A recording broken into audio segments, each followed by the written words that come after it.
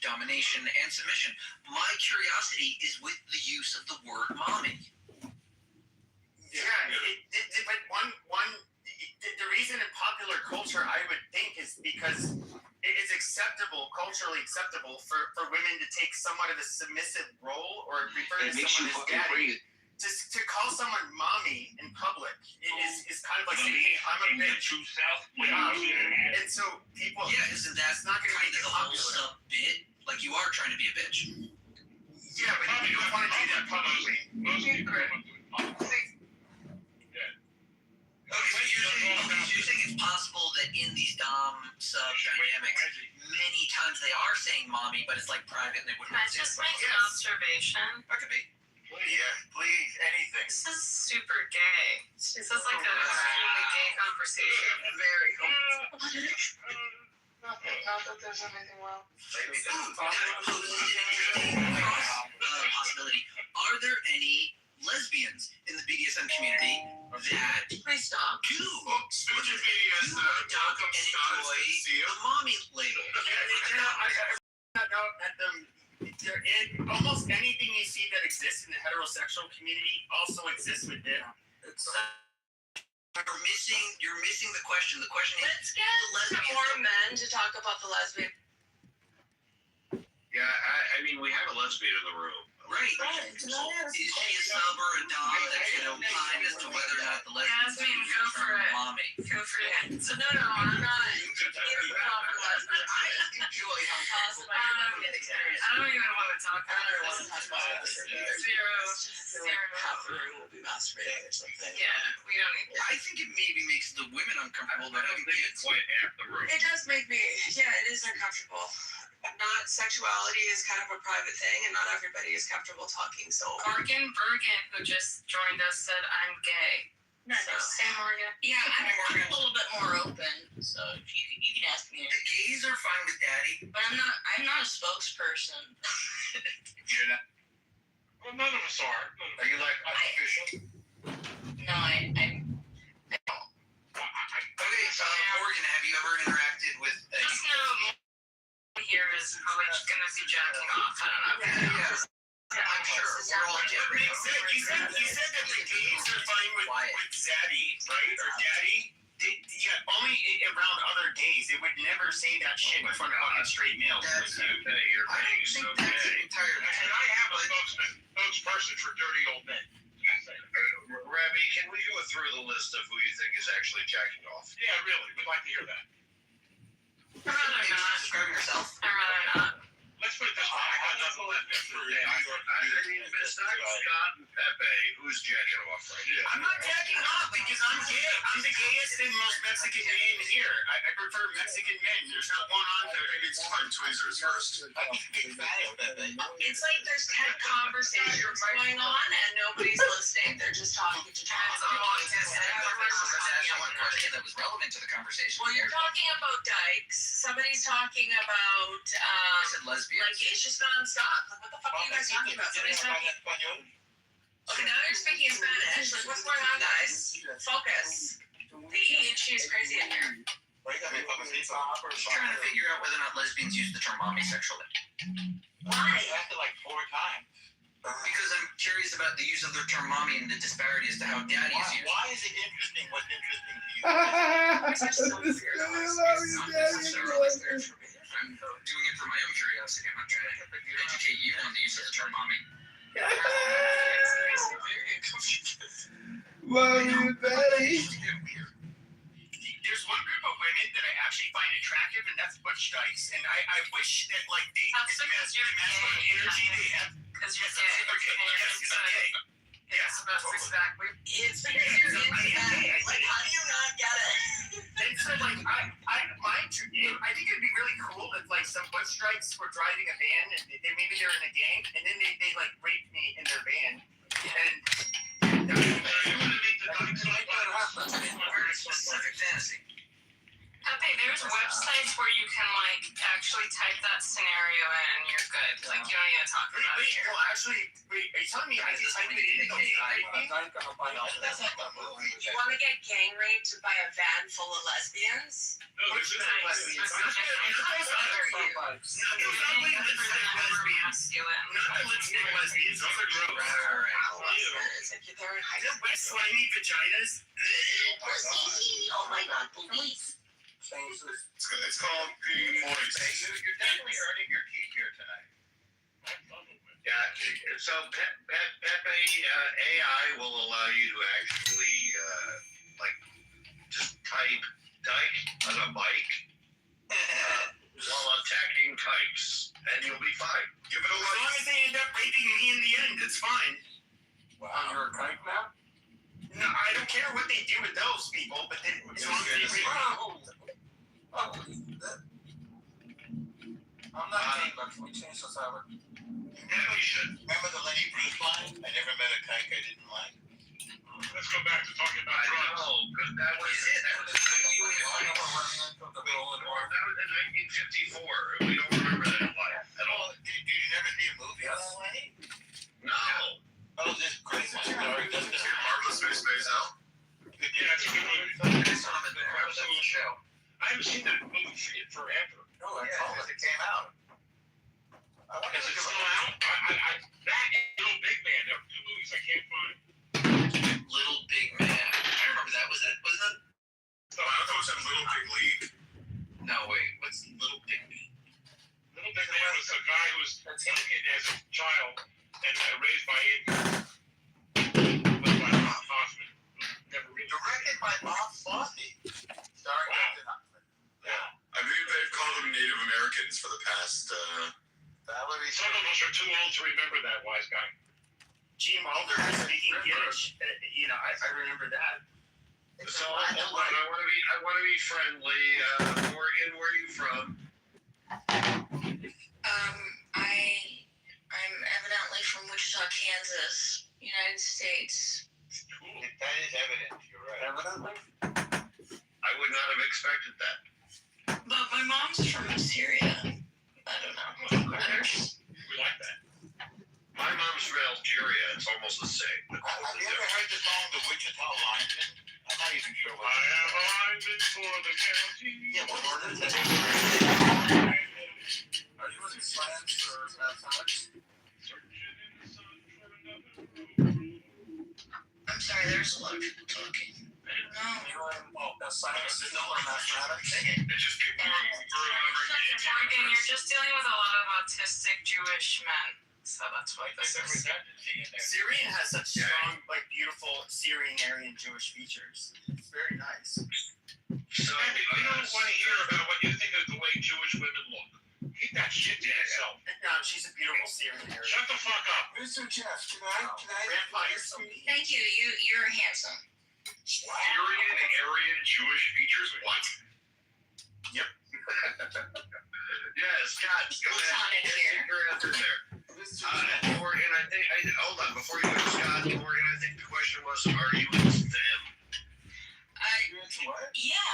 I was looking at your exit posts and I could relate to many of them. I was just trying to. So, Yeah. How transparent are we looking at TV right now? Yeah, I know. Come on, Hold on, Scott. Be a gentleman. Let Morgan answer the question. Go ahead, Morgan. Yeah, I go to Wichita State University School of Engineering studying computer science and math, and hopefully after I graduate, I work as a software engineer, even though right now it's very difficult for low-level engineers to get hired right now. But I had a return offer at the company I interned at, so hopefully that. If not, I have to start my own software company if I can't get hired anywhere. Starting a software company. It's very hard. Very hard. Good luck. You have a very nice voice. Thanks. Thank you. Yeah, thanks, Billy.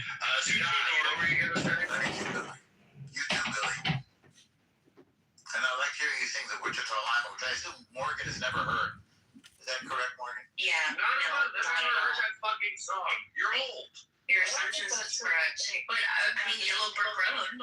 You don't have to be as good. Is Wichita in the Yellow Brick Road? I mean, well, Kansas, I mean. So, Okay. Wizard of Oz, you know. Kansas City. How do you feel about Kansas? How do you feel about Kansas City? Which one? Isn't it weird that the big one is in Missouri? Yes. It's very strange. Yeah. The big one. I've never been to the. In Blazing Saddles, is it what they drew that when he said you guys sound like a bunch of Kansas City faggots? They're singing. I've always wondered.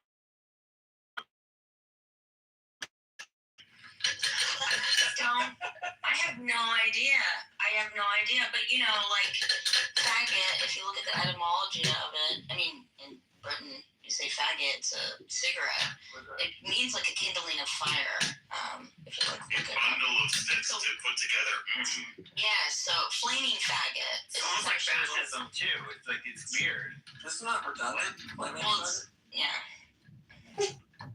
I guess during like the Salem witch trials, for instance, you would throw gay people in, not to burn them, but to use them to keep kindling the fire. If that makes sense. That's true. That's why the saying is like flaming faggot. But that's not really. I don't know if this is an accurate like historical thing. But if you look up the etymology, flaming faggot. I've been called a flamer my whole life, and I did not know that that's why they called me flamer. That's interesting. Well, they probably didn't know either. I have no idea. Slang is arbitrary. So. Are you coming out to us, Pepe? I don't know where you've been. I'm super gay. This conversation. I'm the gayest man on the fucking app. Like, I'm. You know, I don't know what else to say. I think you're trolling.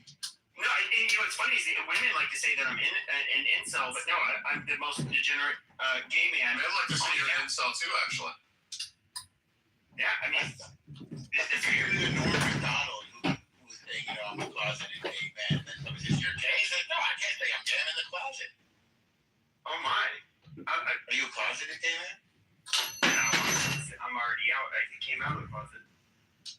Well, technically, you have to come out of the closet all the time because there's just a basic assumption that somebody's straight. So, like, anytime you go into a circle, I mean, it's an assumption that you're straight. Yeah, but when I come on a dude's face, you know, I came out of the closet, quite literally. Okay. We're all That was a little closet at the time. Okay. Came on to him while he's out. Well, I'm sorry, and maybe that was very inappropriate, but after, you know, Billy, I clutched my pearls, and I was just like amazed. I was like, oh my god, this guy, what he's saying, it was just so. I don't know. I blushed. When people have them around, this is why we have them around. It can be great for you. I thought, Pepe, you were, when I saw your profile, I was like, I thought you were so straight. I was like, oh my god. Probably because of the shirt. Probably because your shirt is undone. I was like, oh my god, this is like a These are strings on that. alpha male. That's the problem with me. I'm not one of the, like, a lot of gays that have like really good taste and style, and they're very good. They're very like in a weird way. They're like no, but you know how like a lot of the gentrified parts of the city, they tend to be like they end up having these little lounges, these museums, all of that stuff. I'm one of the the outfits. Yeah, in the gay community, I stand out. I'm not that cultured. I'm dumber. And you know, just straight acting. Yeah, and so you know, I just I wish I could dress like a gay guy. I get clowned. The gay community always makes fun of me because I don't dress it, and they say I have poor taste.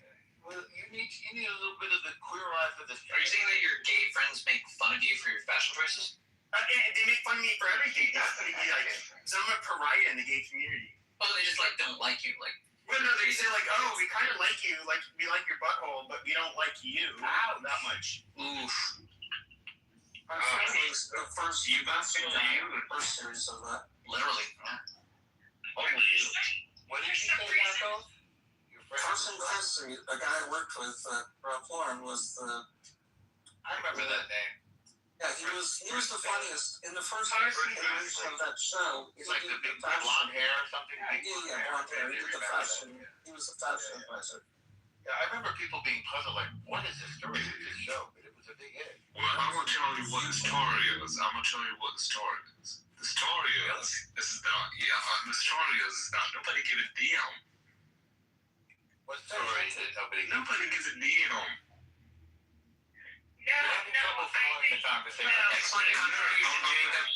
I mean, the story is that nobody gives a damn.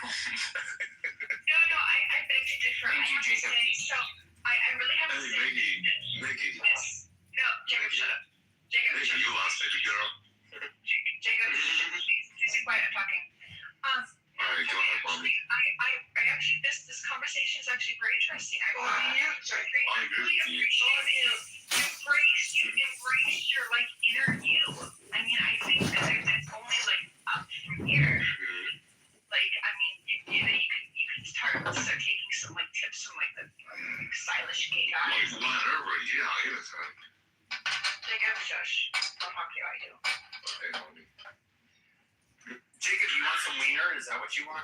There you go, Mitch. I want some cheese, man. Now you can, I'll give you some there you go. He's got the mommy fetish down. No, I want Maggie. I got along with you. Maggie, help on my deals. Okay. Gee, you're strangely the Matrix. I think he's just throwing Nah. his ass. Jacob, come give me a massage. I'm from the hood. Son, I'm a give me a monkey massage. actually.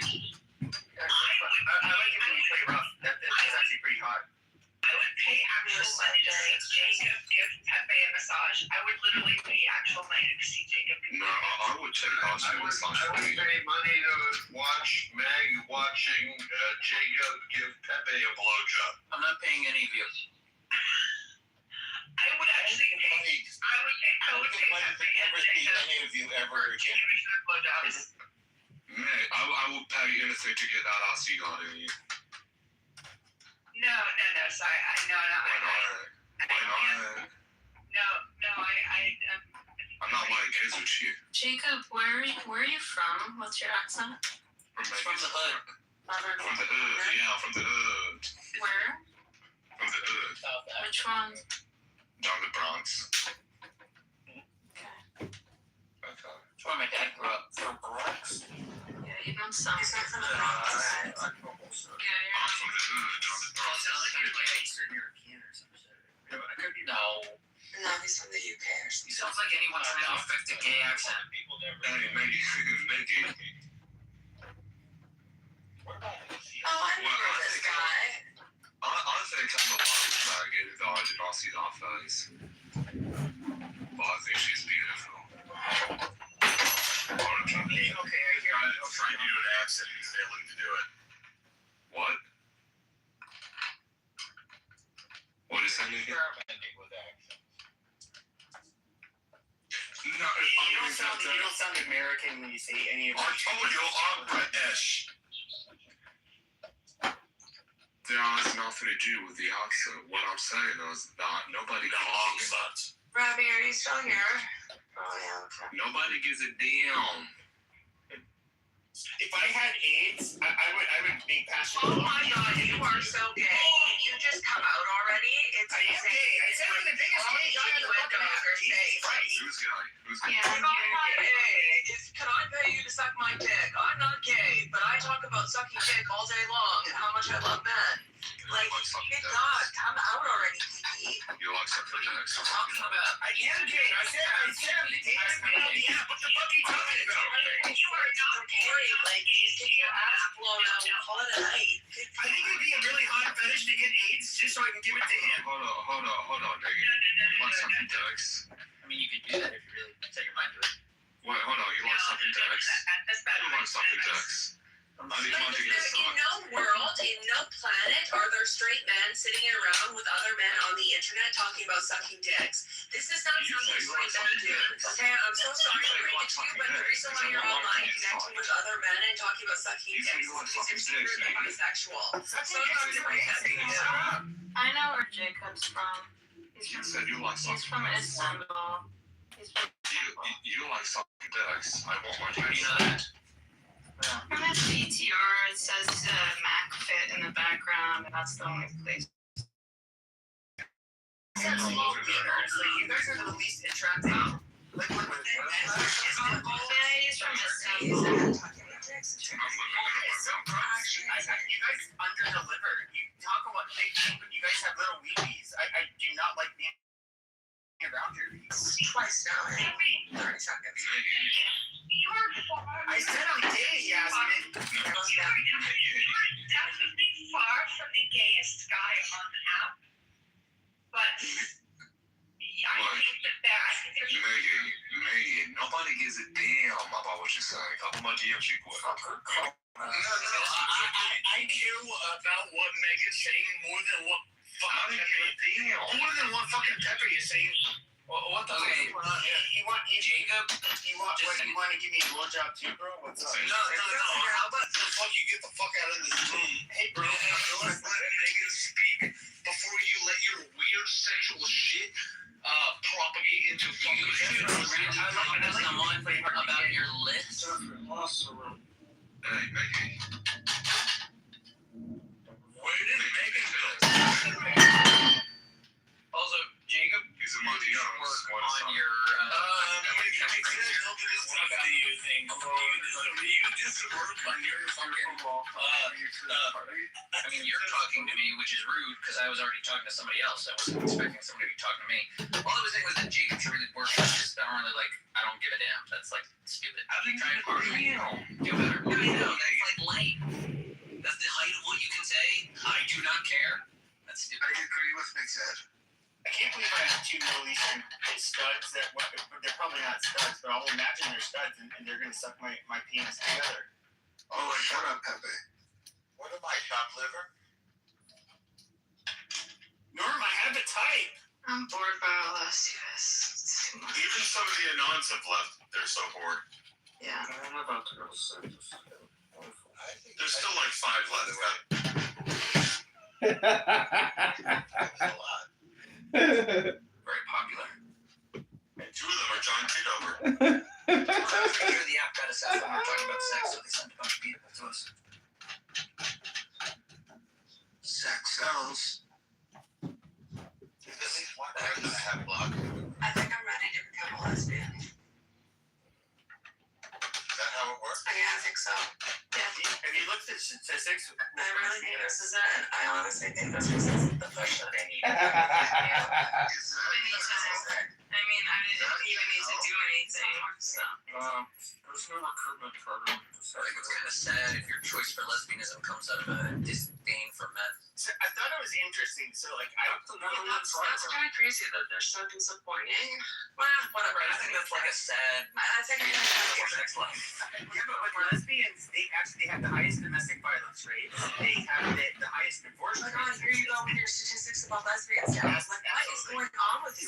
No, it's very big in the far right groyper community that Pepe comes from. Are you guys okay? So no. You're not very well socially. You're not So I think that this has more to do with How did you die? more to do Why with. are you so awkward?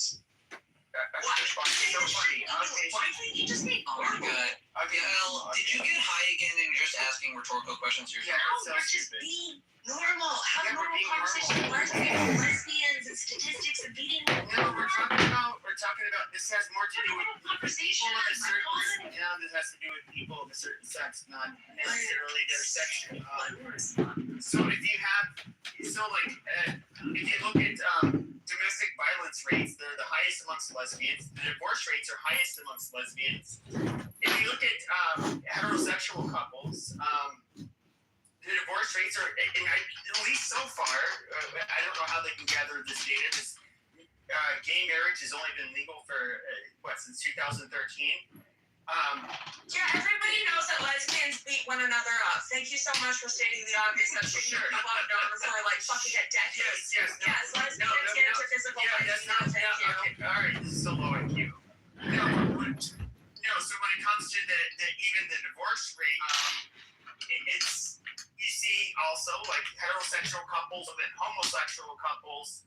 Lesbians have high divorce rates. I look at a lot of shit, and of course, this statistic that's been known for a long time is like homosexual men have the highest rate of casual sex. There he goes again, talking about gay men. Sure. And then you have, and then lesbians end up having the least, well, because it kind of shows there's like, there's a real fucking difference between men and women. And, Yeah, men are better than women because the lesbians keep themselves up. What are you gonna do about it? Superior race. What is this girl such I haven't learned in kindergarten cop? Oh my god. Oh, yeah. so, I mean, you have, Anyway, I won't you guys, if you have any questions, you know where to find me. I can. I just wanted to say I think Rev's a good resource for you, and like you can learn a lot. Yeah, I think. Thanks for the promotion. Yeah, thanks for the. I think Rev knows better than Pepe. Might have a little more experience. Yeah, Rev is definitely a better. Yeah, I know. I gotta really want to ask him about the experience being a kid. I mean, the reality is that, you know, I find it funny. There's women that probably have more, which is weird, is women can generally have more sex than, if they wanted to, than men. But probably in a month, a lot of women have on this app. And hearing how they throw around like the incel label, all of this shit.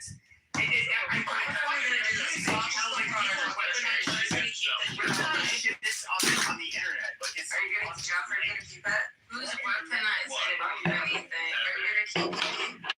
Welcome. I mean, you see, now she has to try to shut me down. I didn't see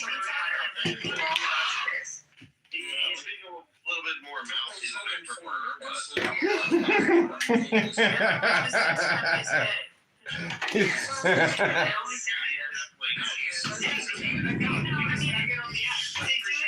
In rooms all the time.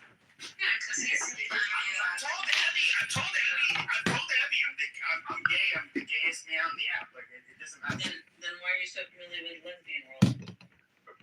Okay. I understand that you have Why do we backpacks have to that sit in a room and listen to this narcissist? okay, there she Crazy goes. with her eyes. Something else talk, please. I don't want to with something else. Yeah, no. People should stop asking me questions. Then. Yeah, but she wants to be the center of attention, but nobody finds her interesting. That's I kind know, of the hard I'm part having for a her. joint, and I'm gonna get into that, but anyone else's voice would be great, thank you. Amazing. So, to get bagels and lox. Let's hear that. Yeah, Norm, let's hear it. Barney Greengrass, I recommend it so highly. Also, Rustin's honors. Did you guys see that they just hit Jerusalem? Did anyone No, see that they just shot at Jerusalem? I don't know, it just popped up on that open source. At the old I think city we just or? bring the room into a downer. I was doing something like David Downer. Serious question. Do you guys actually, I really don't know. Do you guys actually think they would want to hit, you know, Those fuckers, they want to hit. They would hit the fucking Alaska. Yeah, that's what I'm asking. That's not a holy city for Shia. It's not Do you holy. think they would hit the Holy Sepulchre or They did Holy Sepulchre last week. Holy Sepulchre, and they're aiming. They want to take out Alaska. If they got the jump in the rock, it would be. Shrapnel ended on the Temple Mount and on top of the Temple on Sepulchre last week. That's why it got closed. And that's why Pizza Balla, they made the agreement, but a lot of people can't be there because it's a death trap. The Western Wall is closed too right now. Yeah, I did the grifters. I'm not trolling right now. Grifters are saying, they didn't let them in. And it's just like, well, they're kind of doing it to everybody out of abundance of caution. I saw a lot of fake pearl clutching over this. But I can understand why some people were kind of, a little upset about this. But no, I do wonder if Iran actually wants to do that, and I don't know. They're decentralized, Pepe, so the people launching the missiles are kind of doing it on their own, and it's kind of unclear what their intention is. They shot at Turkey, they shot at Cyprus, they shot at Oman, they're shooting at their neighbors. It's sort of out of control. So I'm going to bed, so I can do Pepe, so you guys don't have to deal with it. Have a nice room. Good Right. Well, anyway, I don't know if it hit anything. I just saw the report. I mean, I could check. he probably should have been kicked after he was calling us hags, but you know. And after he was criticizing the looks of Jewish women. Yeah, that was probably gonna get into it. Saying that we were The all second he really... came into the room, Yeah, But only Jewish women. as far as love, But what was wrong with the looks on Jewish women? Shahada. We all get no job. I don't think he was the one that said that. Yeah. In order, what you should tell about Bess Myerson. I should have. You should have. We're the ones that keep plastic surgeons. I remember when she was dating Ed Koch. Did she really? Oh, that's right. She did date it. Yeah, and she wrote a cookbook. So she was like his beard. Actually, who's the magnificent Jewish actress that she was also super brilliant? She landed Is it Hedy Lamarr? Hedy Lamarr. Yeah. Gorgeous. And he sort of invented Wi-Fi. Yeah, that's what I heard. Wi-Fi, sort of. Yeah, there's a documentary about her. Hang on. Yeah, she has some brilliant scientific. It's Leia's great grandmother. Really? Leia used to put this out. That's her great grandmother, I think. Yeah. She's gorgeous, but I mean, you could just say God the Goat and go list them all. Oh, gorgeous. Hedy Lamarr was an Austrian and American actress and inventor. Regarded as a successful film star, she also co-invented a radio guidance system during World War II. Brief film career in Czechoslovakia, the controversial erotic romantic drama called Ecstasy.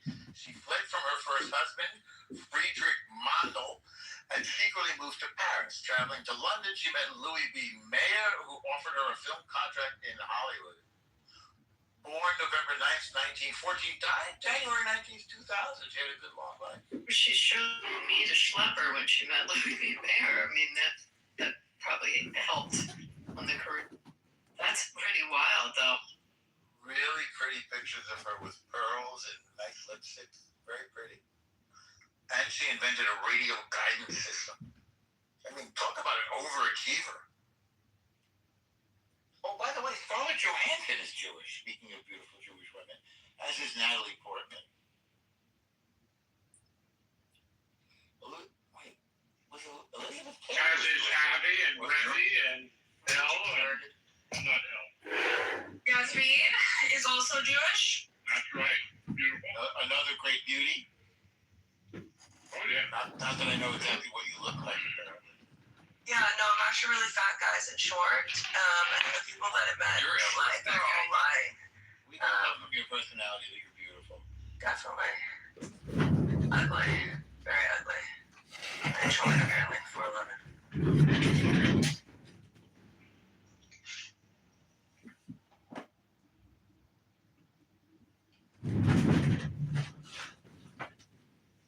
I'm making dinner. Speaking of ugly Jewish women in terms of personalities, whatever happened to Buttercup? The uglier people on She there. met up with Bronstein. Bronstein went like whack. What happened there? I think they have a bit of a thing going on. Oh, that's right. Hearing. What happened to Bronstein? I was in a room. I think so, yeah. I was maybe, it was maybe 3 weeks ago, something like that. Like a random room. And I hear this guy like with a fake accent. And I'm realizing, oh my God, that sounds like Bronstein with a fake accent. And then I realized, I think I sent Jeff a message. It was like, but it was like Jew hating. What kind of accent? It was, I don't know if it was like trying to fake an Arab accent or like a foreign accent. But it was horrible stuff that he was saying. He's gone down the rabbit hole. He's really a big fan of Nick Fuentes right now. Wait, is this fuckface we're talking about? Fuckface. Yes, has become a Jew hater. If I didn't hear with, I swear to God, Rebby, I thought to myself, am I going nuts? But you know, we've all been on the app long enough with people. You know the tonations of people's voices, and it was definitely him. And then Jeff confirmed it. Wait, so he thinks it always. Psychological. He's become a self-hating anti-Semite. He's not self. You have to be Jewish to be self-hating. Well, that's where the hate comes from. that's the constant. He's always Explain on it. others. Explain it. Was it trolling or is it genuine? Wait, why did he feel othered? Explain it. Because he's matrilineal. Because he's He's patriarchal. patrilineal, and so his entire life and identity as a Jew is not complete. So he has this like harbors this resentment. This is not new. Like 5 years ago, Mixed was talking about how the Holocaust. This is not new. Not Mixed, sorry, Bronstein. Sorry, Mixed. Bronstein was saying this. Yeah, he's always dabbled in it, but he's gone down a real deep hole right now with Nick Fuentes and Myron Gaines and all these people online. He's really enthralled by it. I mean, the stuff he was saying was shocking. What I was hearing. Wow, what did you say? It was kind of, it was real hatred. I mean, the stuff that we're used to hearing, not from our own community. Yeah, like Pepe. No, Yeah, like Pepe when he doesn't know he's being watched. it was bad. No, Bronstein is like crazy. Buttercup reinvented herself as a generic PTR and used the name CH as a clubhouse. I was surprised to see her in one of the hater rooms. Abby, Pepe was in here calling us kikes, so yeah. I don't know how much worse that can get. Yeah, like I don't really know how low the bar needs to be. It's very odd, and like I get it, there's an entertainment value, but at what cost? Like, how low are you willing to go, and how much self-respect are you willing to give over to somebody to make jokes about kikes on a stage full of Jews? I was watching an interesting TikTok from this like ex-Mormon guy who's like pretty good at breaking down social issues. He was trying to unpack the recent court ruling about addiction with smartphones, and he tried to, use TikTok explain how it is addictive. And one of his explanations, in terms of your question as to why we allow pep, is that society is extremely bored, like all the time. Today, like more, he like tracked it by looking at the use of the term and the ancient words they had for it, like ennui in French, and there's a different one in Greek that they used. And he explained what like some of the psychological and physical results of boredom are, and how it's actually like kind of like an uncomfortable triggering that causes a person to like reevaluate the meaning of their life. Mostly like when they don't have the energy to keep going. But then he explained that one of the techniques people have to regain focus when they're simply depleted, like not smartphones per se, is aggression, trolling.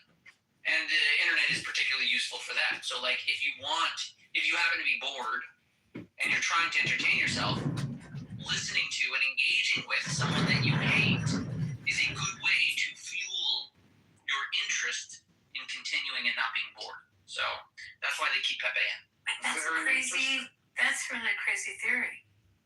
Yeah, I mean, I like it. I've always loved conflict. I like listening So to what did we do? How did that act out before there was the internet? Take that same theory. Okay. He addresses that. He says back before the internet, there are like a few different meaning factors that people have in their life, like family, religion, community, friendship, and he like touches on a couple of them just like to lay the analogy. And he shows how the style that people had for working and operating together for most of human history was very labor intensive, very community centric, usually very religiously informed, and very friendly. So like they had these techniques that were exhausting them throughout the day, and then they like they didn't have as much boredom. Like boredom would still come. They discussed it, and they criticized it. They thought that it would cause sin because like it was a bad feeling they didn't like. But mostly the boredom increased as we got like wealthier and more comfortable and gave ourselves more options. Right? As we have more options, like one thing is like you have meaning in your life, whatever path you happen to be on, but there are still other meanings available to you that you can feel that you should be exploring. And every choice you make is like limiting, whereas back in the day, the choices you made mostly were like on a linear path that wasn't reducing any of the options you started with. So like it's kind of like a problem of modernity, and then like the problem with the phones is that they kind of supercharged it, right? The phones take away our attention, and they're not exactly fueling us. So we become meaning, I forget if it was the fuel or the labor, but like we're not expending all the energy when we're using the phone. It's distracting us and pulls our focus, but it's not any kind of meaning goal, and it isolates us, pulls us away from the family, from the community, from the religion, and you get bored faster because of the meaning the different meaningful things in your life. That's like the fuel for you to keep going and pay attention. But if you're given this like sort of cheap sensation that doesn't have like a true meaning behind it, like your phone then becomes closer to you than the family, the religion, and the community. The amount of fuel you're able to gain from returning to that well of meaning is less. So you end up with less fuel to engage in effort and to focus on things, and you pull yourself back to the phone, creating like a cycle where you get less energy to engage in more meaningful things and more energy to engage in the non-meaningful things of the phone, which then make you more bored faster. It was an interesting video. His name is Johnny Harris. Connor? Is it on YouTube? Yeah, well, I found it on the Facebook Reels, which like grabs TikTok stuff. His name is Johnny Harris. Did you read that because you were bored? No, sorry. No, I wasn't reading. I was watching it. Sorry, my humor fell flat. Oh, yes, this guy. Yeah, I know who this is. Yeah, he's a good guy. Yeah, he's Just an interesting. It's not my favorite, but like, good enough. I'm surprised. He has a 3-hour video explaining the Middle East. Yep. So. Yeah. Every TikTok does.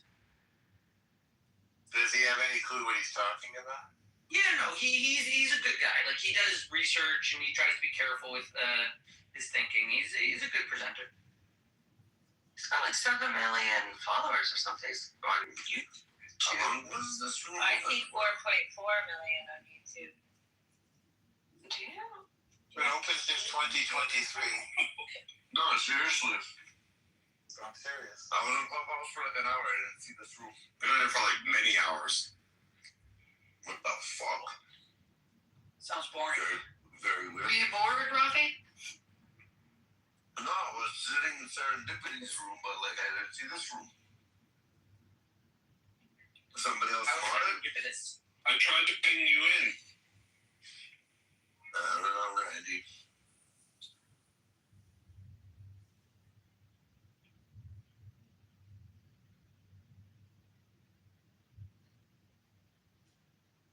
I was gone. Was Pepe kicked out of the room? Yeah. I think Jeff kicked him out when he left. What happened? Jeff needed to go to sleep, and he felt that He kept intensifying everything. Okay. No, he was just being very Pepe the whole time. He was pretending to be gay for a while. I guess he found that entertaining. No, he's exactly. Morgan, was that your first time talking in Gary's room? I guess so. Yes. I spoke. I spoke because it was a subject I knew about. It was talking about the SAVE Act and whether it's a good thing or a bad thing. And different people gave their perspectives on it. So I talked about the signature issue because I did poll watching, and there were 15,000 signatures that they couldn't verify in Nevada because we don't have voter ID, so it's all by signature. And the younger generation, I say younger, the real young generation don't have signatures. They registered to vote on the DMV with an electronic signature, and they don't really sign their signature. So it was a problem with verification when they went to vote because things weren't matching. It's like a whole generation that doesn't use cursive and doesn't sign. So it caused, in my state, it caused a problem. And 15,000 votes is like how our governor got elected. They could swing an election. So anyway, that's what I talked about. But it was the SAVE Act today. But Morgan spoke. I never heard you speak before. What was the SAVE Act again? The SAVE Act is the voter ID. Save America from what? From itself. Non-citizens voting. Oh, it's a voting rights act? Yeah, no, it's not voting rights. Voter registration? Voter ID. Oh, And okay. it So polls about 75% of the country, even maybe greater, are in favor of voter ID. Like voter ID is actually very popular. But pushback come from the pushback, Democratic elites that want illegal votes? yeah, most likely. But it's also Yeah, like people claiming that it's discriminating against minorities because they can't find their birth certificates. Okay, they claim that. Is that true? Well, the whole issue is that everyone has some kind of ID. You can't fucking go through life in America. You can't, if you're a smoker, you can't buy a pack of cigarettes. You can't buy a bottle of booze. In my city, you can't walk into a casino. I mean, you know, you have to have some kind of ID, even if you don't drive. I mean, old people that don't drive anymore still have some form. They get Social Security, so they had to have some way to identify themselves. But the argument is that it's discriminating against minorities that don't. Yeah, but they're mostly just like saying that to stop it from happening. It's not like a good argument. I agree. I think it's a solution to a non-existent problem. If you see the rate of non-citizen voting, Well, it's exorbitantly minuscule. It is with the actual voting, but the problem is, Morgan, is The lawsuits. the lawsuits and the registration. They may not actually vote, but what I was trying to explain, and I live in a state where you get registered to get, your driver's license. But what I was trying to explain, and there were a lot of people, they didn't check it. So I don't think these people were actually going to vote, but they got a ballot in the mail. It arrived at their house. So, the question is how many broke the law or didn't. This is funny. I'm talking about this. My girlfriend just walked in the house, who's a member of Congress. You want to hear a response? Yes. I don't know if she'll talk. Hi for me, Abby. Yeah, I'll say hi for you.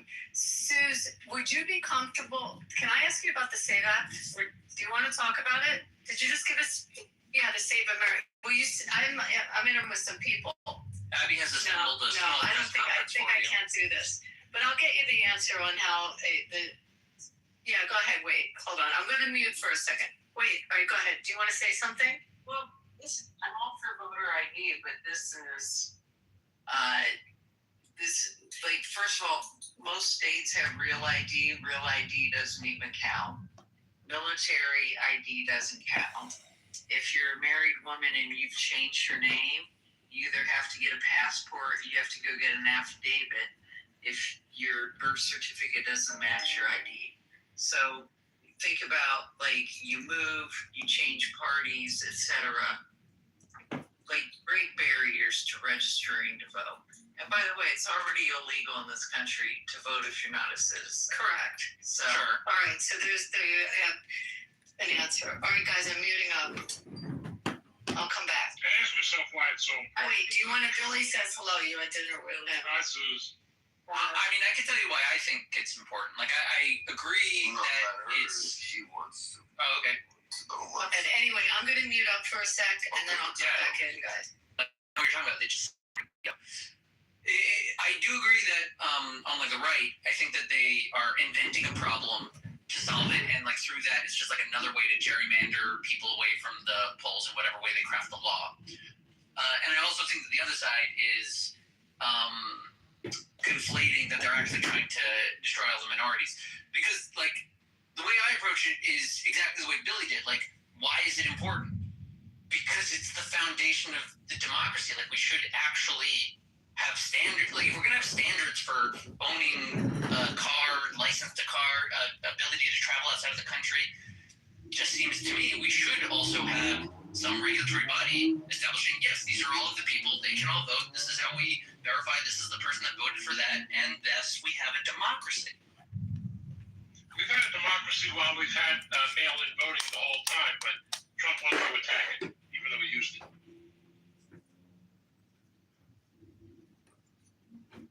Yeah, I don't care about the hypocrisy of Trump. Trump is a mouthpiece. He'll say whatever. What happens if Trump uses it and saw how stupid it is and how damaging it is? Again, I don't care. He can be a hypocrite. He's able to use it. I don't care. He can be a hypocrite. But also, that's different from voter ID. That was mail-in voting, which is different. Voter ID is simply saying that like you would have regulation, some regulatory body checking all the voters and confirming, which really be cutting off what I think is the real issue, is all the endless lawsuits after important elections. No, I sue you. Those votes are not good. We're going to open them up again. And then I'm going to appeal that decision. And then the Supreme Court's going to say George Bush is the president. Congratulations. I'm lost. I have a complaint. This is random. My complaint is there are too many data centers, and there will only be more, and that sucks. Anyone have anything to say about that? Well, if you have to pay for their electricity, you're right, that sucks. Why do you say there are too many? The environmental implications of building data centers, whether that is on the surface of land or it's an ODB, an orbital data center, where they launch like miniature satellites that facilitate like. They're building data centers now at the bottom of the ocean to keep it cool. So I think, if I understand you The correctly... environmental implications is the main concern, and it's... Okay, so it's not so much too many data centers, it's saying too much environmental impact from the data centers. caused by the total amount of data centers. Right, but like if I develop technology X that turns the like environmental damages down to zero, you have zero objections to infinite data centers. I guess what I'm saying that now, I guess would say the classical, in terms of classical computation, And you don't, are you saying that they're going to shrink and the infrastructure is going to be built? and you don't want to share No, I'm not opposing anything. I'm more trying to isolate your main concern, which seems like the environmental impact. And I gave that as a hypothetical, like, because innovations happen. They develop some amazing, like, you know, environmental impact down to zero, or maybe even, let's say, net positive. Let's go crazy, right? If they do that, then you're saying you have no concerns, meaning you're not against data centers, you're against environmental impacts. Yes, I guess, but that's kind of skewed. But I guess, yes. I'm not saying, meaning, the essence of your objection, I agree with you that technology is important. Sure. It's requisite. And there are different, could potentially be better. They don't exist. And so for what currently exists today, is just destroying the environment, right? I hear you. I mean, it's just mining. It's just using more cement, more raw metals, and putting in ecosystems that exonerate any habitable life, and additionally for humans as well. But the biggest obstacle towards people being against Israel or Jews is that Jews make themselves like hard to not like. Right. There's a lot of Jews that Let me jump in. One of the things that you would probably agree with me on, like there are things that I hear my quote unquote tribe say that I think do not serve us. For example, no news, like no Jews, no news, right? Like there's a way of it's almost like a backhanded compliment of making us this quote unquote chosen entity that is not helping our cause. If most of our population was comprised mostly of highly impoverished people, it would be a different story. But it's hard for people. There is resentment in a class there is a resentment toward a class of people who are overrepresented in some areas, and that doesn't mean that they should be targets. By no means am I suggesting that. But I agree. It doesn't make it easy for us to go out and say, poor me, or we're struggling, or we're targets, when we see news stories of some of our members, like Jared Kushner or whomever, who are not representing us best. Now, me just saying that alone has a bit of an, I suppose, anti-Semitic flair. It wasn't intended to, but I try to be as much of an outsider as possible because I didn't spend my whole life. I grew up, as you guys know, around in a Jewish community, but I didn't spend my whole adult life there. So I think I don't have a better perspective, but I have a different perspective.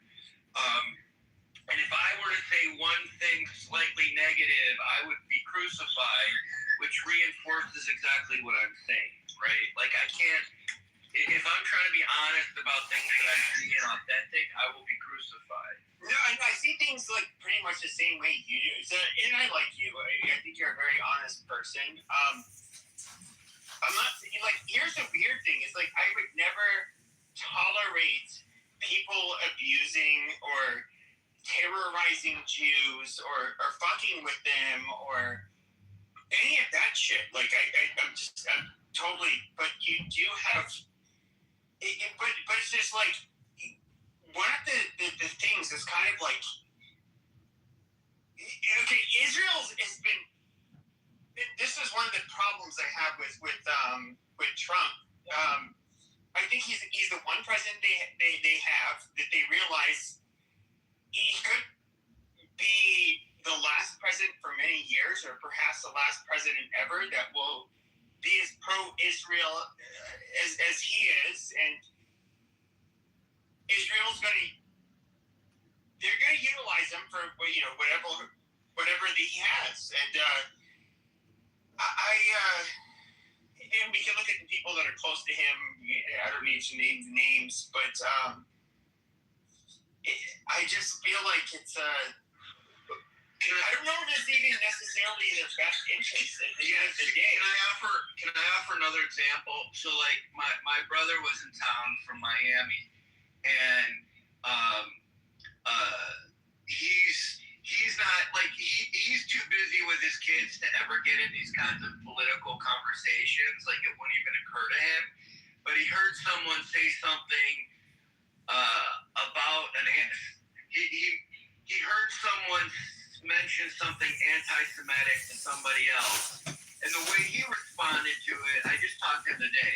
It just was part of a lunch. We were having lunch, and it was like, oh, that's not good. Like, he didn't take it like, he didn't jump out of his fucking clothes. I'm not saying that his style is appropriate because he's not necessarily as informed, maybe. But the people that are on Clubhouse are particularly sensitized. And then when you see it in the media being reinforced all the time, we think that it's like this topic number one for everybody. And quite frankly, it's just not. Like, even people in the Jewish community, only the voices that we hear. Like, I'm on Facebook and I see people going nuts out of some, oh my God, something anti-Semitic, and they flip out. But I think most Jewish people aren't that engaged, right? And it's this group that's so sensitive that sometimes that's not helping, right?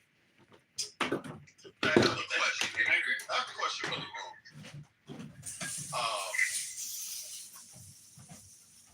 I mean, since we're talking about Trump and shit, right? We understand that TDS is a real thing, right? A lot of us have seen that shit in real time, right? There's no denying TDS exists.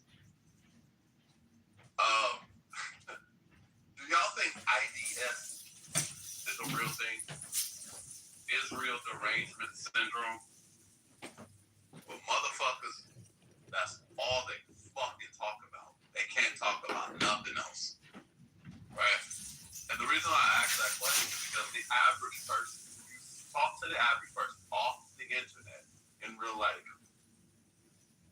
they're not talking about fucking Israel. Right? Like, the guy that just goddamn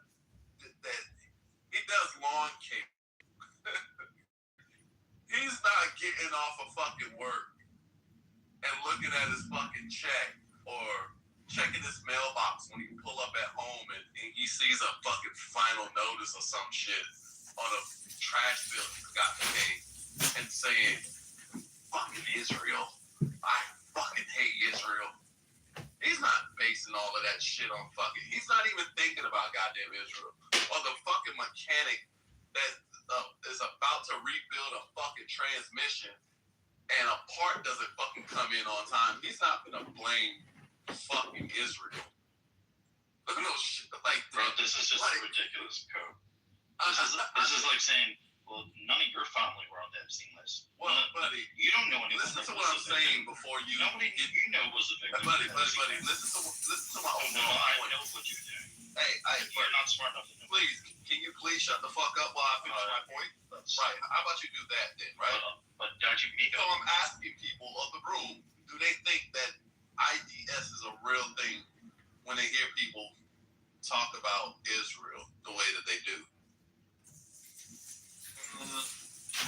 Is it possible that their behavior justifies the response that they get? Adrian, I would say my acronym is ASS, Anti-Semitism Sensitivity Syndrome. Where like you're talking about explaining. Yeah, but the difference is, though, that's important. What the gentleman just said is that if Jewish people focused on the anti-Semitism that was far more direct, maybe that would be more helpful, right? But by talking about Israel, it's almost like, well, you let people talk about a proxy issue that is indirectly anti-Semitic, but it doesn't make most sense to most people. So it's like it's just weird, and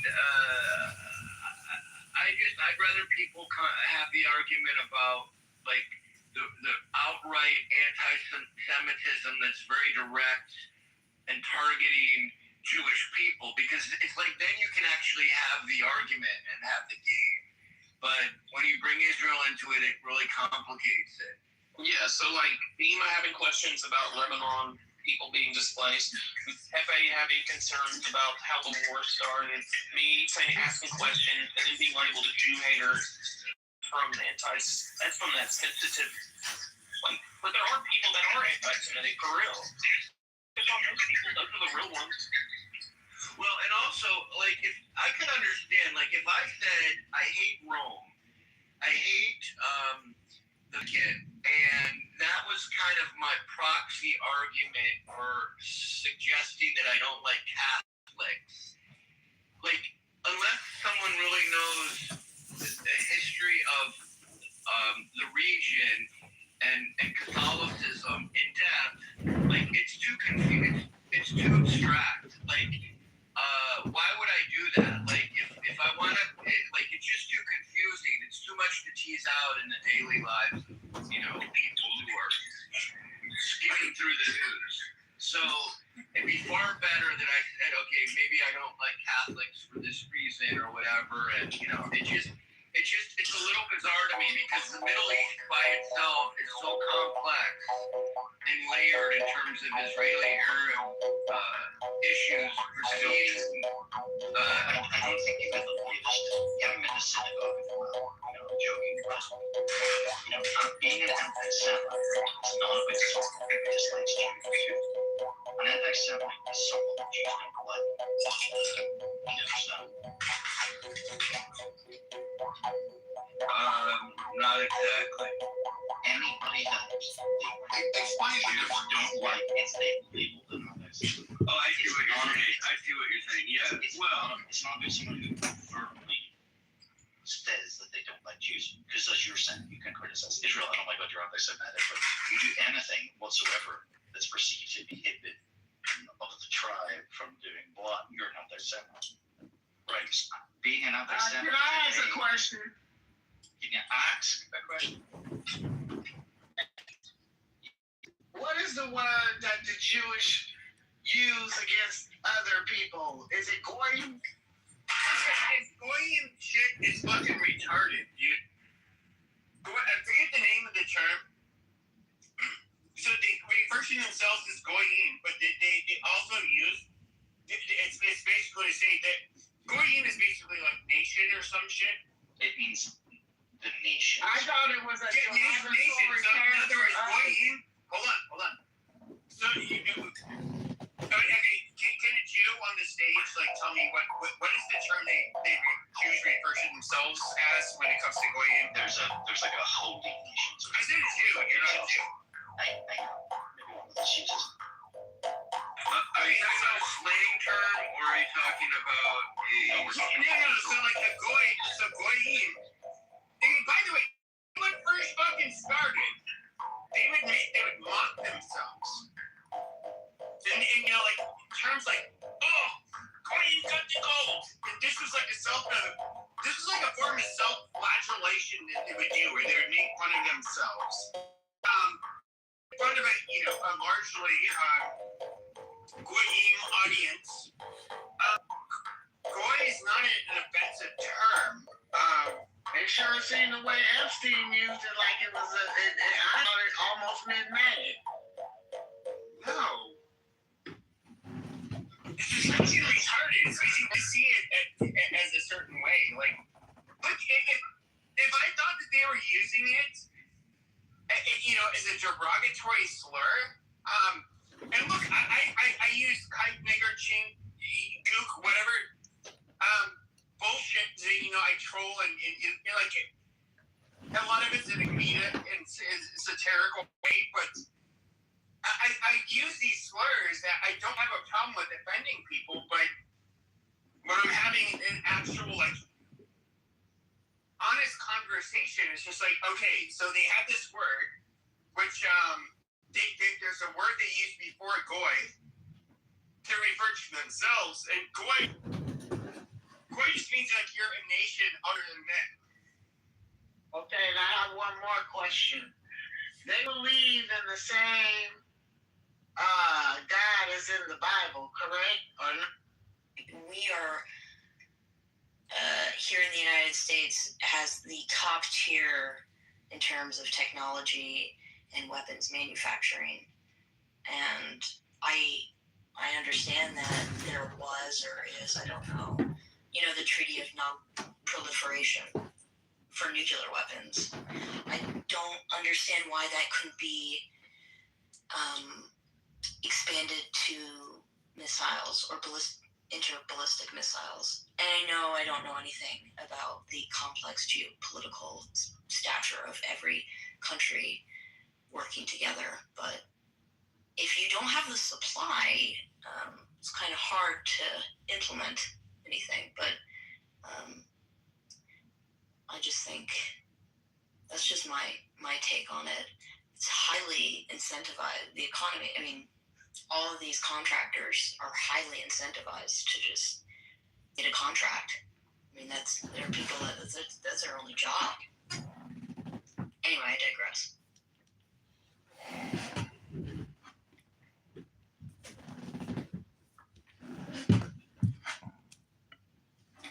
there's a lot of oil there to be,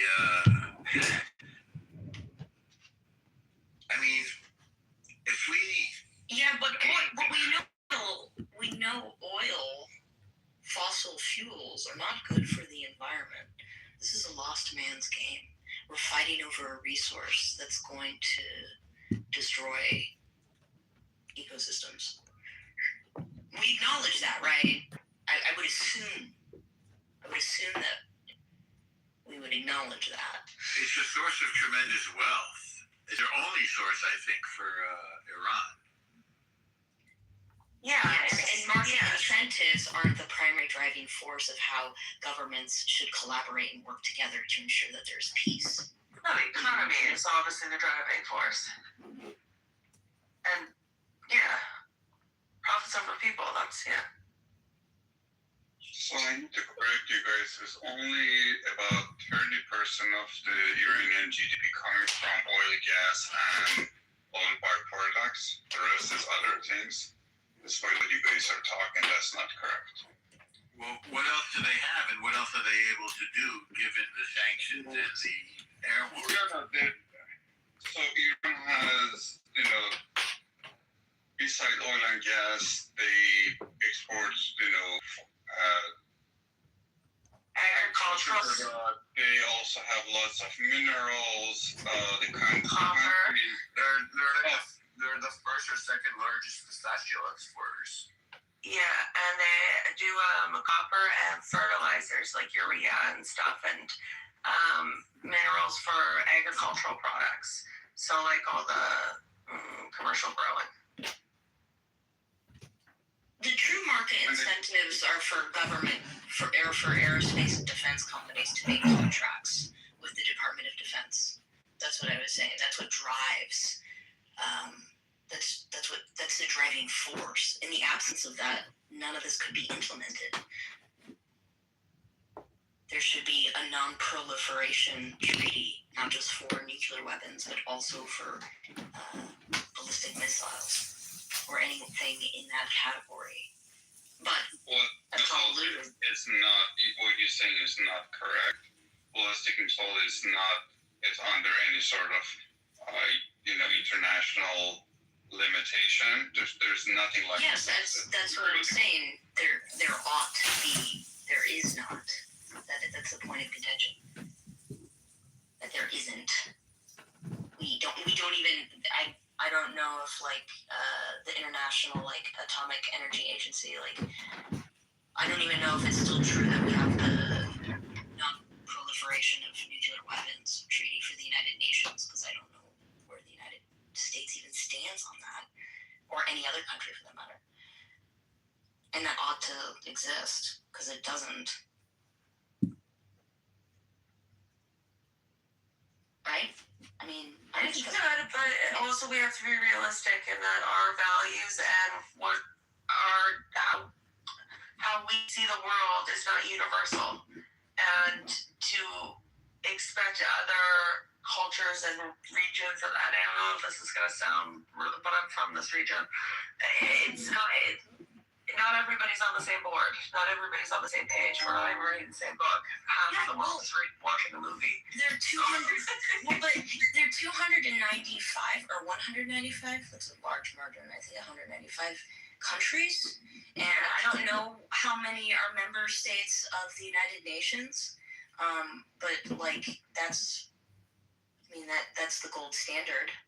That ought to be the gold standard of every government coming together in one organization to democratically vote for the world as their citizens did for their country. The countries need to represent the world in the United Nations, right?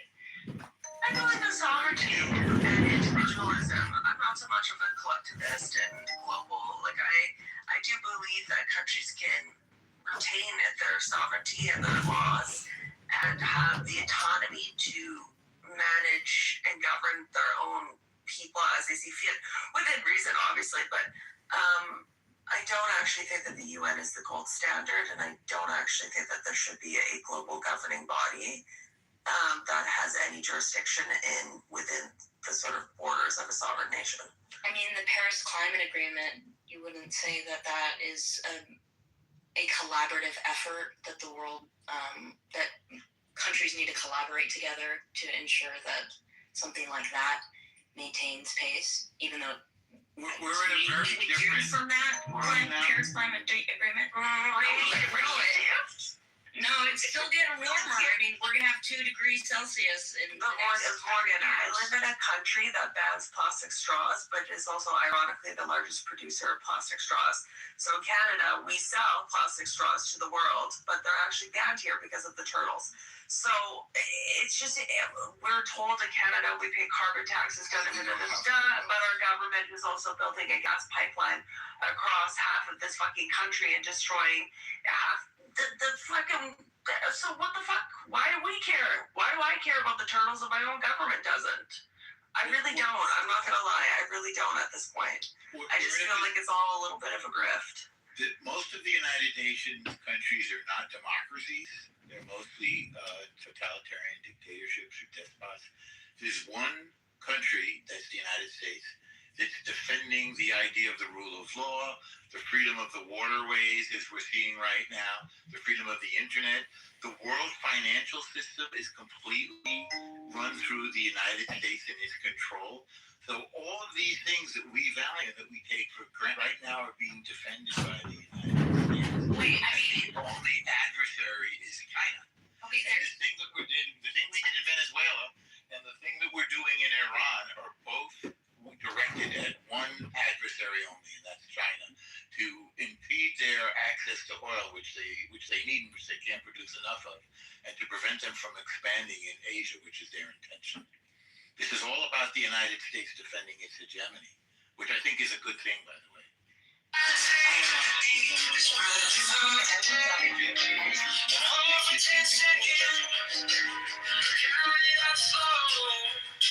I see. Okay.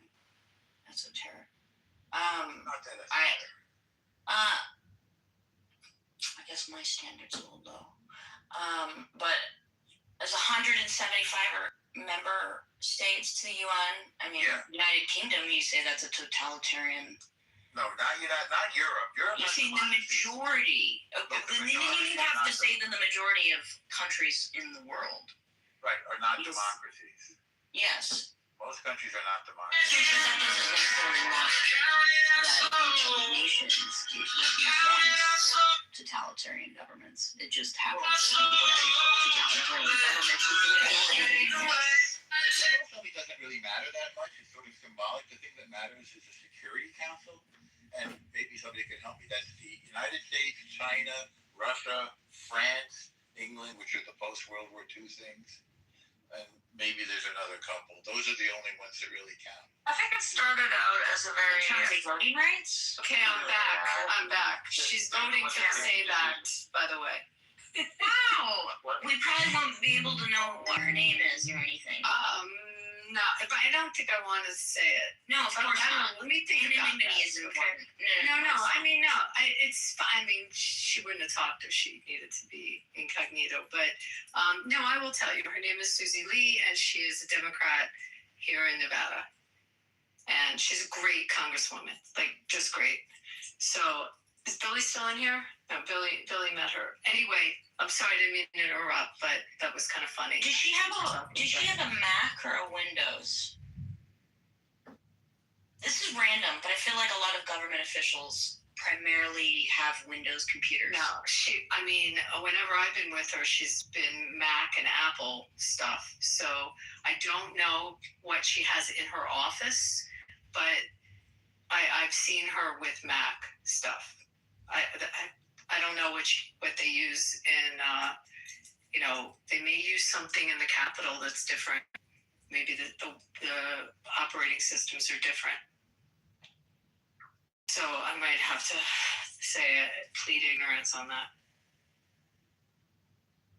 But I can tell you what designers she wears. I mean, that one I could. Who does she wear? It's a question of we're looking at dresses or shoes or Dresses and shoes. She's very funky.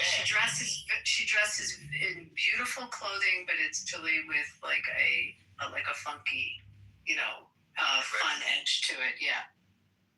Does she have Anyway, what did you guys decide on the SAVE Act? I'm in favor of it, Morgan. Did they convince you?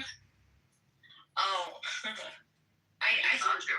I think there's a consensus amongst. Voter ID is what everyone's in favor of, but it's kind of like I understand the issue that we don't have a lot of non-citizens voting.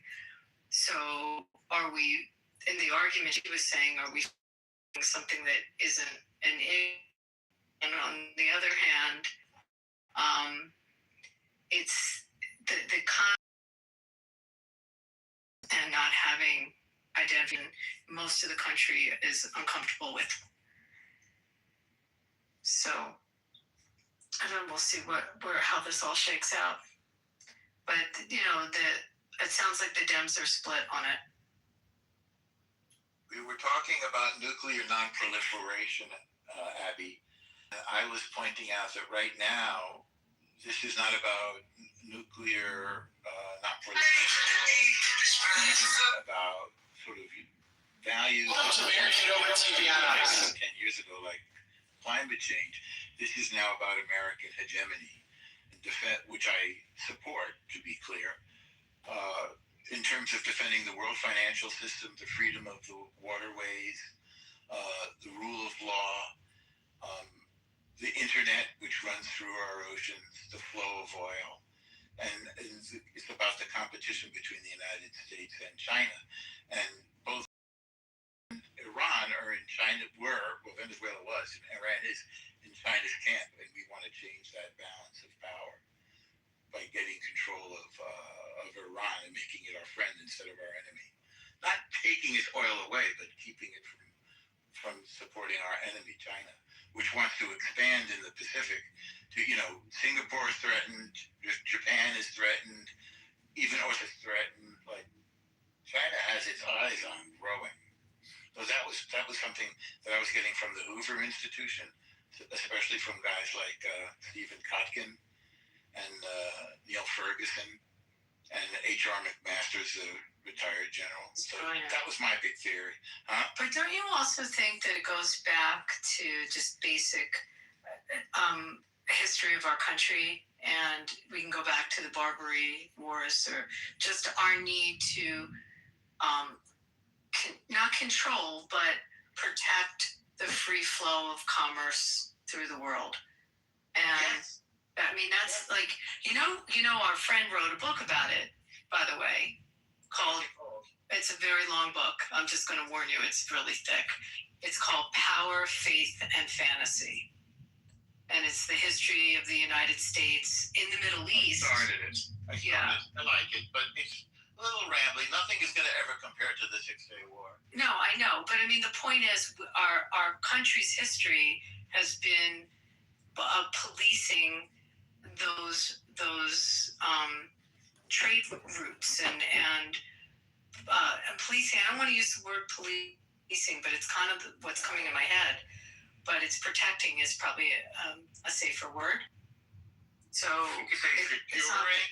securing it, but it's not new for us. And that's the part that when you hear all the arguments on this, I mean, you just think that people study U.S. history. I mean, it's just been there throughout.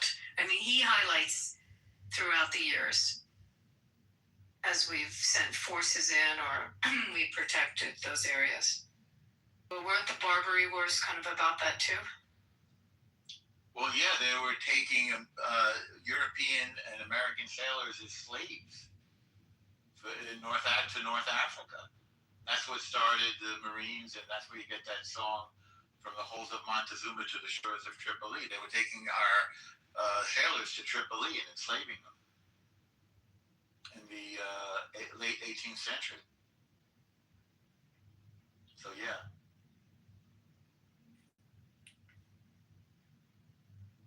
So that's my theory, though. This is about American hegemony and control of oil. And it's sort of interesting because I don't think any other president would have done this. So it would have been a slow drip, and Iran would have continued to threaten its neighbors with the proxy terror groups, and China would have continued its Belt and Road Initiative, secretly gaining control even in our sphere. Remember controlling both ends of the Panama Canal, buying up property even in Israel and Africa.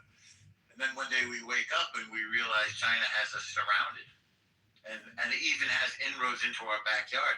There's another diplomat that we hang out with sometimes, whose name is Yoram Ettinger, who knows quite a bit about how Hezbollah is collaborating with the Mexican drug cartels and building tunnels under the border with Mexico. And Venezuela was helping them. I mean, the enemy was at our back door, and we were sort of not talking about it. This is not conspiracy theory or alarmism. This is true. People don't want to believe it or hear it. But it's also looking at the control of, when you look at the control of the waterways and the ports that are being built and controlled by China throughout North Africa and the Middle East and around the world. And by the way, I mean, this was something I heard Marsha Blackburn do a speech about, that there's that fear that Chinese companies were managing airports, like Long Beach, California, that huge port. The company that was running management there was Chinese. So they were, I don't know if they passed legislation, but she was talking about introducing legislation to halt the Chinese companies from managing U.S. ports. To the same extent, there was a question around military facilities that were buying up land. I don't know if you're following that. Yeah, but they have a lot of control of ports around the world. Yeah, And that's a problem. it's an issue. It's an issue, but it's a problem in the U.S. for them to be managing our ports here. Yes. To buying up our land. It's weird, again, that it took somebody as forthright as Trump, and Rubio really seems to be on board with this. Like, he gets it so fast. He's like a natural for this. That we have to reverse a lot of these trends. And now is the time.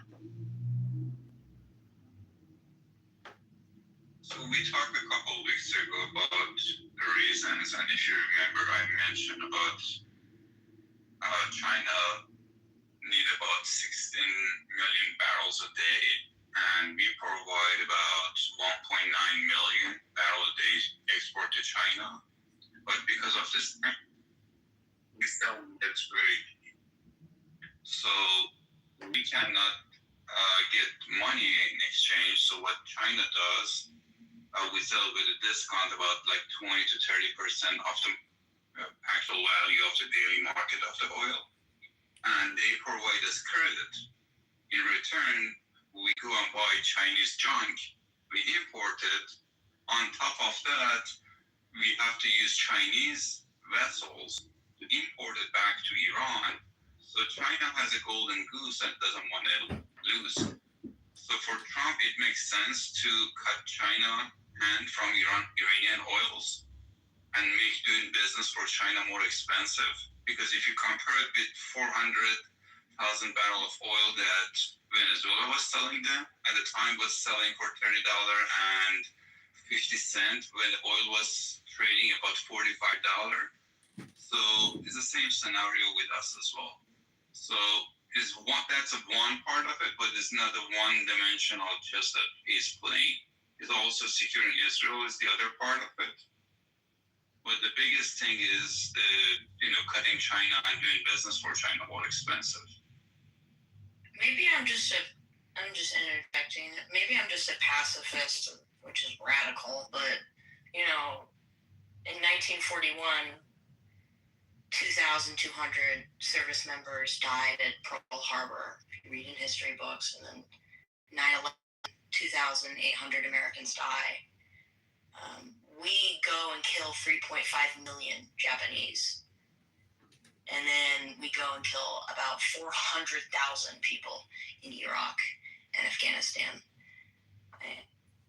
That's preposterous. And I can't imagine how you would feel if another country's military came to your land and occupied it and policed it on your behalf. Morgan, your numbers are off. Your numbers are way off. World War II. We got a Muslim mortgage. She seems really stupid. Yeah, like more. I'm sorry. I'm sorry. I shouldn't have said anything. I apologize. No. I'm just going to help you with this. World War II. The amount of people that died in World War II is 11 million? Someone help me on my number there.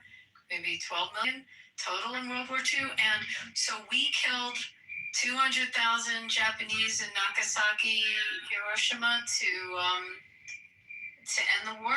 And how many? I don't know who's doing the cricket sound, but that's so uncool. Must be Greg. So the total Japanese estimate that I can cite is not 2 to 3.5 million.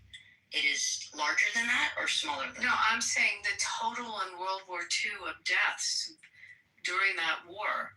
You have to add all that up. And then, I mean, to say, well, why did we kill this many? Why did this many people die? You're not realizing how many people actually died in that war. How many the Germans killed? I mean, in the camps alone, probably. I mean, there's probably 8 million died in the camps. Norm probably knows the number better than I do on that. I mean, you total all of that up, and had we not done anything. Oh, I'm sorry. So the United States is not responsible for the amount of deaths, casualties that have occurred. And absolutely, that's why that's we're on the. Well, I mean, first of all, my father fought in World War II against the Japanese in the Solomon Islands. So I've heard it my whole life growing up. They attacked us. They attacked us on our soil, and their intent, what the Japanese intent was and had they won, or what the German intent was, and had Hitler continued his path, we stopped it. So yes, there's a casualty cost, but the other side of that, could you imagine what the world? Who knows if we even have a world? If the Japanese, quote unquote, won.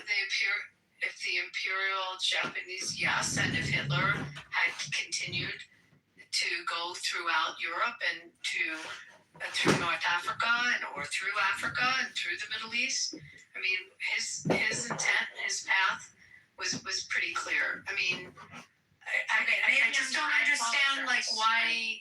I don't believe that. You don't believe Hitler would have? Maybe I'm not very antiquated with the 40s, but you're in college, right? You're in college still? Do you take U.S. history? Do you take American history or world history? Just take a world history course. Yeah, but in Iraq and Afghanistan, that as well. I just don't believe that I don't believe in eye for an eye. Okay, so Iraq, we were living with the world was living with the venomous evil of Saddam Hussein for 22 years. How many years did he just threaten the world, and we had to deal with, all of his evil? So you can say, well, Iraq didn't make sense to you, but Saddam Hussein was a threat. He shot Scud missiles, just as we're seeing the ballistic missiles going now.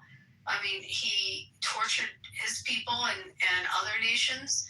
There are some evil actors that have happened throughout world history. Yeah, that's an individual, but you're saying there's a group Abby, hold on 1 second, Morgan. Abby, I'm going to sleep. Modding you up. Shut it down. Once you're done, you're responsible for this. Yallah. Good night. Yalla. I'm sorry. I apologize. It was good talking with you, Rafi. This is Pesach if I don't see you, Rafi. I apologize. I don't appreciate being called stupid, although I didn't call you stupid. I'm not calling you stupid. I'm telling you that someone else did. It's really helpful. And I don't want to say this because I didn't finish my enlistment, but I was in the United States Marine Corps, and I have family. I separated because of just ethical concerns. I just couldn't do it, and I have family in Damascus, Syria, and I can't believe organized violence is so large, and I don't understand. Morgan, you have family. Individual to individual. You have family in Damascus, and they lived under Assad, correct? They lived under the Assad regime. Yes. How evil was the Assad regime, and what he did to the citizens of Syria? Oh my God! Okay, chemical weapons on his own people. First of all, weirdly, my grandmother and my grandfather, they supported him for some reason. Okay, but as contentious as that is, but regardless, what country would you designate to come to take any of our presidents that they deem as well, they have incorrect. They have tried. They just tried. Iran had an assassination plot against our president and against our members of our cabinet and against our ambassadors and ambassadors from other nations. I mean, we've foiled how many assassinations that they had as a foreign government against our president. So yes, it just happened just in our lifetime in the last year. So right. Well, I'm just trying to say, whatever the solution is you want to say in terms of legislation, public policy, in terms of geopolitical whatever, minimizing civilian casualties or just minimizing casualties in general should be the number one point of concern. I don't think that what would you have done in Syria, Morgan? What would you have done in Syria? Iranian point of view here, or you guys want to just talk to each other? Go ahead. You can go right ahead. I'm actually. It's not to get a chance to talk while you guys going non-stop, so I'm just okay, but we weren't actually talking about Iran right now, although the rooms have all been about Iran. Actually, Morgan was talking about other countries. I was just talking about the U.S. military-industrial complex, Lockheed Martin, and the entire force behind the United States military and how extremely large it is, and maybe if it's Morgan, I hear you.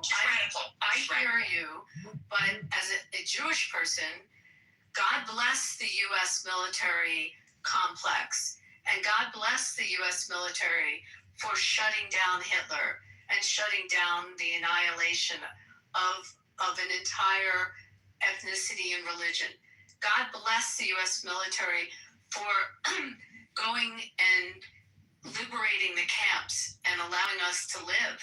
I mean, I can't praise it enough. So, I mean, I'm coming from a completely opposite place than you are. I see the U.S. military, I thank them for their service, and they're here to protect, my ability to live freely in this country and have my liberties. Because if it was up to some of the foreign actors, especially those of us who lived through 9/11, we wouldn't have those liberties. They came here to take us down.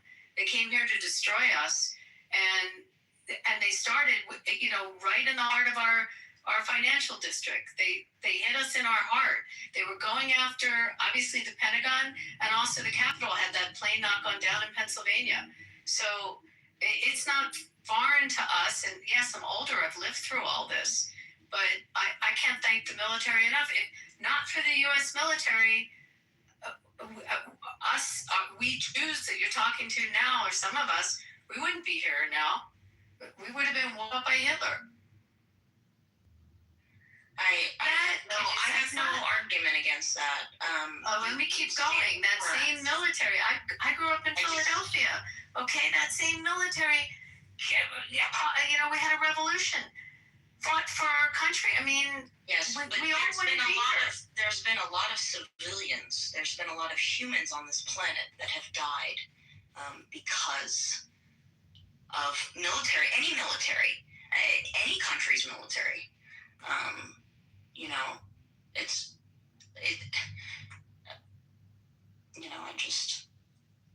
I think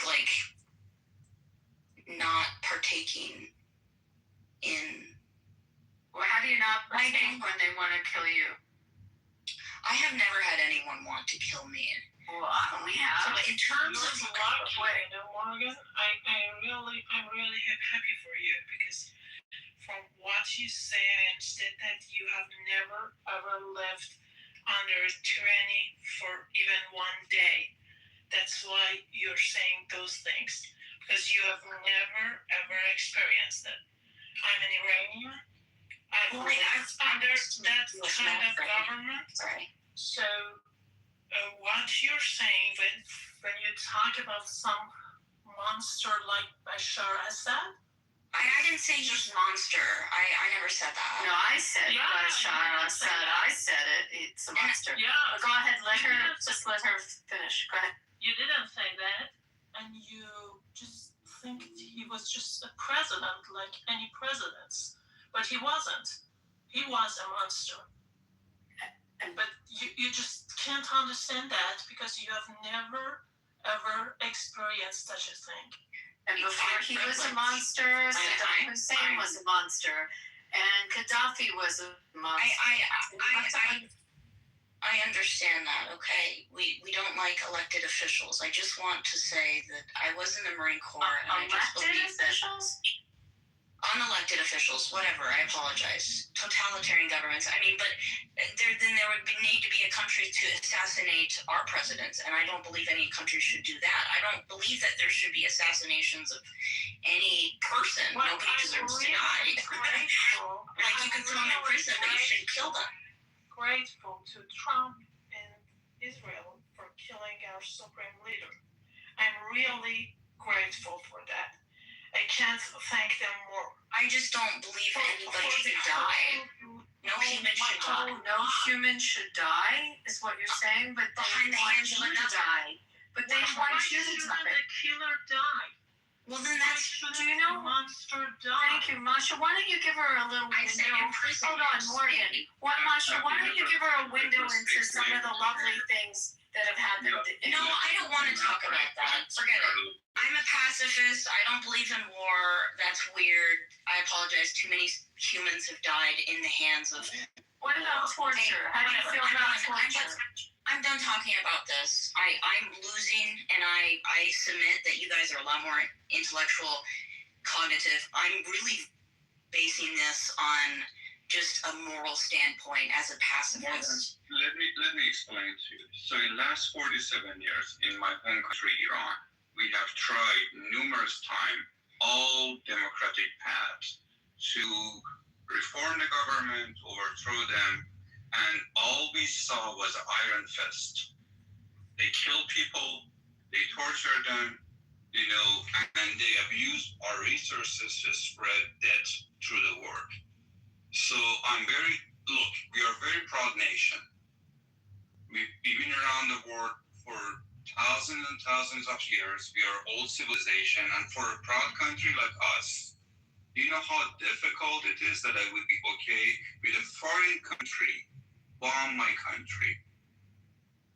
I just want you to think about it. How desperate. Well, I'm not, I just believe people exist on the planet. Like, I'm not tied to a country. country. Look, I let you talk, and let me explain it to you. At least you hear it from from Iranian perspective, who lived in the United States half of his life. So let me explain to you what I have experienced and what it is. It's not what you hear from all this RGC paid supporter you see in Clubhouse or on social media. Forget those. Let me tell you, as somebody who experienced it himself, it is not what you see. It was a very difficult decision for us to let a foreign country bomb us. But we were desperate. We had no other option. We had a peaceful demonstration 2 months ago, and they killed somewhere between 15 to 40-something thousand people. We don't know the exact number because there's no free press in Iran. But I would say, if I go with the bare minimum, 15,000 people, unarmed civilian people, young, old, from infant got shot with military-grade weapon. They use dushka. Exactly. I would, if you're military, you know what is dushka. Is a Russian machine gun. It shoots 60 bullets per second. Each bullet is as big as my thumb. It can pass through 10 bodies. It's used for hitting heavy machinery, not human body. These animals, they use that for hitting women, children, old, young. They didn't care. They want to stay in power at any price. So it is very difficult for me to see United States destroying my country. I didn't sign up for getting to see that they hit civilian infrastructures. And I'm not okay with it.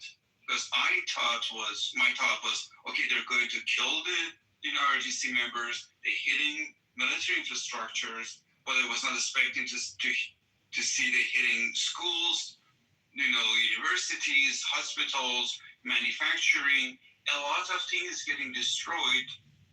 And I'm not personally okay with it, but I know people in Iran, they say, if this is going to cause the mullahs to topple, we're going to be okay with it. But I think what is happening right now is a little bit beyond that. I think United States going after completely destroying the economy in Iran because they do not have an actual plan. Because they were estimating the regime would be overthrown by now. Because there's no justification for hitting, heavy industry that has no direct link to the RGC weapon system. Like the other day, they hit a facility who makes metals. They didn't completely destroy it, but yes, some of the, sheet that they produce there, it could be used in missiles, but they already destroyed the factory. So when you do not have a factory that, bigger factory would not do any good for IRGC, but they still destroy that. So it is a lot for us to take, but we're still hopeful that maybe this would lead to overthrow the regime. I think just mission to mission based, the specific details of a war, whether it's justified or not, I can't argue on that. The only thing I can say is essentially, I believe, and this is theoretical, I guess, it's not how the world works, that aerospace defense companies should be held liable. There should be treaties that essentially ensure that the manufacturing of these weapons are limited. They're done Morgan, it's not going to happen. If you say it's not going to happen, it's not going to happen. Because we have laws. It's because we have laws that give immunity to gun manufacturers, to weapon manufacturers. It's not our law. It's not changing anytime soon. I mean, I'm not talking about gun lobby. The gun lobby, by example, which would be an easier one to change than the munitions companies. Have not, the anti-gun lobby hasn't been able to change the manufacturer immunity laws, and they've tried. So therefore, there's no point. It's not how it works. And by the way, so many of the weapons are defensive weapons. Do you have a problem with building air defense systems? I mean, you should be told that we have air defense systems, right? That we're defending all these nations. We have the joint programs with Raytheon and Rafael Industries that created Iron Dome and David Sling and the Arrow defense system, and how the Patriot system works. That's defense systems. You should be doing freaking cartwheels that those defense systems exist and they're keeping you nice and safe in Wichita. Because let me finish, Morgan. Morgan, those ballistic missiles, those long-range ballistic missiles coming out of Tehran, they're looking right at Wichita. That's and what then we're looking right at them. It's called GAD. No. We're not looking right at them. We're building air defense systems. Now we're taking our big heavy bombs and you know what we just bombed? Go look at the news because it just happened. We just took out a whole bunch of ballistic launchers and ballistic missiles. That's what we're taking out. Our air defense systems are protecting us and protecting other nations. All the neighbors, like how many, 11, 12 nations that they shot into? But we're getting rid of their launchers and their delivery systems. There's a big difference. There's a major difference, and you're not looking at it that way, and you should be absolutely thrilled. I don't think it's us versus them. Because they're aiming right at Wichita. If they could, they'd take out middle America so fast.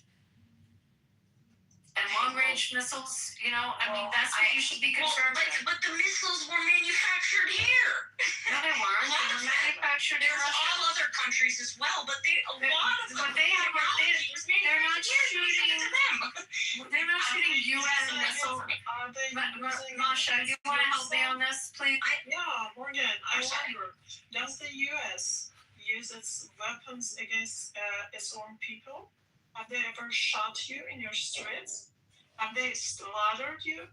Have they tortured you and raped you for just having some opinions against them. No, but they have to other people. Who And it doesn't matter who those people are. Morgan, what did Monica just say? Who in the U.S. got raped and butchered and thrown and beat up because their hair was coming out of a hijab?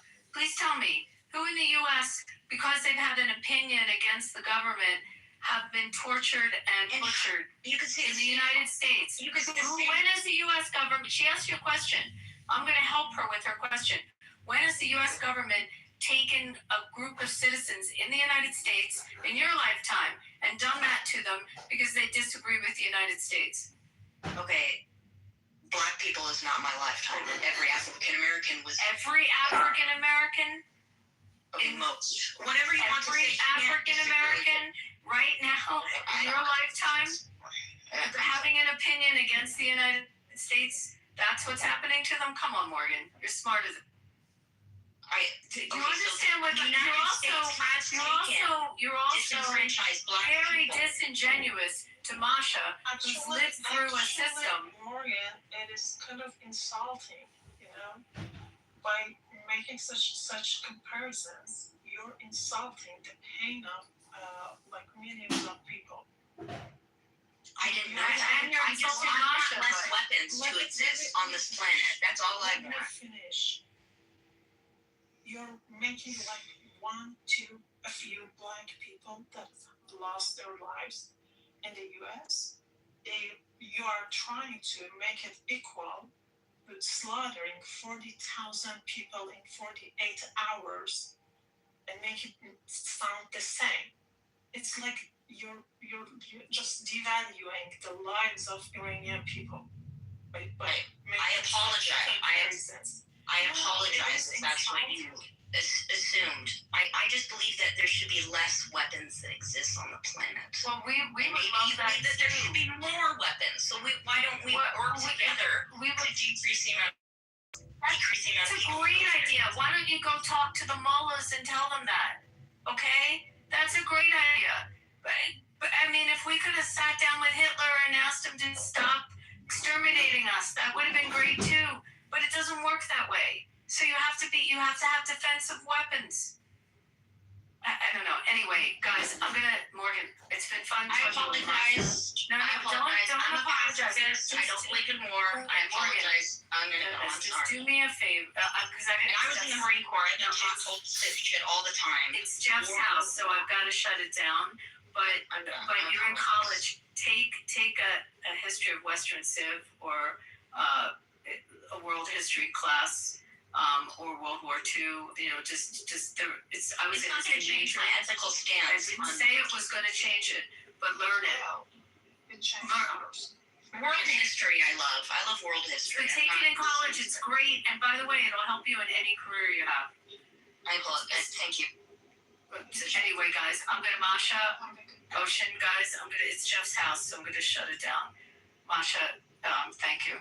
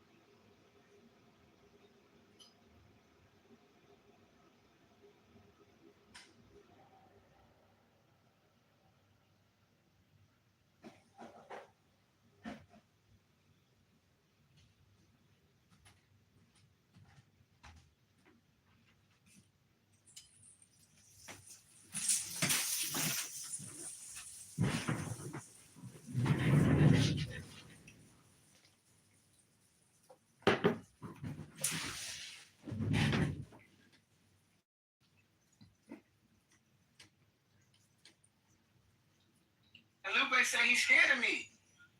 With the missiles and watched them. Trump's latest lie, this has come out in the last few hours, Trump's latest lie is that the Strait of Hormuz is now controlled by the United States. What? Well, this is interesting because technically they have warships in the Strait of Hormuz as well, right? And for the Russian, Chinese, and Iranian ships which have been successfully transiting the corridor over the last few weeks, keeping the trade going for China. And gain perspective. But I don't think I was at all brainwashed to believe things that people might assert today, right? Okay, what might they assert today? Dr. Jordan, be a little cautious of where he's. Okay, go ahead. You go ahead. We can either stop. No, I'm serious. Yeah. Or do you have to? Well, Abby can speak for me because Abby's far more entrenched in this. But it's not about. It's about your understanding. We've had a very. But what I will present is a very naive perspective, whereas Abby is far more. That's precisely. I'm looking for the uninitiated, the someone who is just a general understanding, not a subject matter expert, someone with detailed knowledge. It's what is that general perception of the average. Oh God, Dr. Jordan, have you ever been called average before? No. That's a first. But he just called himself naive. So. Well, here's what I would say. Here's what I would say is that I can remember not so much from curriculum, but from the news, right? So as someone who was born in the early 70s and grew up in the 80s and was bar mitzvahed in 1986, when I was at kind of the pinnacle of my Jewish education, if you will, I heard about bombings in Jerusalem, but from Hamas terrorists bombing buses in Jerusalem all the time. So for me, evidentiary, that's evidence-based perspectivism. I understood Hamas and other and similar groups to be very hostile to Jewish people, and I never heard about Jewish people being hostile in the homeland of other people, and that's kind of a pivotal distinction. But I never heard about the Jordanian, I never heard Jews going after Jordanians, Egyptians, Syrians. I never heard them bombing buses. And when you're a kid and you hear about bombing a bus, you don't even want to go to Israel because it's like, wow, that could be me. So I'm giving you very raw. That's what I heard. So did you hear at all about Jews bombing British people? I know of a very small number of instances where a Jewish population, a radical sect, has perpetrated incidental but important crimes, right? But by and large, weighing the evidence, it's like saying to me, do most school shootings happen in public schools or private schools? And without knowing for sure, my guess is public schools. And maybe this is a poor analogy, but that model comes to mind where I'm thinking, I'm probably safer in a private school. I'm not 100% safe. But when I think about being a Jew in an Arab state versus an Arab in a Jewish state, I think we, by and large, favor Arabs in a Jewish state. And when you talk about the only democracy in the Middle East, even though there are political issues, go ahead. This is how I'm getting it. I'll let Abby speak for me. It's not true. No, he's trying to trick you. That's where he's going. Of course. He totally is. What's the Dr. Jordan is. I can hear it, and I can tell by the questions. Well, no idea. We've been having a conversation for a while. Yeah, I can pick it up. I kind of know how to pick up stuff like that. So tell me then, what am I going to say next? Since you know what I'm thinking. No, I'm not. I'll let you ask all the questions because you are the interrogator. Now you're obstructing.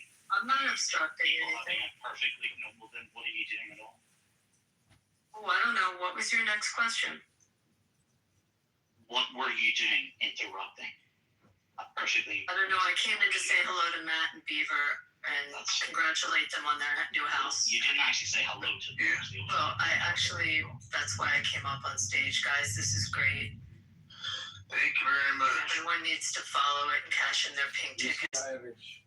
Please do. Thank you. Actually understand. A secret organization that I am part of. I was declared the king of Ireland. I actually know how Israel came to be. Yeah. Oh,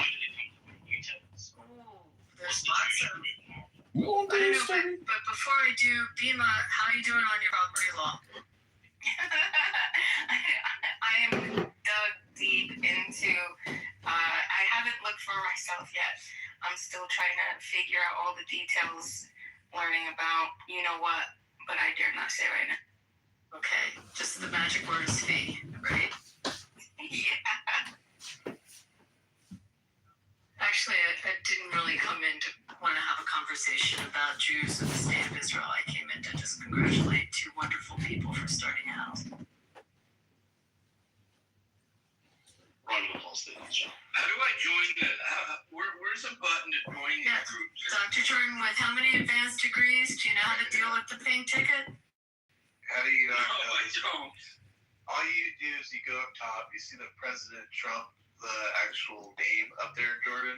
Yeah. And you click on that and you'll see join house. Or wait a minute. Something like that. Let me look. See, you used to do that, but now it's taking me to the chat. Let me see. Huh. I'll put it in the goof. Can I ask a question, please, if it's okay? Well, it'll be interesting to continue this line of conversation. Get distracted. Let me just add one thing though. Can we wrap this here?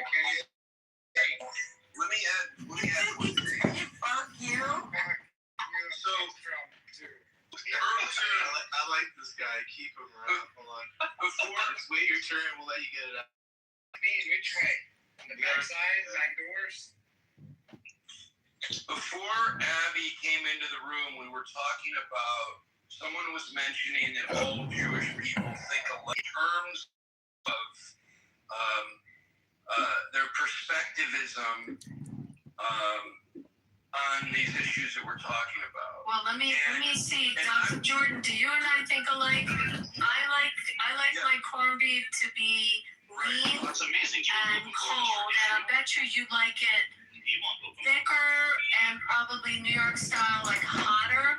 And I like it. And how do you take your brisket? I do like your knedlach to be. How do you like your knedlach? Do you like it fluffy or chewy? Dr. Jordan? Think we agree with stuff? Before. See, because this guy has just got anger in him. You can. Yep. Badgering the witness. Yep. Didn't I tell you about my trip to Ireland where they lock up the Catholics at night? That's amazing. Still? Yeah. Still lock them up? Yeah, in Belfast. They lock them up at night. It's amazing. In Northern. I have a question. Do you think that you could be? Do you think you could be friends with everybody here on the stage? Just a quick question. Hello, Republican Party. I am an Indian, but I want you. Is this Kitover? Hello. Hello, I am an Indian. It could be. I think so. Should not be honorable. I don't know what that is. Sounds like it's Kitover. Kitover, maybe. I know. Just gotta tap dance all the way from the actual point of time. We're trying to single you on Clubhouse. We find a single Jew on Clubhouse. Do you claim it? Do you actually claim being an anti-Semite? I want to. And do you actually claim that or not? I love my own people. Who's your people? Yeah, who's your people? Is it not self-evident? The gays. No, Yeah, that's it's that's not. right. It's not self-evident because if you ask me who my people are, I would say you're my people. I'd say everybody on the stage is my people. So who's your people? Well, I think that's naive. I think that you're. You see, it's amazing to try and flip this around. No, like how can you say that that's naive? Discuss the issue at hand. I think you're tribal. You're gonna pick specific people to be your people. Like why aren't we all each other's people? Your PTR is Neo because some things don't you are because you're saying it. You're some people. things don't scale. Because you just made a line. I asked you who your people are, and you're making. Yeah, well, the people who make lines are tribal. No, I don't. I don't make lines. Do you lock your doors at night? Yeah, I lock my doors at night, but I would lock my. There's a line. Hold on. No, that's dyslexic. If do you lock your doors among your own people? There are right now. Okay, so I lock my doors because of criminals. Okay, I lock my door because of criminals, not because of my own people. Even criminals are my people, but I just don't want to be I harmed. understand the difference between insiders and outsiders. Amazing. No, well that's stupid deflection. Well, let's talk. No, because if you're drawing a line that some of these people aren't your people, then because it's not you're the problem. It's something either is or is not. It's irrelevant who's saying it. Well, maybe you should remove This the is just line. a naive. This is just a childish level tactic. Childish? You mean adult? Yes. You mean adult? You literally. Do you see how there's like an extreme inversion? You're trying to claim adulthood by drawing lines in the sand between people because of disagreement. Why? That's ridiculous. You're supposed to. That's supposed to be left in childhood. The adult thing to do. Okay. Well, Wait a minute. you're welcome. Do you Ian, do you actually hate Jews? Do you admit that you actually hate Jews? I don't hate anybody.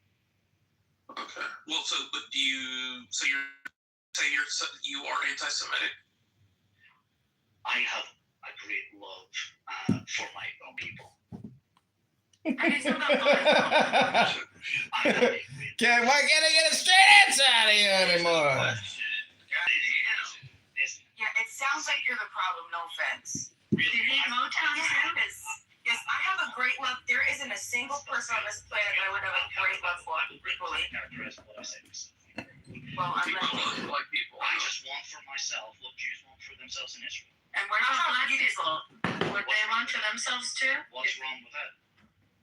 Hey, they've got a whole continent for themselves. If you saw a Jewish person with a flat tire on the highway, would you stop and help them? I have a great love and admiration for them. That'd be interesting when the guy needs a cardiologist, don't you think, guys? That'll be a fun one. That's so weird. You see, it is there. Did I mean, I had 3 questions to Dr. Jordan and I could tell. You can tell what? Oh, it's just a magical power that we just have to figure that out. And I bet you Dominic figured it out too, and Nima figured it out. You see, you can't actually engage on something on merits. You see, it's just a smear to silence, and you think this is going to work. The merits. Yeah. Tell me about the merits of the case. It's pathetic. I can't tell whether he's being serious, trolling, or what. What is? What do you think? I'm going to go back to Put an emoji, put a 1 in the chat if you think. Which Jew? Amazing. I think he's trolling. Which Jew here advocates for open borders for Israel? Anybody? Well, if I was a Jew, I would. What's an open border? That wouldn't be very smart. Yeah, what's an open border? Look in the chat. It's the thing that 1,500 rabbis want for the United States. Who are those rabbis? Do they have smichut? Are those rabbis with smichut? Hey, I don't know. Do you know? So maybe they're not rabbis. Who the hell knows who they are? Rabbis. They're self-appointed rabbis. But does that matter? Do they run the politics of a foreign nation? Oh, okay. Do they? Do they decide the decisions of a foreign nation from some synagogue in Wichita, Kansas? Do you think so? Yeah, well, you want to argue on the merits, Bozo? Yeah, go lock up your Catholics like you do over there, right? I think we'd be more inclined to listen to your plights if you let us know that we're all literally elementary school. Let's go back to that flat tire on the road. I think If you can prove to us that you have the capability of. If let's see, who else does he probably hate? You see, they want to talk over you. It was founded in terrorism. How did they get their country? It was British, not the IRA. How did they? IRA. You see, they're going to explain it away. They're going to talk about something else. What aboutism? How'd we get our country, bozo?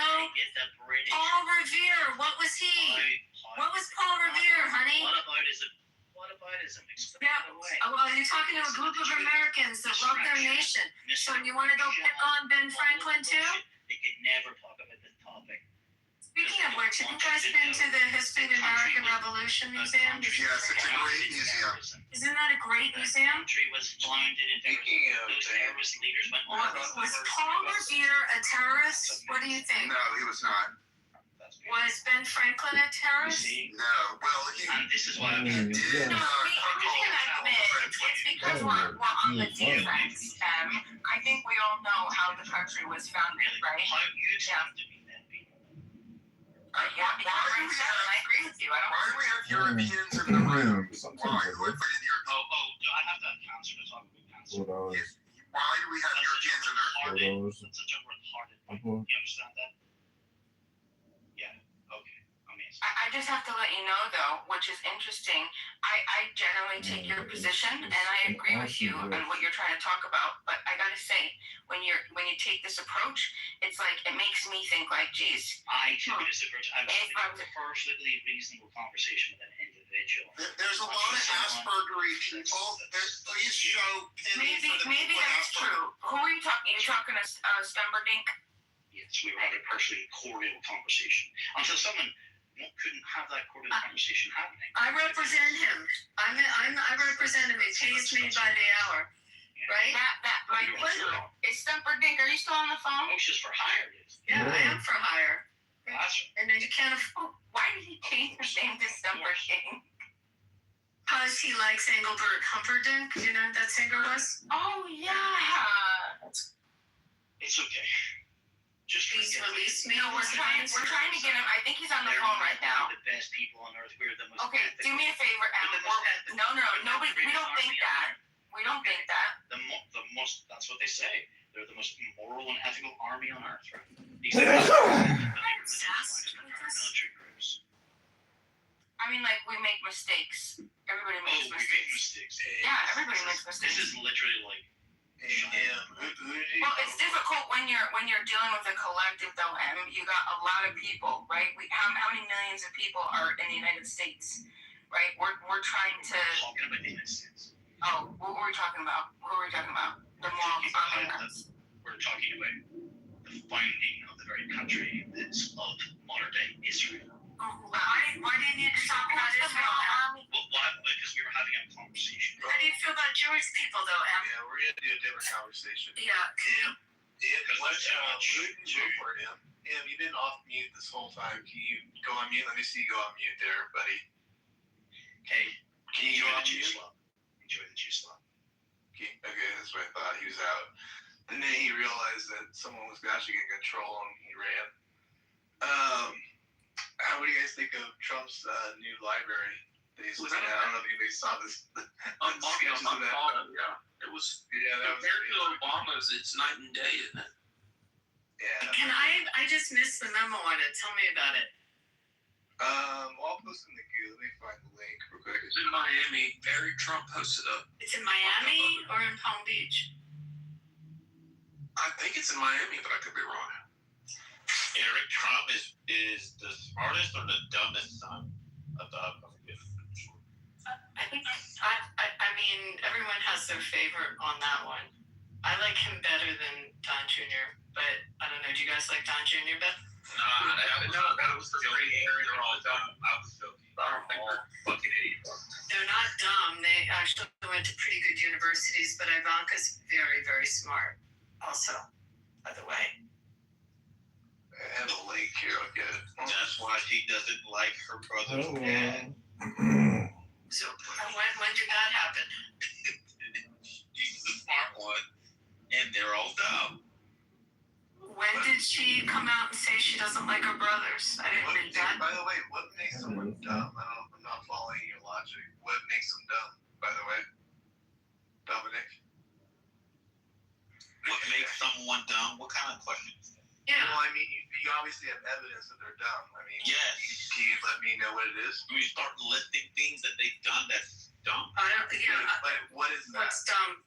Like, what is the degree from the University of Pennsylvania indicative of dumb? No, you don't. Just because you have a college degree doesn't Not any college, is it now? Excuse me? It's not any college now, is it? It's not a college? No, I said it's not any college degree. It's a specific type of university. It's an Ivy League university. So does that qualify as dumb to you? Okay, Trump University. No, University of Pennsylvania. Fraud. His sons. All of them support him. Support Trump University. They're all fucking dumb. What are you talking about? Who is this guy? Alright. I mean, I don't know their IQ or anything, but I don't know if they're dumb or that I have no reason to believe they're dumb. Okay, so you think IQ makes someone intelligent? Yes. Oh, here we go. Did you not know their IQs? Everybody quiet. Let Beaver go. Do you know their IQs? I just said I do not know their IQ, so I don't know if they're dumb or smart, but I have no reason to believe they are dumb. So I'm not giving the evidence. I can respect that. I can respect the fact that you withhold a judgment. I can respect that. But based on what I've seen and what they've shown to the country, they've shown that they don't have intelligence. Yeah, but how? What pension fund is in the Tension filled Chicago. I was on Eric Trump went to Georgetown. Another schlumpy school. Good evening, friends and neighbors. Good You know evening, what I friends. think Under these lights and all this I just like that you're in Billy where you know how the psychic is. What's your yoga studio? Oh, you were trying to get that? What they do? Dominic, I have like one thought for you. I hate the kids. Like actually sit there and go, well, I think they're dumb.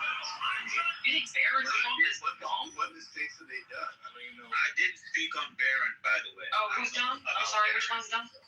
Let me make that clear. I don't know about Barron, but Which one's dumb? the other Once they said Aaron, The brightest, the most I'm confident. sorry, Eric Trump? Aaron, You called him dumb? The one that The one that went to Georgetown. Yeah, I was gonna say, that wasn't nepotism that got there. Definitely was. Dude was a. No. And Don Jr. went to Penn pockets. They depicted Eric Trump as the dumb Trump and Don as the smart one, Junior. I don't know. Because of the NFT shit, which is so ridiculous. Literally, because he has so many other avenues that he's been involved in. crypto is just crypto. I mean, Yeah, I think people just don't take that kind of a seriously. bad thing to do, you know. But here's my question: if they were anything other than the name Trump, would you say the same thing? I mean, it's obviously not. You wouldn't just call someone dumb without knowing them at all, or you know what I mean? Like it's because it's their names. Their names are Trump, the last name. So that's the only. Yeah, I mean, you can hear it. You can tell through interviews people's vocabulary and how they can respond to questions. You can get some indication if they're stupid. But I like Kamala Harris. I don't think she's very bright. But like with them, I haven't seen anything that would indicate to me they are stupid. We did it, Joe. Shout out to the accolades of Eric Trump, where he graduated with honors with a degree in finance and management, awarded for improvement, strength of resolve, and character in Hill School.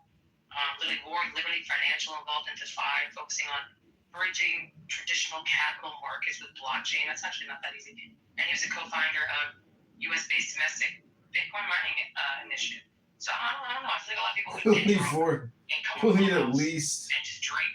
5 security guards. The amount of blood alcohol system, just think they're instantly smarter than everyone else. Just By the way, my son went to Hill. It's We an need at amazing least school. 5 security guards. I heard.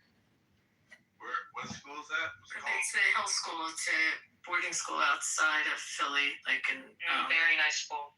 it's a really nice school. And Ian, nepotism only goes so far. If you're a fucking idiot, you're getting kicked out of college. You're just dumb. They're not gonna keep a dumbass in school regardless of who your parents are. That's not on That's not true. Give me a dumbass who's cheating in college. Yeah, most people I know in college were dumb. Nepotism babies, nepotism babies, billionaire's child. I mean, I personally don't believe that to graduate college you have to be smart. No, I'm saying you have to be passing grades, right? Yeah. Okay, thank you. Yeah, but passing grades be your. And Georgetown University, what colleges did you guys go to? No, I mean. Oh, it doesn't. Oh, it does matter. School, I would say. You telling me that you think you're dumb if you can get through Georgetown? Probably not. No, it's a very hard university. Go with community. University of Pennsylvania, very hard university. Yeah, but if you graduate from like some online school, it doesn't mean. Well, we're not talking about that. We're not talking about that. We're talking about Trump. Facts. My bad, bro. Yeah, so we're talking about Dominic calls him dumb and says that you could. Thanks, brother. He called him dumb, even though he went to Georgetown, graduated with honors in finance and management. But he's stupid. Shout out to that. Well, I mean, it's crazy to say somebody's dumb if they have those qualifications. Yeah, very strange. I dare you to write out the Pythagorean theorem. Or just show me PEMDAS for a second, Dominic. Wait, it was in the Wizard of Oz, the square that had hypnosis. Sorry. It was in the Wizard of Oz. It's the only reason I know it. Yeah, I want him to see me all the Did snakes. Don Jr. get into Penn undergrad? Don Jr. went to Penn undergrad and Eric went to Georgetown. And Ivanka went to Wharton. I don't know if Don Jr. was in Wharton or in the college. Science and economics. He didn't get the undergrad, the hard part.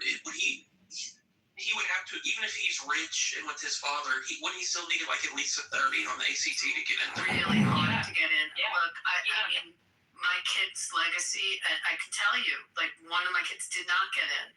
You have to, it's very, very hard. And even if you're like a good athlete in the Ivies, there's no money for athletes and they have to, they still, I don't know from ACT scores, but SAT would have to be like close to 1,300 as an athlete.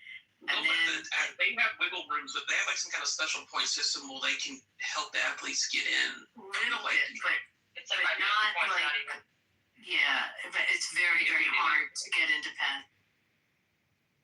Yeah, honestly, he got a Bachelor of Science in, what was it, dude? I forgot, bro. Science and Economics. Literally from that college, a bachelor. So I don't want to start people. Did he go to grad school? I know it was just the University of Pennsylvania and Wharton. He went to Wharton. Yeah, so he was at Wharton. So not only did he go to Penn, but to get into Wharton is like doubly hard. Where did Hunter Biden go? I don't even know. In a pipe somewhere. Besides crack school. Yeah. The other brother was brighter, Bowen. I got a question.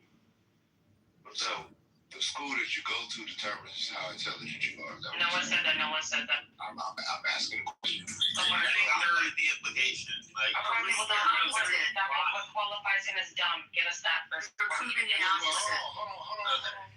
Well, Ian, he made the claim, though. We're defending. Let him win. I have not made a claim. I'm asking a question. We were using it as the opposite. We were saying that because he went to those schools, that it disproves he's dumb. Yes, that's what we were saying. He came in late, I think. Yeah. I don't know if you're here the whole time. There was a premise made that Don Jr. and Eric Trump are dumb people. That's the premise that was made. Yeah, so we're defending that claim based off of critical thinking. This is what we try to use in here. And going off of the premise and, coming to a conclusion, and we tried to, but apparently going to an Ivy League college and passing your SATs and actually working hard doesn't prove intelligence. It proves your capacity for intelligence. But it doesn't prove you're actually intelligent. Shout out to philosophy, because we got some genius. Well, I think being dumb and ignorant are entirely different. Ignorant just means you don't know something. Right. I think just let him make the. I think that make his case right now. I think that might have been what he was trying to say. I can't speak for him, but I think that might have been what he meant. Dominic, is that what you meant? I have to ask real quick, just for the record. Like, do you mind telling me, Ian, who you voted for? I voted for Kamala Harris. Okay, so there we go. And then I didn't vote for Trump. Who good. I know. I got. I didn't vote at all. Yeah, my bad. I was busy doing something. So yeah, I guess that would be what I meant. Right. I think he meant they might be ignorant, not dumb. Is that what you meant? Really? Or is that just what you're going to mean now? Well, if we're defining, that's how you guys are defining it. Yes. Ignorance just means you don't know something. Okay. We don't always use the best treatment. No, he doesn't need to say that. I promise you, he doesn't. But I promise you. He meant what he said. But he didn't say ignorant. How do you get evidence of that? Like what part? Like anybody can just say anything. I don't know.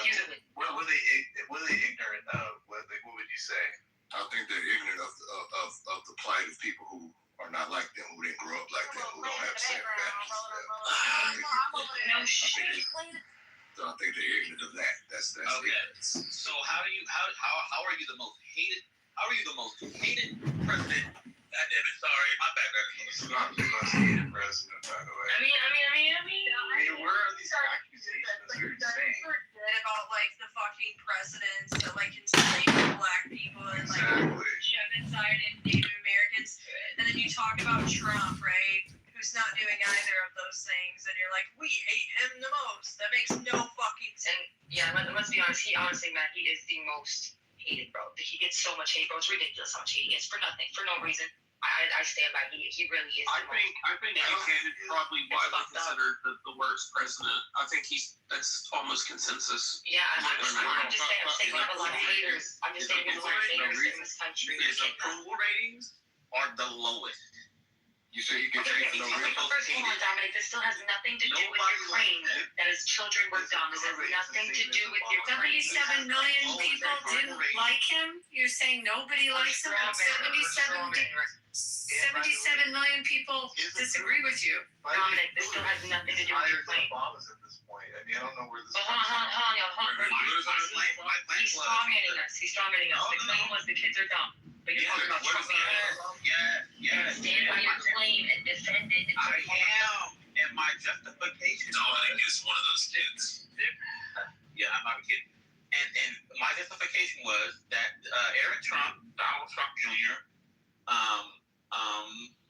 Support what he's doing, which means they agree with what he's doing, and he has the lowest approval rating in history. So that makes them dumb. How do you? He does not have the lowest approval rating in history. He most certainly does not. Oh my, I'm being gaslit right now. Oh no, you are gaslighting yourself, sir. That is the most illogical thing I've ever heard in my life. I'll post, no critical thinking. I'll post the fact that he has the lowest approval But that doesn't negate the fact that his kids are dumb. Wait. Oh my God. As to why his kids are dumb, bro, because they support their father. You are honestly illogical, dude. You better stop drinking. Drink some water. Technically, Harry S. Truman has the lowest approval rating in history. And by the way, how did we check approval ratings back then versus how we poll people today? I mean, the systems are quite different, aren't they? I mean, my father does. He's got my support. I would imagine. You said what now, Parker? When it comes to my father, unless he's fucking chaining people up, killing them, and fucking slaughtering folks. What the fuck? Like, what is he honestly? The thing to me is, we are so spoiled in this damn country. We really are. That people can't even see outside of what's going on. We have an overconsumption problem in this country. Too many things that we have, and we still are complaining about what the president's doing. Vote in your special elections for Congress needs to change. Go vote out those seats and no one vote now. Go take care of actually passing those laws. Because they're the ones that are putting stops to what these presidents want to do. People want to talk about the president, but they don't have the real power unless they have the Supreme Court, Senate, and the House backing them. Correct? To your point, former Speaker of the House, Ted O'Neill's always said, all politics is local. So, and you believe them? We don't believe them. Do we believe what? Dark Victorian parent that she ran. Hold on, let me ask. Was she really in here? Yeah, she did. I'm saying we believe them. Like, we believe that it's literally local, but people are so obsessed with Trump. But my bad, that sounded sarcastic. I'm sorry. I gotta watch my tongue. But yeah, people gotta stop laying off of it. Sorry, so, but the issue is that happens with any president, though. Well, of course. So it's not fair either way, right? No, the problem president, really. So I just looked it up. So when, hold on, I'm talking about that. By you saying By that logic, so when we were blaming Joe Biden for inflation. I didn't do that. Third, I didn't say you. I said I'm talking in general. Right. When we were blaming Joe Biden for inflation, cost of living, eggs, and all these shit. Exactly. Okay. Yeah, I stand by that. This is me. Yeah, I don't support either side. I think both sides are fucking retarded. Excuse my language. I think both sides are dumb. Yeah, I think they're all smoking cigars. I'm just trying to get I really think they're all smoking cigars, getting jacking each other off and making money regardless of what's going on. Biden's economy was objectively better by every measure. I don't think you understand how the setup for his economy was done. I mean, by every measure, whoa. You just said by every measure. Tell me about your portfolio. Well, hold on, Pockets. Tell me about your portfolio and its performance. Just give me a snapshot of your portfolio during the first Trump administration, and then Joe Biden's administration. That's not a good indicator. No, hold on. He just said by any measure. Those were his words. I'm repeating it back. So I asked him by any measure. Tell me about his own portfolio's performance. This is the question. I'll pull up the statistics. I didn't ask it. I asked your portfolio, its performance during the first Trump administration. How'd your portfolio perform? I'm gonna pull. How were your stocks? How were your stocks, Dominic? He doesn't have. How were your equities? What are you doing? I'm not moving anything. You just made a statement. I'm making you answer your statement. Dominic, you're not helping yourself right now, Dominic. God damn. All right, you're right. All right, I got your back. Hello? So you look it up. I think we can all. Well, I don't know. We can all agree, but I think that we can agree that most reasonable thinking people can agree that when President Trump's office, the economy was doing pretty well. Thank you. So you can go after him. Who wastes their by money? any measure. Thank you, Ian. I said when he took office, meaning that the economy inherited. Good. The economy, what he inherited. Yes. He fucked it up. You said you don't think what he inherited was good? I asked you how your portfolio performed, Dominic, during his when he took his office, presidency. we had 75 straight months of Well, solutions. He caused the problems. Who wastes their money on this content? Unemployment rate been cut in half from what it was when he took office. So I'm just. Don't talk too much, Dominic. Don't talk too much. I think he took. I think the problem is that President Trump wants to take credit for everything that goes right, and when something goes wrong, it's somebody else's fault. I think a lot of people have a problem with that. Yeah, that's how he branded himself for sure. You know, I mean, I'll agree with you there, but I still think he's way better than. You said by any measure, and I still haven't gotten an answer to my question. So she's including by any measure in your personal. Okay, so he already named what 3 or 4. I asked you a direct question. Can I fucking answer, please? She wants to know how it affected you Not personally. cut me off. Alex, don't talk too much. Oh my god. So he just named 3 or 4 different statistics that factually proves that he was one of the worst presidents of our time. And that's what I'm claiming, and I can make even more claims. If you give me a little bit of time, I can look up. But I didn't ask statistics. I actually asked about own portfolio. She's asked you personally. I asked you personally how your portfolio performed during his first administration. Also, I mean, I can get into the taxes that you paid versus the taxes that you paid prior to his administration. I'm just asking your personal portfolio. How did your equities perform during his first administration, and also since he's been in office? How have your equities performed? How many equities that? Taxes went up under Trump. What? Not for me, they didn't. Well, you're in a different tax. I asked you about your portfolio, Dominic. I've asked it 50 ways. How did it perform, Dominic? You said by any measure. Your own measure. Your own measure. Yes, I'm Your not own rich. portfolio. I don't have money like that. I'm poor. You're more wealthy, obviously. You own any stock? You ever bought stock? I don't. So how did the stock market market perform under his The first? stock market is not. Oh my. That's not an indicator of the That's economy. not an indicator of the economy. Not at all. You mean the No. market is not an indicator? Joe, do you want to jump in I'm here? about to lose my mind, yo. What the fuck? Wow, this is getting a little spurgy, man. Wait a minute. Just a matter of fact, Trump cut taxes in his first term. You don't remember this? 2017 tax. No, for most brackets. No. For most brackets. No, for most. No, he did. That's for wealthy people. No, not for wealthy people. That is bull. If for people making 160 grand up, they're getting taxed 17%. 90 grand. Okay. Hello. No, he went down for Hello? most brackets. Yeah, I literally just said that. It was at 23% for people making 90 grand and up. It got down to 19 to 20%. They think it's just for the corporate and the rich. No, it's little Johnny too. He's not. You know what? How many people have 401ks? I mean, it's not the rich that have 401ks. Most of America does. How were their 401ks performing under his first administration? I'm tired. That was exactly 20, so I knew it. So the analysis showed that the largest benefits were in terms of dollar value and percentage of income skewed toward higher income individuals and corporations. That's common sense stuff. That is a fact. That's common sense stuff. He said that they went down, the taxes went up, and they didn't. They went down. Literally. Okay, is it tariff attack? Oh my.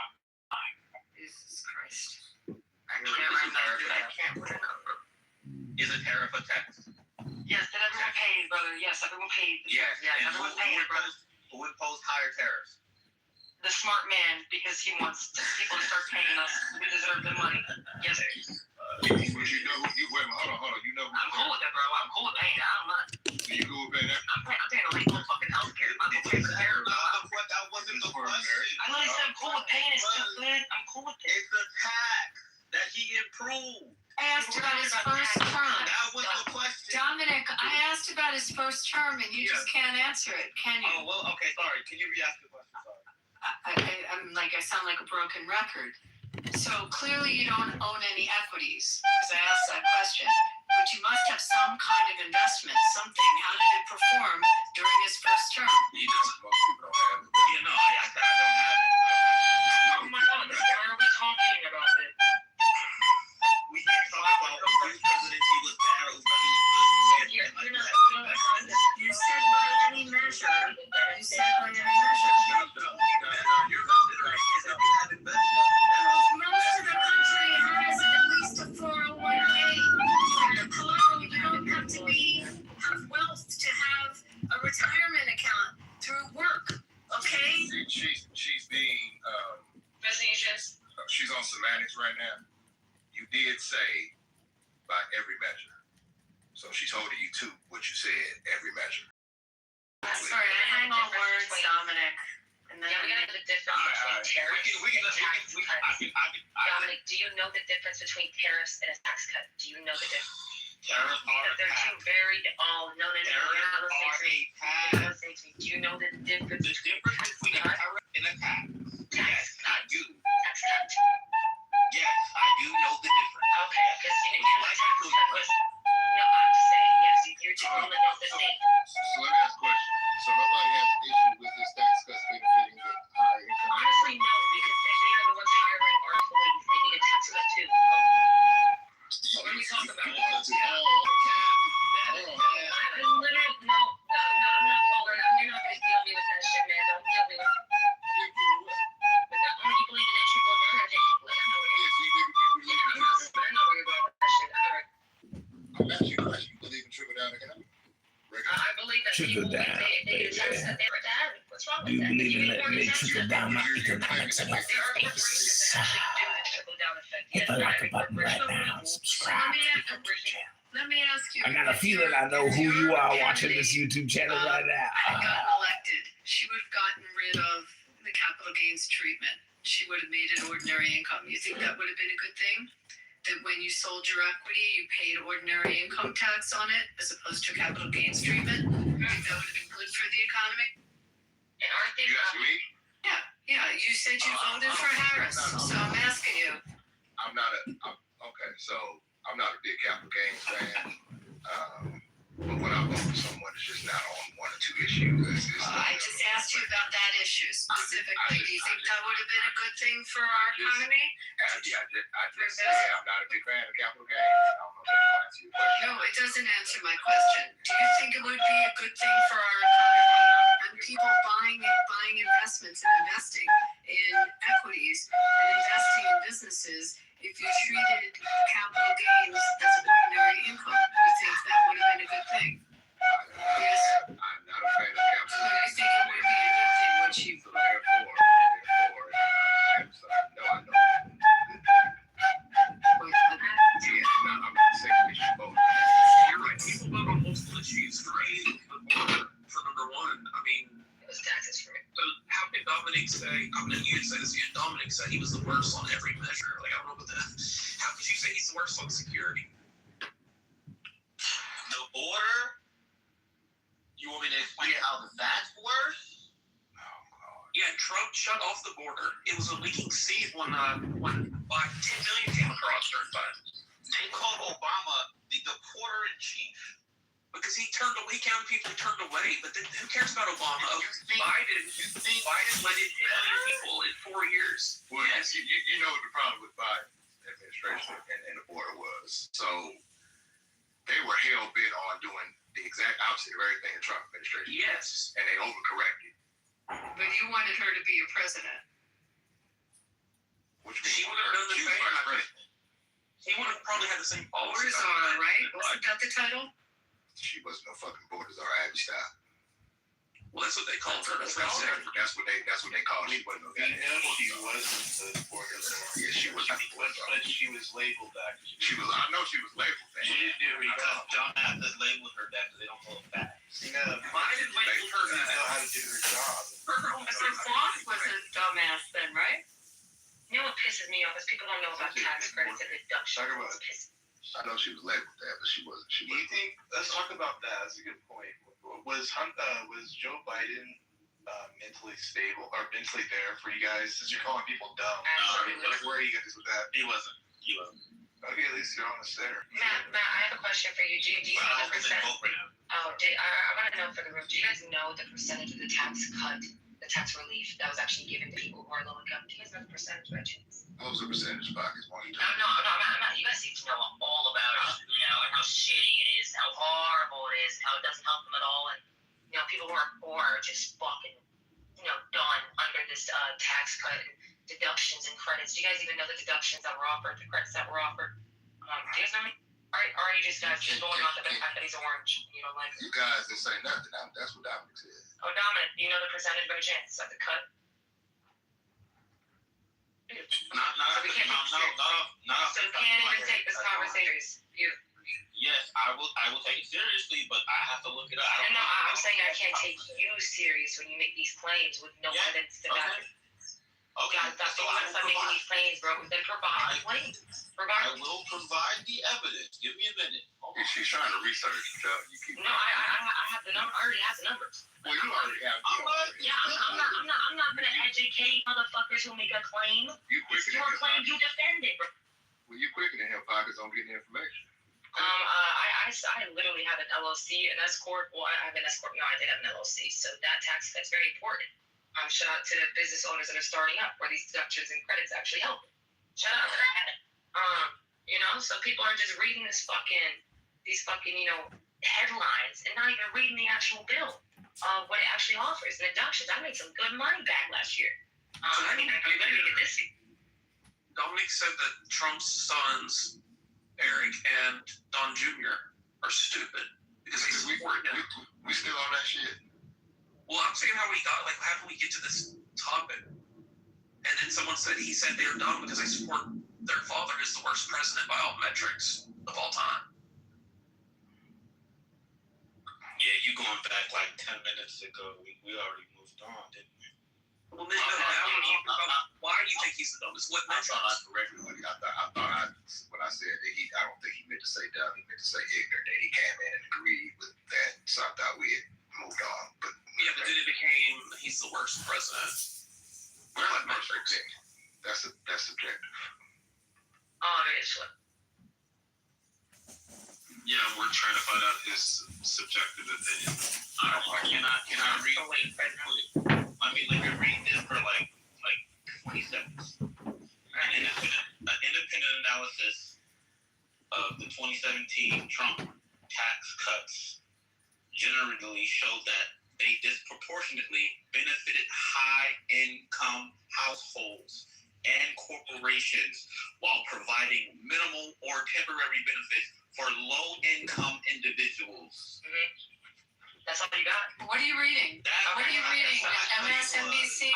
Let me guess. Where are you reading that from? MSNBC 100%. He's not reading from the committee. No, center on Democrat. Center on budget policy and priorities. Let's not include the center on. We're just going to name this. Let's have some fun now. What's the name of what you're reading? Instead of taking the L. Put the source in the chat. Put the source in the chat. Wait. So if MSNBC wasn't so, that what would that mean? Yeah, attack the source and not the claim. I'm curious. If MSNBC wasn't so, what does that mean? Well, it's propaganda. I mean, that's one of the worst sources out there. What about Fox News? For both sides. Actually, it's better. It's better than NBC, but it's still not better. But it's still propaganda. Yes. Child credit. So doubling child tax credits and doubling standard deductions. You think only benefits the rich? You think only the rich have kids? Did you not just hear me read it? Increasing to pay, reducing tax penalties, and significant tax cut. Think only helps the rich? Do I need to read it again? No, but I'm asking you that question. I just asked you, does doubling child tax credits only benefit the rich? Yes or no? How about I agree with you? How about that? And then you can agree with me that taxes got cut for the lowest income earners and got raised for the highest income earners under Trump. Can you agree with that? No. Wait, what? You said it backwards. Yeah.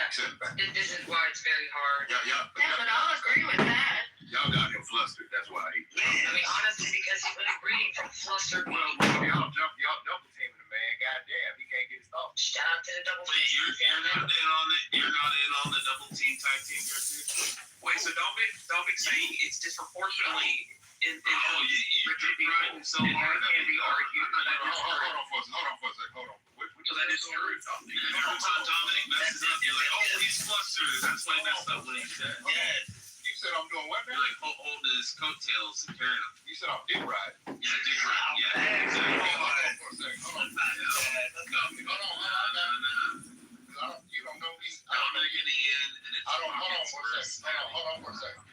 I don't know you. You don't know me.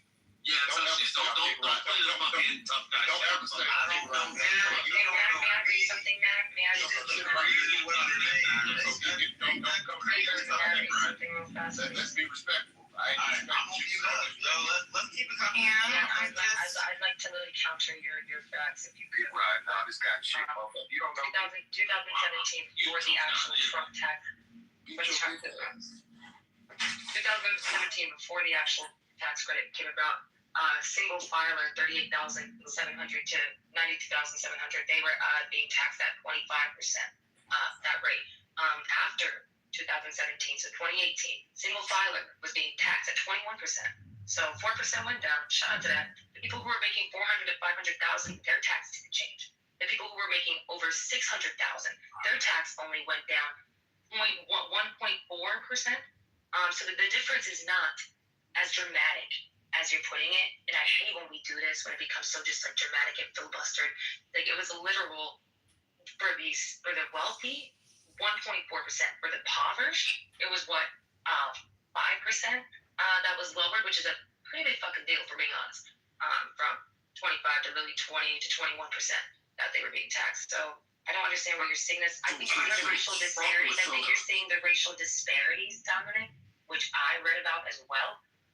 That there was a movement going around that yes, certain households are not going to be getting the same income as all their households who look a certain way. So I think that's where racial disparities, but the tax cuts were there. But why should rich people carry the burden? I mean, they already carry some of the burden. So should the racial disparities not exist, or what? I mean, the racial disparities were created the nation, the creation of this nation, basically. So I understand. But who do you think, Ian? Who do you think pays the lion's share of the taxes in the United States? The percentage of our revenue. Do you know what someone can give me the number? Zero taxes this year. I'm 60. What percentage of taxes paid in the United States are paid by the top 10%? Someone have that? I was talking to Pockets. I was trying to have a conversation with Pockets before you rudely interrupted me. So can you slow your roll a little bit, please? I can slow. So Pockets. So should the racial disparity, whether it was created at the creation of the country, whatever the case is, should it still be prevalent in our country? Yes or no? Is that a real question, bro? No, obviously not. If you're fucking human, obviously not, bro. I don't know what that's gonna do with me saying that out loud. Is it actually just gonna stop? Like, No, I didn't say nothing about it. I just want to get your viewpoint on it. That's yeah, no, obviously. I mean, the disparity is a disparity. There is no should or shouldn't. It is what it is. You know what I mean? Like what? So we should just be okay with that. Absolutely not. Honestly, go get the people with Congress out. Get them out. Sign that bill that's fighting for term limits. Vote, sign these petitions. Like, what are you talking about? Look. I ain't never been in this room, so I'm just asking questions, trying to figure out where everybody stands. Oh, I'm sorry. You ain't got it. I just feel like the tone as well when you're asking these questions. These questions are kind of low-key, like questions that we can't do anything with. I'm not saying that you could. I'm just trying to figure out where you stand, because I don't know you from a can of paint. And nobody's saying, Ian, that racial disparities is something we agree with. Right. I'm not saying you did. I'm just asking people how do they feel about it. But Ian, this really wasn't. We weren't making this a racial conversation. We were making a conversation about taxes. I made it racial. That was my bad. I made it racial. No one feels good about it. No one feels good about it. But I'm trying to make that point. But I was asking. So let me now go back to taxes. So the top 10% tax bracket in our nation covers 76% of federal income taxes. I actually think it's a higher number than that. The top 1% accounts for about 50% of the federal income taxes that are paid. The bottom 50% of the country is responsible for 3% of the revenue collected on income tax. I'm aware of that. Okay, so to say that this is only benefited the wealthy is also carrying the country on paying the lion's share of the taxes for the country. Do you agree with that? A lot of rich people. Yes, I don't. They make a vast majority of the income. And they're paying most of the tax. For them to pay more, yes. Well, have we not always the vast majority of the income? Have we not always had a progressive tax system though? Of course. It works beautifully. The higher income, the more you make, the more you pay, right? Yes, sir. I don't know about back to the early days of No, in modern time. What year did we bring in? What year did we bring? I'm trying to remember what year. I'm just saying we've always had well, not always. I also had a modern progressive tax system for a long time. Yeah, I also have the 50 grand no income. Yeah, I know that's where you got your source. But it's a disproportionately high amount of taxes are paid by the top 10% tax. But they are making under 50K and pay income tax. Basically. Which is also very important to know. They what I was trying to say when you brought up the racial point, what I was trying to say was that people, and I'm speaking for Dominic, I'm speaking for Pockets and Abby, people base their opinions based on how things affect them personally. Abby, you are in a different tax bracket than Dominic probably is. I'm pretty sure of that. So the benefits that you received from your tax cuts or whatever affected you one way, they affected Dominic another way. So it's all subjective based on how we all have personally been affected by whatever policies any administration implements, whether it's taxes, healthcare, whatever it is. So for us to knock or criticize somebody from their personal viewpoint It's crazy to me. Assuming someone is born and another person will benefit, and Abby received the benefits, just Abby probably received a bigger benefit. But Dominic did receive a benefit. So you can't say that he didn't receive a benefit. Dominic has the kids. Dominic has kids. Dominic, you have kids, you got a double credit for your kids. Abby, you're probably doing much better than Dominic. I'm not poor. I'm okay, but like, You need some stock tips, Dominic? You want to give no, I don't invest in stocks. I don't invest in stock market. You should. Well, he might not be able to do that as financially. I'm sorry? What? He may not be financially able to do that. That's what I'm saying. What does that even mean, not able to He might not have the money I have to a invest. 401k. You are invested in the market, Dominic, if you have a 401k. That's probably a good job, though. Wait, hold on. He is actually invested in the market because he has a 401k. That's the good job. Technically, yes. So, no, yes, absolutely you It's are. not a low blow. It's not a low blow. You are That's the invested. good job. You're invested in the market. You have control, and once you invest with your 401k, you have that control. I know I don't control. I think like if I decided to take my money out tomorrow, I could. No. I'm saying that you can invest it. No. When you invest your, you can invest your 401k how you want. You can invest in certain things. Your company does it for you because you allow it to. You can tell your company is aggressive, or like you can't do like. I don't think some companies. I don't think you can do full control. I don't think so. What I'm saying is that his job didn't invest in 401k for him. He would not probably have enough disposable income to do it on his own. Is what I'm saying. I'm sorry. If you can buy a pair of sneakers, you can buy some stock. Honestly, this is what I was saying earlier. In this country, I'm being honest, bro. I had the same sneakers for years, bro. I'm buying this shit. I'm getting this shit. That's your personal preference. No. It's not about beef financially literate. I want to agree with you so bad, but and I know you don't because I know you won't. But honestly, I go to the thrift store. I buy shoes for $5. Hell yeah. Wait for a second. You just said you're not poor. Why did you say? I said I'm not rich, not poor. I'm like in the middle somewhere. Okay. But hold on. It takes $5, bro. He spent a lot of money on sneakers. Wait, what? I just said you can buy sneakers. You can buy stock. You assumed he bought sneakers because he's black. And what's crazy is Ian said, Abby, you must be more well off than Dom. Well, she is. Wait, aren't you? Well, how do you know that? Exactly. You assume How do you know that? Hold on for a second. Abby, let's stop. How many rooms we've been in together? I understand. I know, Ian. Okay, Ian has me exposed. Okay. So I know you. But we didn't know that. How do you know Dominic's poor? We don't know what's in his well. Ian, by the way, I went to opening night on the Phillies. It was amazing. Yeah, shout out to them. Yeah, it was. Did they win? Yeah, they won. Schwarber hit. It was fabulous. Oh, I have Sanchez on my back. Oh, you do? Yeah. Sorry, guys, we had to digress. Yeah, we definitely figure that out. Yeah, 100%. No, and can we give a shout out to a great house that's on Clubhouse that is Baseball Collective? Baseball Collective. It's just fabulous. And you see, Ian and I have different opinions on politics, but when we get in those rooms, we fight over our teams. Yeah, we talk baseball. What team are you at, Ian? Well, I was an Oakland A's fan. So that's I'm from Oakland, so I was an Oakland A's fan. Oh, I stole his team. I occupied his team. She stole my Raiders too. I'm still a Raider fan. Yeah, I'm sorry for that. Shout out to Vegas. Speaking of baseball, my coach, Tony Vitello, I'm a University of Tennessee sports coach. Yeah, so he did as far as I know, I'm not a big baseball guy. He did what's never been done. He went straight from the pros from college to the pros. Yeah. And he lost his first 2 games and they won tonight though. Yeah. Oh, they did? Okay. I think they won last night too. Yeah.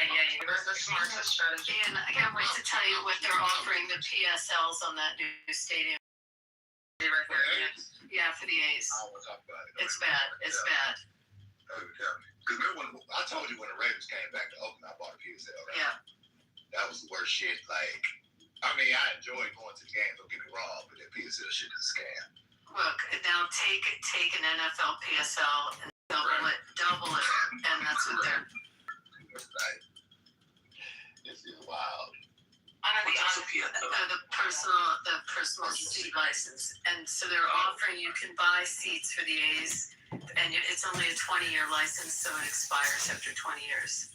So you have to pay. Like if you want to sit in good seats, like like really good seats, like the area behind home plate where they have the club behind you. To own the seat, each seat is $100,000 to $150,000, and that's not the price of the tickets. That's just the right to buy the tickets. I'm used to college, and it's similar. You have to donate. You have to donate a certain amount a year, then you get the right to purchase the ticket. That's all. I didn't realize. Are you from Tennessee? He's from Tennessee. Yeah. Because you're the only 10. Knoxville.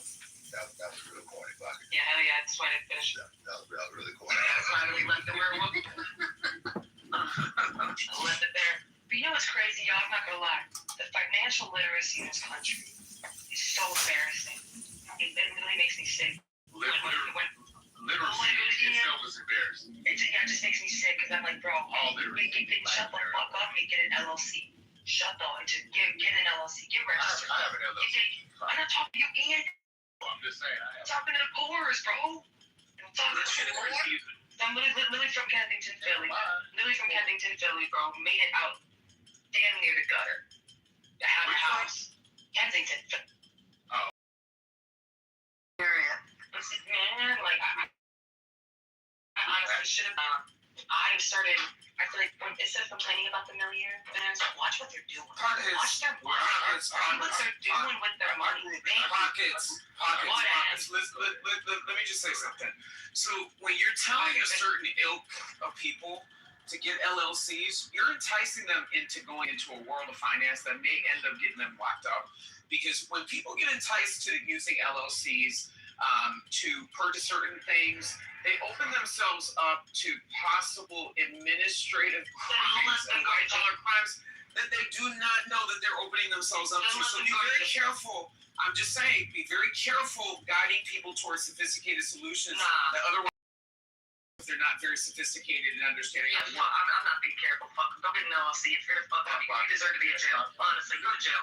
Go to jail if you don't know what the fuck you're doing. If you don't do research before you do anything, what can I do to you?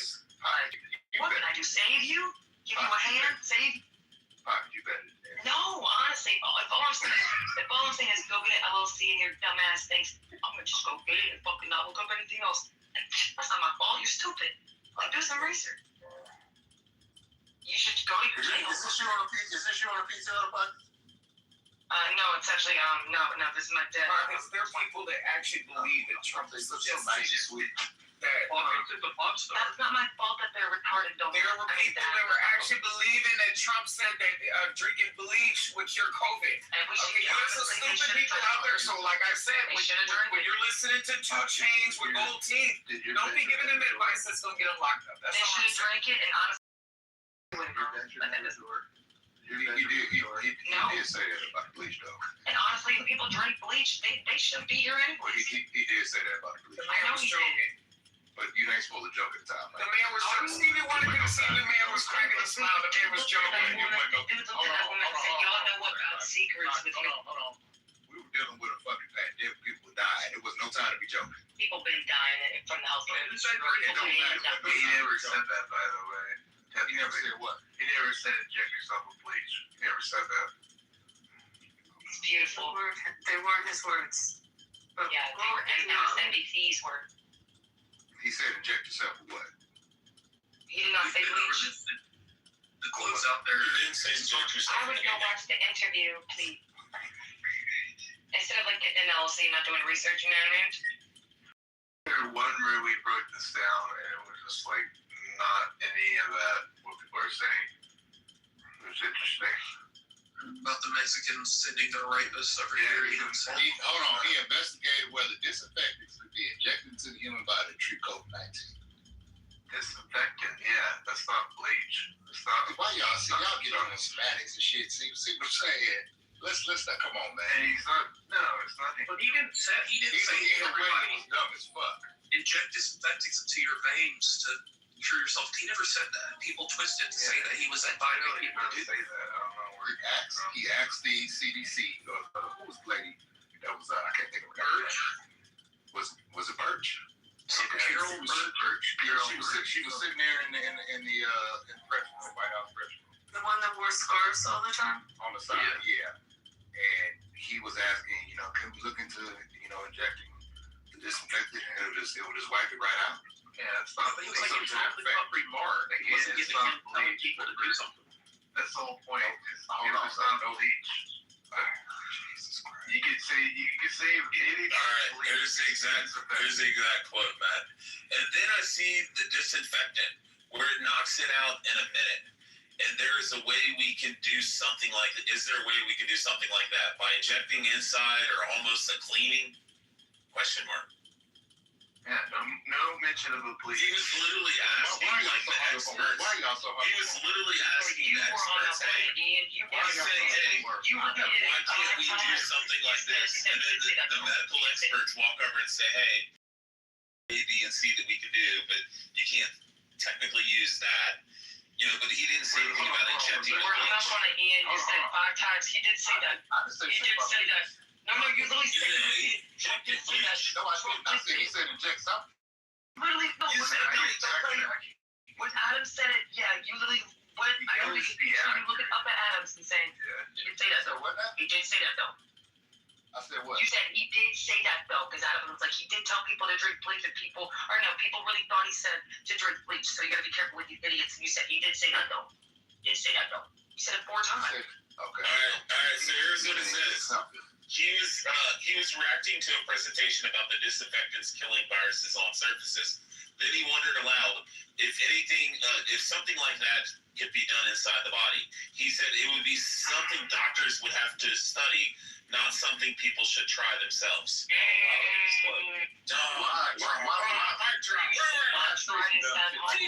TDS. You should not try this at home. Because we have He was asking the experts. He's saying, hey, they use disinfectants to sterilize surfaces. Do any type of medical stuff that can help eliminate the virus inside the body. Hold on, you are really. Obviously, Hold on for a minute. He literally said it would be something doctors should have to study or something people should not try. Matt, getting scourging, man. Getting scourging. Why would anybody in their right fucking mind take in the middle this disinfectant you use on surface and put it in your body? Yeah, because why you he was asking. You asked that shit behind doors and they simply, Ian. So it's really simple. I can in the middle, Ian. I mean, it's fine. You can admit that he never said bleach, and I can admit that he shouldn't have never said anything. That's fine, right? I mean, what are we doing here? We're arguing over things that we both can be in the middle. So, do you agree, Ian, or no? Yeah. He was literally asking a question aloud to the experts and the doctors, saying, "Hey, this treats surfaces and gets rid of the virus. Is there anything we can do inside the body?" We got you, love. And then he went on to say, "Do not do this." So y'all okay. We got you, love. It's okay. Why would he suggest that we take some shit that we use on surfaces and put it in our bodies? He was apparently people get LLC to his fraud. Why? I mean, Just something like disinfectants. It doesn't mean that it was literally disinfectant. again, If there was some solution like that, wouldn't you say, "Oh yeah, let's do it," right? there is none. What? There is none. There could be. Well, I'm saying if there was, he's saying if there was. He's not saying there is. And he said, "Do not do anything." I don't need 3-4 people talking to me at the same fucking time. I was talking to God. I can't even say shit. Because I'm gonna start talking when y'all start talking.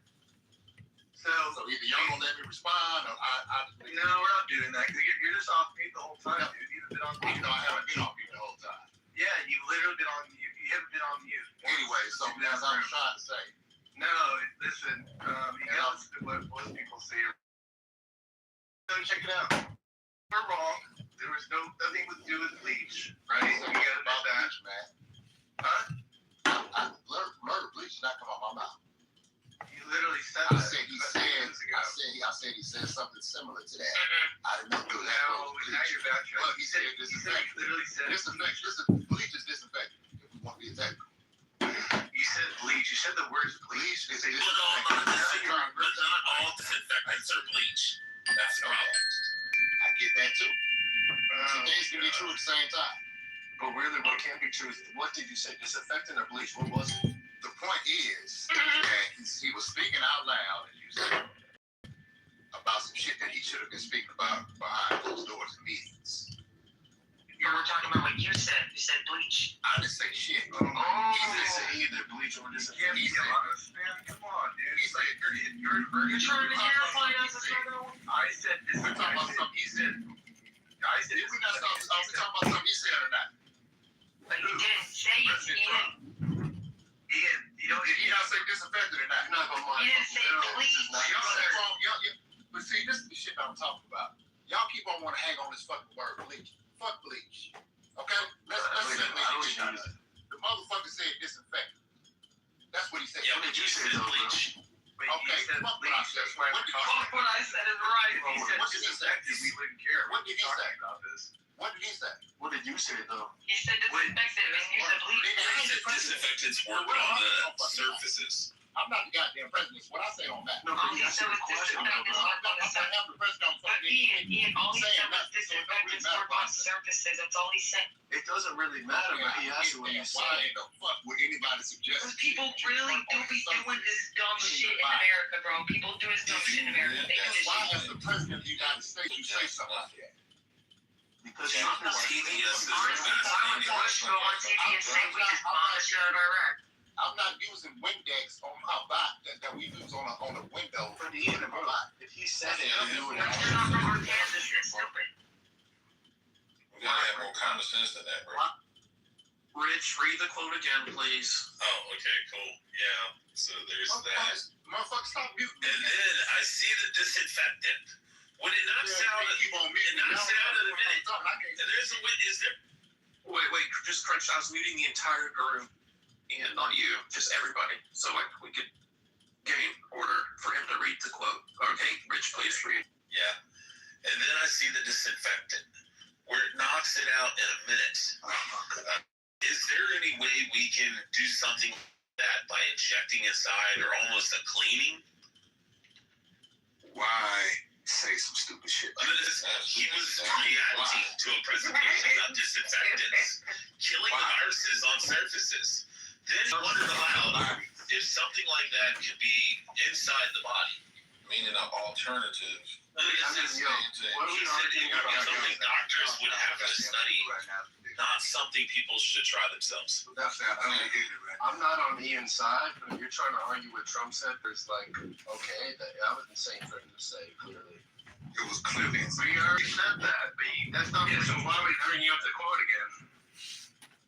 Because the guy said bleach, not disinfected. That's why we're talking. I think Dominic brought up the bleach. Okay, so Ian, be real. What did you say? You probably said you I said he did say that.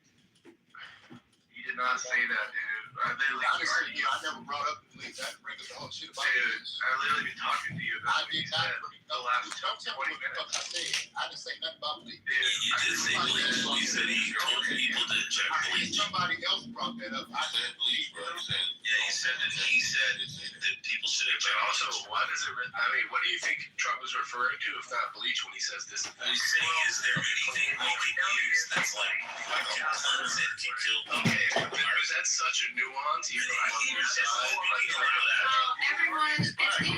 Everyone's forgetting that he started Warp Speed and he got the vaccine produced and he handled it for our country. Like, you're just forgetting all the other stuff that happened during that time. Yeah, but what happened? Yeah, he got all you liberals your shots in record time. You gonna have a problem. Yeah, I don't mind. I'm sick of your shit already. No, I'm not talking to you, Abby. I'm talking to this little motherfucker down here. I don't even know who this dude is. The one that said I was dick riding. Keep on getting at me sideways. Well, I mean, you got TDS, and it's really wild. You don't know what the fuck I Yeah, am. you got TDS. behave yourself, Rich. I'm out of You don't here. never love me. You can always turn the handles off. We ain't never had a conversation before. You don't know nothing about me. You talking to me like you know me. And I'll give you some advice. Rich, that guy, he is nothing.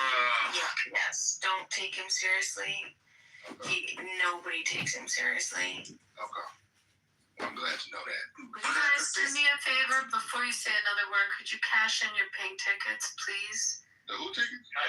Pink ticket. Okay, you just join. Just go where the room is. Join the club, leave the room, and then rejoin the room, and then it'll be cashed in. I'm not gonna just and who the fuck was she just talking to? No, because I just left the room. I came back and nothing happened. Nothing changed. You'll be alright. Just refresh. You gotta hit. You'll be alright, bro. Don't stress. You have to hit join. You'll survive, bro.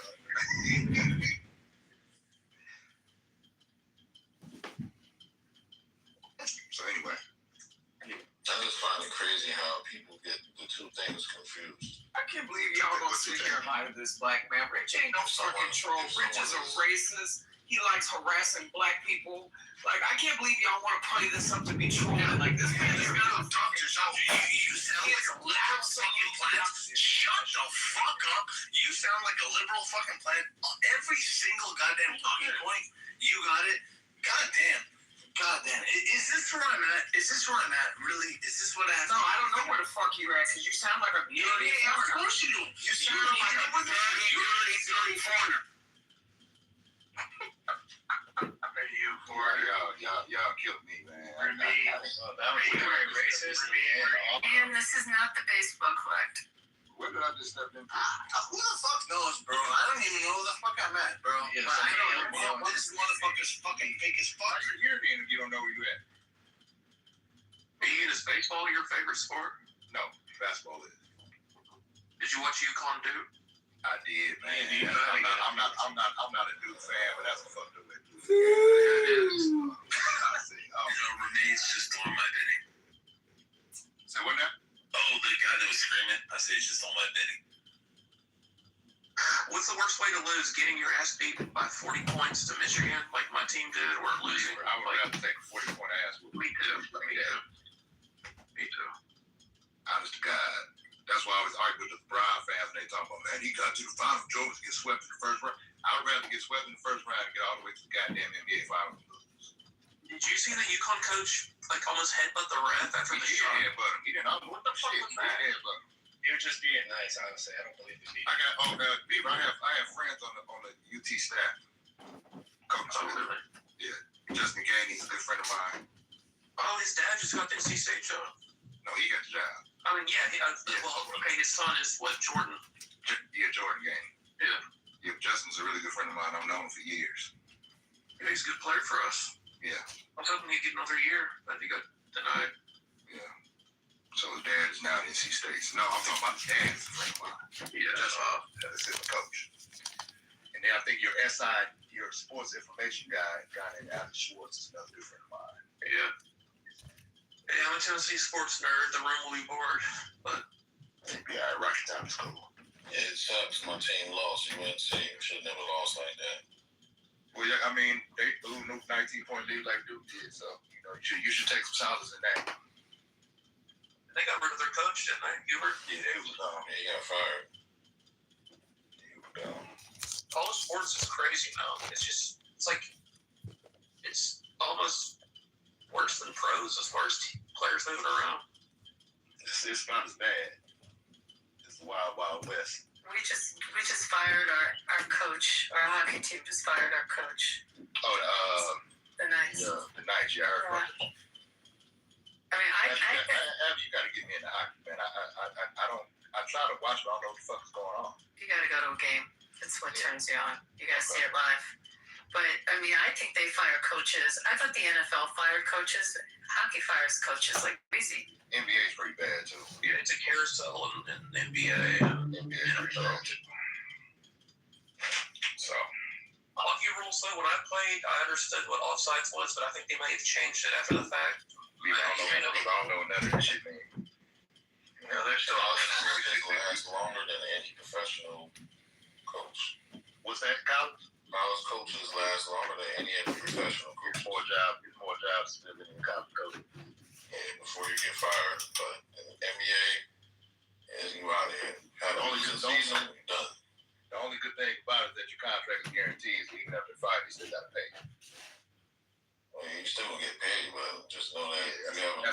thing about it, though. Yeah, that's the only good thing about it, though. So.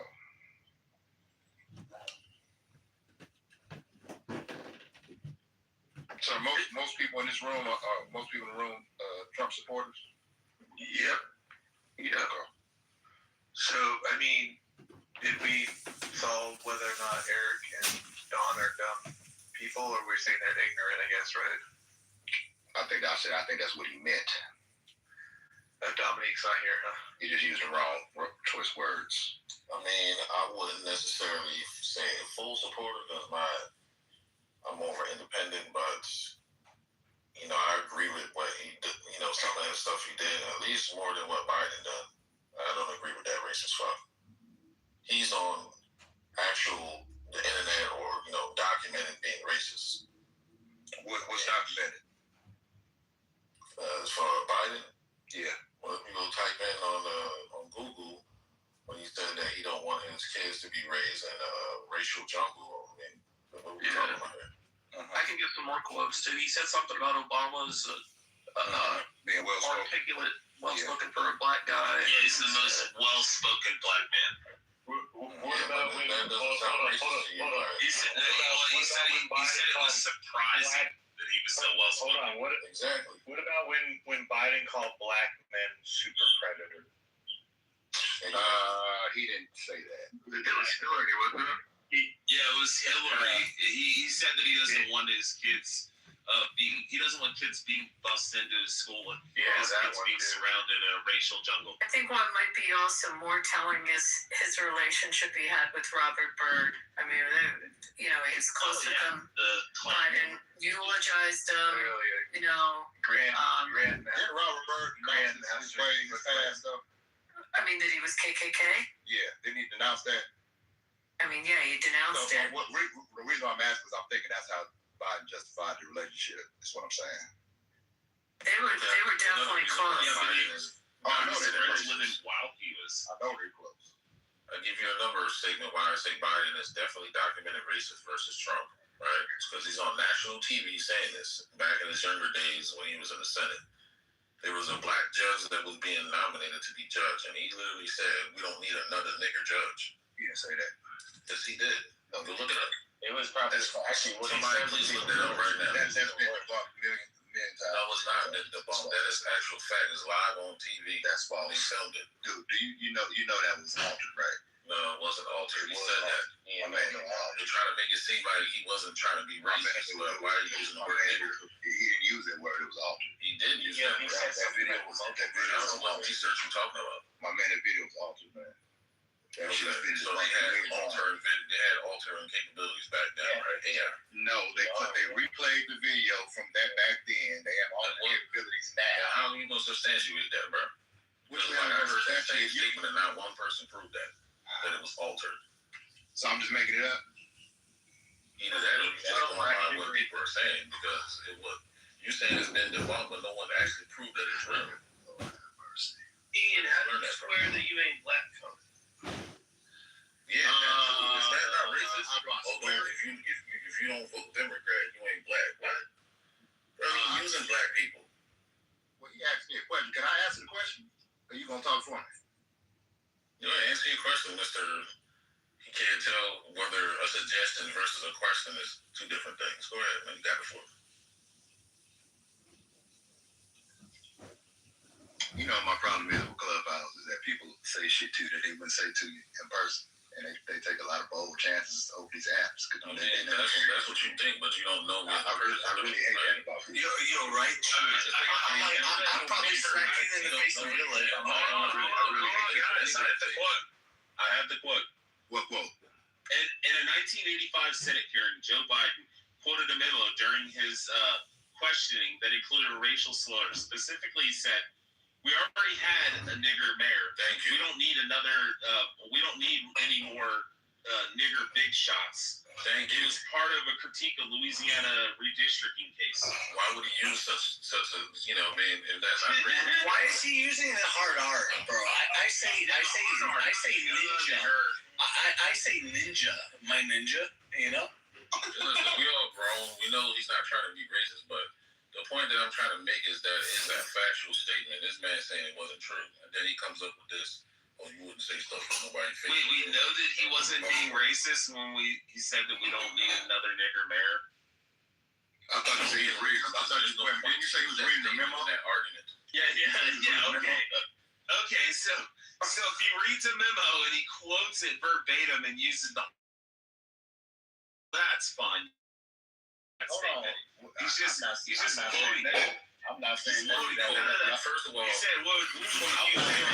Y'all won't let me talk. You said didn't you say it was a memo? That's what you said. That's what he said. No. Yeah, it was a memo that he was reading. He was reading a memo. Before the Senate, he was reading the memo before the Senate. Hey man, I'm not even talking. He was reading the memo. I'm not even talking. He used those hard R. I'm not talking. Say what? I said I wasn't even talking to you. I'm done. I'm not talking to you. How about this? I'm talking to you guys. Both y'all don't talk to each other. Who said that?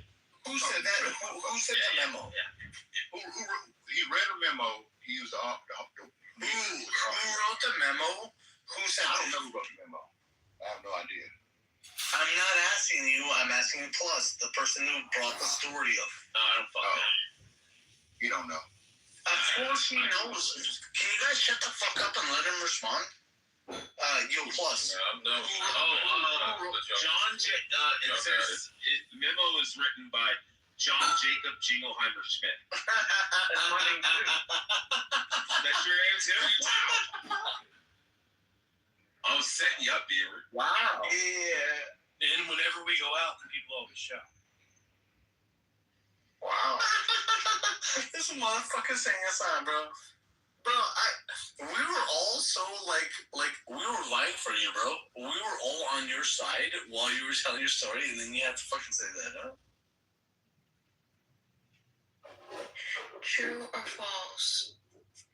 Trump said, take the gun first, go through due process second. True.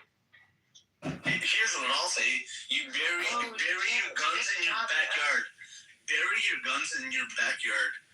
And that way, when they fucking come for your guns, Dima, here's my follow-up. The answer is 100% yes. Said it in the first term in response to a shooting.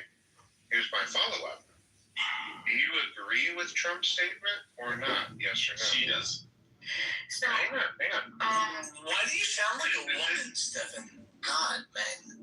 What's with Hey, I don't care about coming off this profile. 34 and a half hair like we're on the stage. We should be happy. Remain. We should be happy that Steven Silver does. I barely have like one drink a month. I don't even know if the Not too much on Stephen, y'all. It's weird. Cowardly Anon profiles. I asked a question to a lady and you guys crashed out. Go ahead, Bima. Do you actually agree with that thing? no, I don't agree with it, no. Okay, so you actually are more conservative than President Trump on Second Amendment. Well done. Thank you. Thank you. See, what happened was a mature exchange on this app. I know that that's foreign to some of these weirdos, but congratulations, you got to hear an example of it. Oh yeah, a lot of them retarded like that. I'm glad y'all don't judge people based on their speech, assholes. No, Choki, you have this question. Don't speak for the Choki. You mean like you? Yes, just like you. So back to Joe Biden party off. He was reading a memo, but he should have known better tonight. Read the whole memo. Yeah, word. Oh, so instead of like how Plus here read it off, it just dropped it. Yeah. If I read that on Peachtree in Atlanta, and read that memo out, how do you think what happened? Who remembers when Joe learned Joe Biden as smart as white? Wait, what did you say? That's one of our we said the real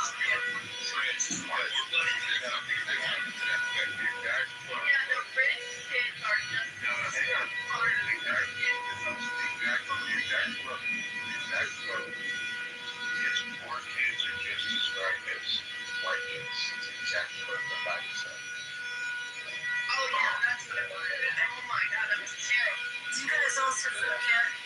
I mean, none of you were probably around to see the question and needed help during the Clarence Thomas. I don't know if that was racist or sexist. It was sexist. It was really sexist. I mean, he didn't vote for Thomas's confirmation, but he was not kind of needed help.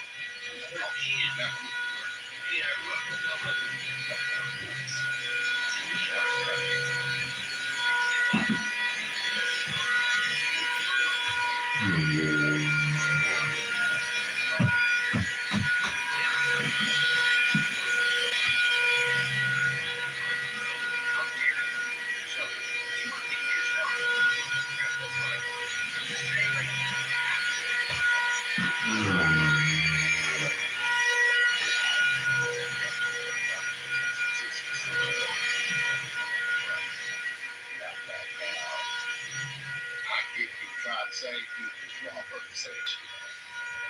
Like, What do you think he was trying to say? I think he was trying to say that because I know many of y'all believe Trump's racist. But with Trump's alleged racist history, racist statements that he made, that as a black person, you shouldn't vote for him. That's what he's trying to say. Well, Ian, you would agree that. Did you see how we just went over? Everyone's like, Biden's racist, Biden's racist, and we just kind of, what's up, everybody? By the way, we just went over, and everyone was like, oh yeah, this bang bang bang. People were rattling off, and we couldn't stop people from talking to give how Biden's racist. I don't think that would happen with Trump, and we can say he's a racist, but again, the burden of proof would be on you, right? It wouldn't be on anyone else. You know, it's not like we have to prove he's not a racist. Well, Mike, he didn't say shithole countries, but that was a quote from Barack Obama. Barack Obama said that those countries should be not allowed to come into the United States. Barack Obama said that? Yeah, he used the word shithole countries. He targeted like 19 different countries, saying that we should not bring these people in because they cause too much chaos and too much violence and stuff.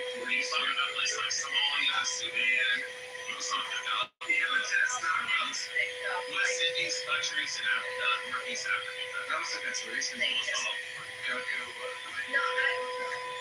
I think it was like, and Trump are racist. I think, we can say the same. They're both fucking racist. Like, Well, let's rattle off Trump. We had no problem.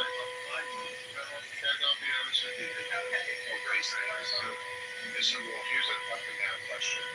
Do you think that flooding majority black schools, community centers, hospitals with illegal immigrants that can't speak English and drain all the resources, is that an obvious political position that the black community should vote for? Because that is what the Democrat Party is in favor of.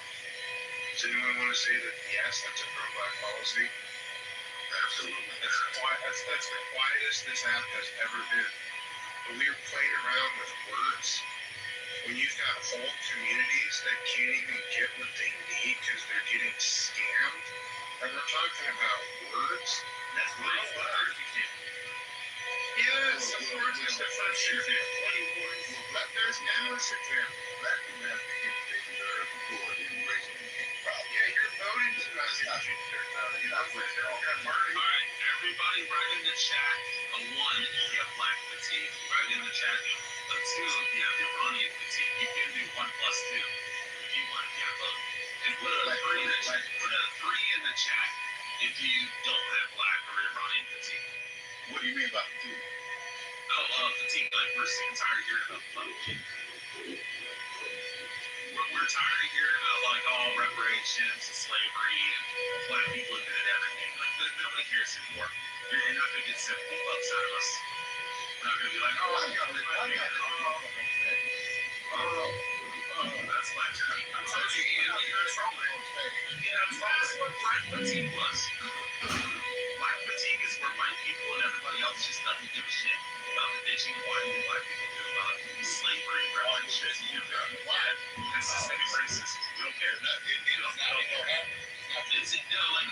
eventually we were all, most of us were like, oh man, it was pretty fucked up. It was pretty fucked up during Jim Crow. Maybe systemic racism exists. But you guys have beat it into the ground so much and beat that dead horse that everybody don't care. We don't fucking care. So how do you what do you do when something is still going on? You just we don't give a shit. We don't give a shit. You guys bitch and whine about it so much that we just don't give a fuck. On the other foot, you be bitching and whining about it too. No, but then eventually you would have white fatigue and you'd be like, all right, white man, we don't fucking care. Shut the fuck up. Nobody cares. We don't care about this. It's no different than like being in a relationship and like your spouse like hates you, tells you they're gonna divorce you or something. Hold on. If your spouse is like, do you let anybody else know? No, you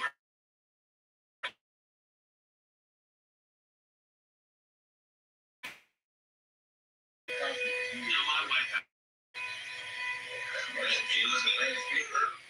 This motherfucker here, man. If your spouse is telling you, I'll take you up, I'm speaking specifically, if your spouse is telling you,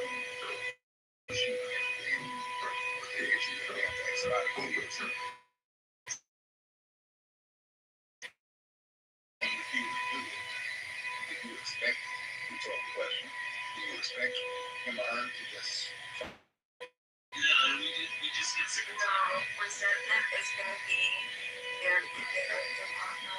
It's just resentment, and they're going to be sad. They're going to be frustrated. Rich, And as much as I absolutely care. No, Ian. No, you agree As with much me as I absolutely cannot stand you. To be very, very, very, very careful applying this to black people. Because they go around to other groups of people that you find very dear. So be very, very, very, very careful in your sentiments of crying about, well, people are crying about X, Y, and Z and that's treatment. Oh no, Adams. Every single person in this room belongs to a group that has some type of history. So let's not sit here and do that, Rich. Let's not do that. All right, Adams. I agree. Let's move on, Rich. Hold on, Adams. You and I are both part of that same fucking ethnic group. And we agree that both of us because they're earning the fucking hate. So you would tell your spouse. Adams and I are both Jews. So we would tell our spouse to stop bitching and whining. Yeah, I would tell the Jews to stop whining and the blacks to stop whining because you're just earning the fucking hate.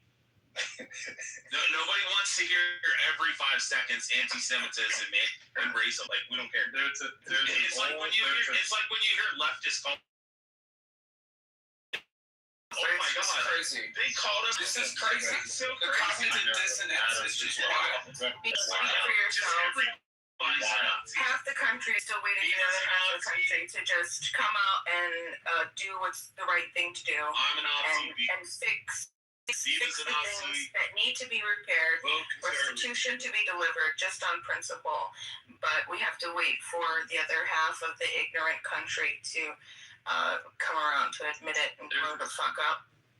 There's a famous philosophical quote that says, holding on to anger is like drinking and expecting the other person to die. At some point, people have got to stop hating each other. And a lot of this entitlement and a lot of this vitriol that you hear from any group towards another, that hate's got to stop. It actually that sounds great. It's like easy said and done. People are human. No, I know. I'm far from perfect. By God's grace, I'm saved. But I'm just telling you, man, like, you're holding on to grudge. Former colleagues, other races, all that kind of stuff. It only hurts you. It really does. It changes your psychology. That's 100%. That's 100% fact. But my point is that it's a lot. It's very hard to do in practice. Everybody's entitled. Every group of people is entitled to their grievance. Now, what society and the masses do to appease that grievance is a different story. But everybody's entitled to their grievance. Now, what I don't find to be very becoming a society is for people to look at people's grievance and antagonize them in their grievance. Right. That is non-productive. That's only going to and continue to have the aggrieved party push and probably go off the rails, okay, in trying to do so because they're not being heard.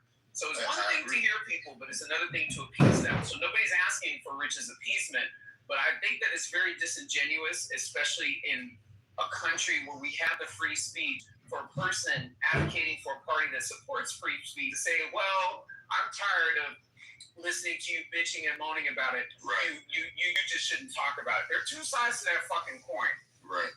So I don't think you're entitled to anything. All right. Entitled? You're entitled to nothing. You can express yourself. Yeah, absolutely. Go ahead and express yourself. But this idea that you're entitled to something, somebody owes you something because that's how you feel, that doggone hunt. It's a crock of shit. People are entitled to voice their grievance. They're not entitled to appeasement. Okay, so hear me carefully. I did not interrupt you one time. Not once, brother. No, I just wanted to make sure you heard me clearly. Okay, so listen. If you're saying that people are entitled to express themselves, that's literally what I just said. People are allowed, they're given the grace to express themselves. But nothing comes with that expression. You're just like, and here's the thing. Like, if your goal is to garner pity for yourself, you're actually damaging yourself. You're not helping yourself. Pity helps no one.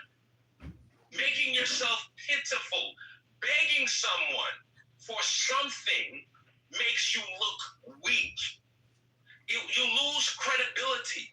The way you gain credibility is by putting your nose to the grindstone and putting in work. That's how you gain credibility. Complaining, belly aching, crying, wishing things were different, that doesn't help shit. And it's really pitiful. Victim mentality. Thinking he's preaching. Whoever, if the shoe fits, let them wear it. If a hit dog hollers, we know who I'm talking to. The person asking me who I'm talking to, it sounds like they might fear that I'm talking to them. That person. Why are you yelling? They might fear that I'm talking to them. Why are you yelling? They might fear that I'm talking to them. They might be scared that I'm addressing them. I'm tired of sensitive motherfuckers. That's what I'm tired of. I'm tired of when people, they want to be able to say what they're entitled to their free speech. Well, guess what? I'm entitled to my motherfucking free speech too, by that same logic. All right? I'm entitled to it too. And I'm tired of belly aching, weak ass motherfuckers. That's what I'm tired of. I'm confused. Easily confused. It sounds like you're easily confused. You ain't told police and shit. It's performative because you're not having a conversation, you're pontificating. Yeah. Cool story. I understand. He's delivering a good message, but Yeah. Listen, man. Who are you referring to? I understand intersectionality. There you go. I understand. There you go. Low ball tax. This is what I'm talking about. This is the weak bullshit that y'all do. Y'all do these corny. Settle down. Why can't we have a civil discourse?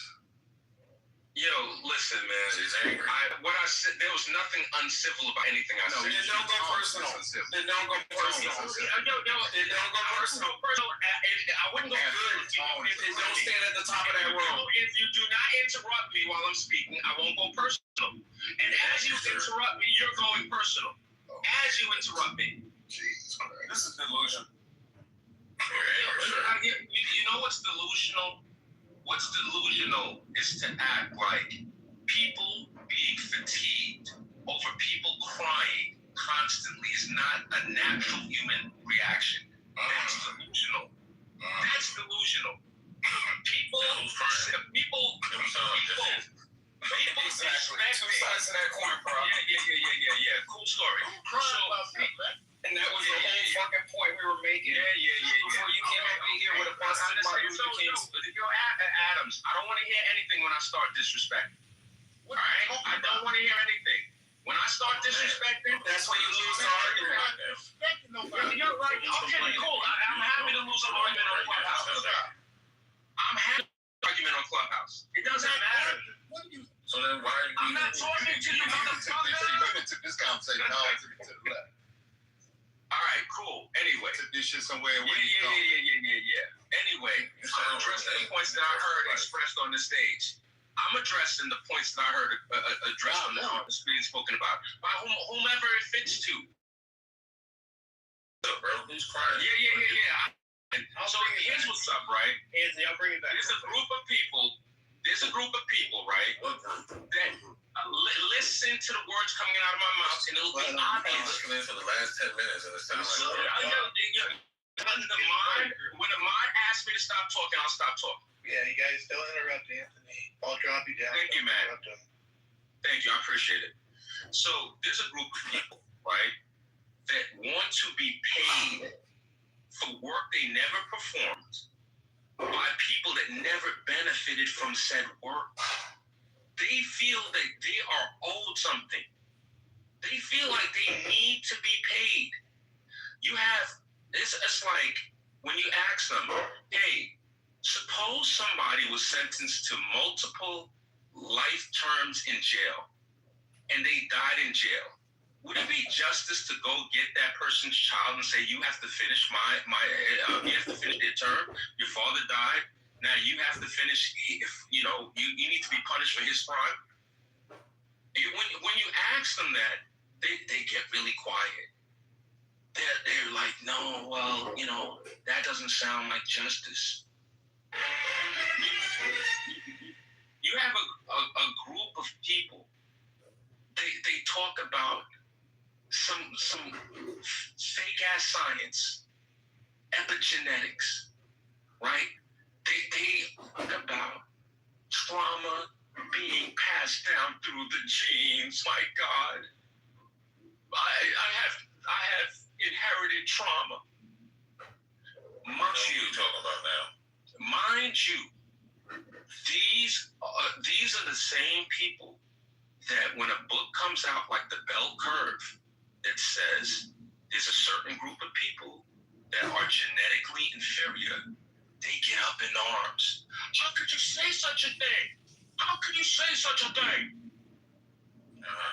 But of course, when someone says, yo, epigenetics is bullshit, no, because they want to use this bullshit talking point to get money for work that they've never done. You got people that are going to talk about, like, well, the Japanese, they were put in internment camps and they got paid for that. Nobody's descendants that got paid, put in internment camps got paid. The people that were interred, they got paid, as they should have. All right? Listen, I understand it's a group of people that can't impose their will on society. Whenever they fail, it's because of something else. When successful, it's in spite of the way they look. We can go look up a list of household income by ethnicity, and guess who's not at the top of the list? There's a group of people that are at the top of the list that their household income is more than double that of the so-called dominant group. It's more than double. I need you to make sense out of this bullshit. I can totally understand with people being tired of bellyachers. Thank you for taking the time to listen. Who are the best? Who are you trying to group of people? Who's a group of people you referring to? Sound like Shit, y'all, is it still Monday? It's Monday. Oh shit! I fell asleep, y'all. It was crazy. I fell asleep. Oh, I need to wipe the corners of my mouth. I'm sorry, y'all. Somebody, Tuesday. yo, I fell asleep on club. Yo, I'm sorry. Oh my god. I'm trying to figure out who's the group of people he was talking about, though. Anthony? Sound like you're talking about your own skin color, bro. Anthony, we need to know. We got questions. We need answers. That's what it sounds like to me. Talking about people. If the shoe fits, let them wear it. If the shoe fits, let them wear it. Cool ass nigga. You can't even explain your point properly. Little cool ass nigga. Little cool ass nigga. Sound like a simp, bro. It's a karaoke room. Like y'all doing that and singing and shit. Like, what I wake up to? Straight cool. That's your birthday.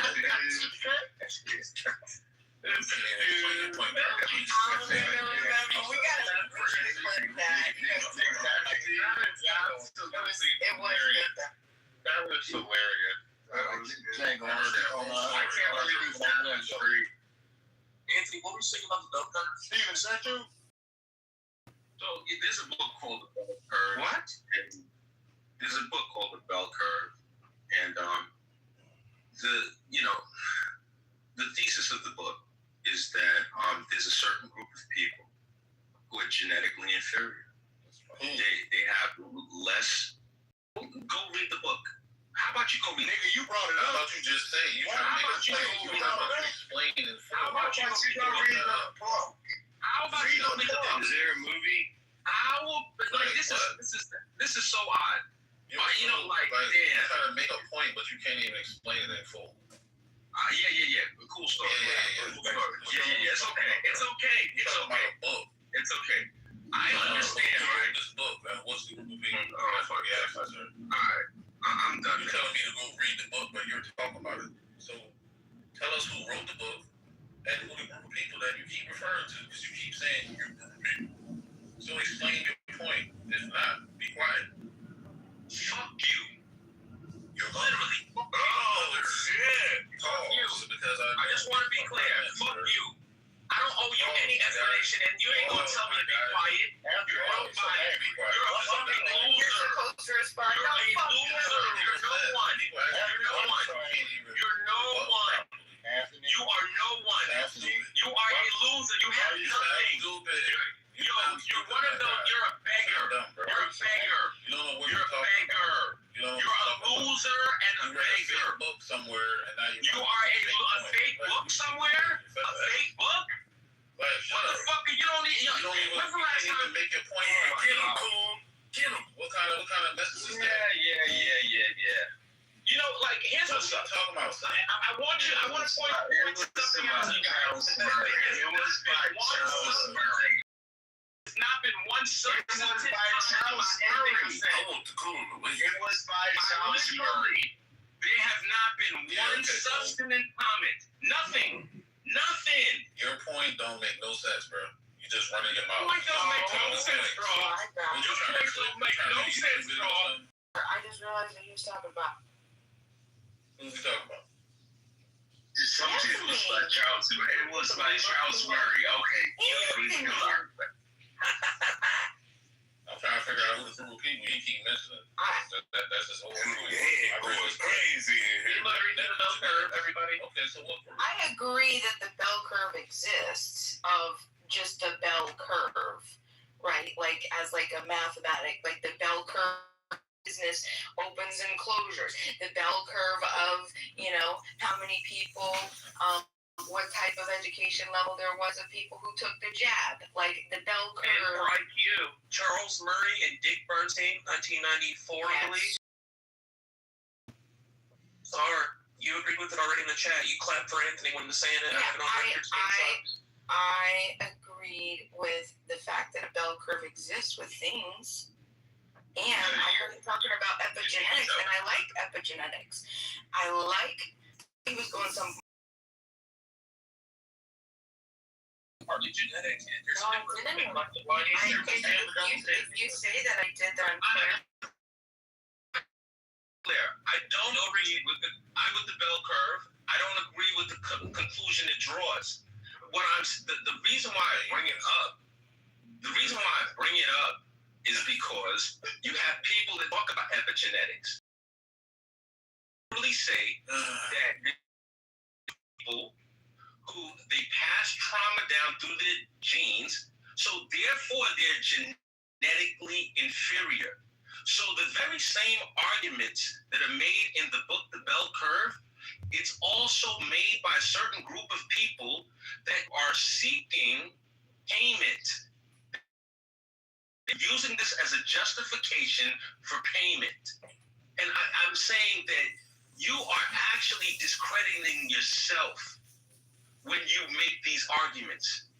You're actually making the argument of a white supremacist against yourself. And who is the group of people? Well, who made the argument for God? No, I just like besides science, I think epigenetics definitely exists. I think it exists. I mean, like, this is a mostly like unexplored territory. You said you know what it's. You succinctly define epigenetics, Bima. You have to. Yeah, it's basically the expression of our genes, the way that we express our genes. So the genes that we already are born with.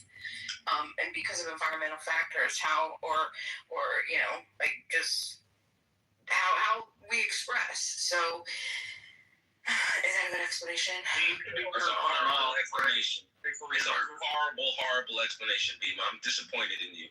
And I don't know so Bima,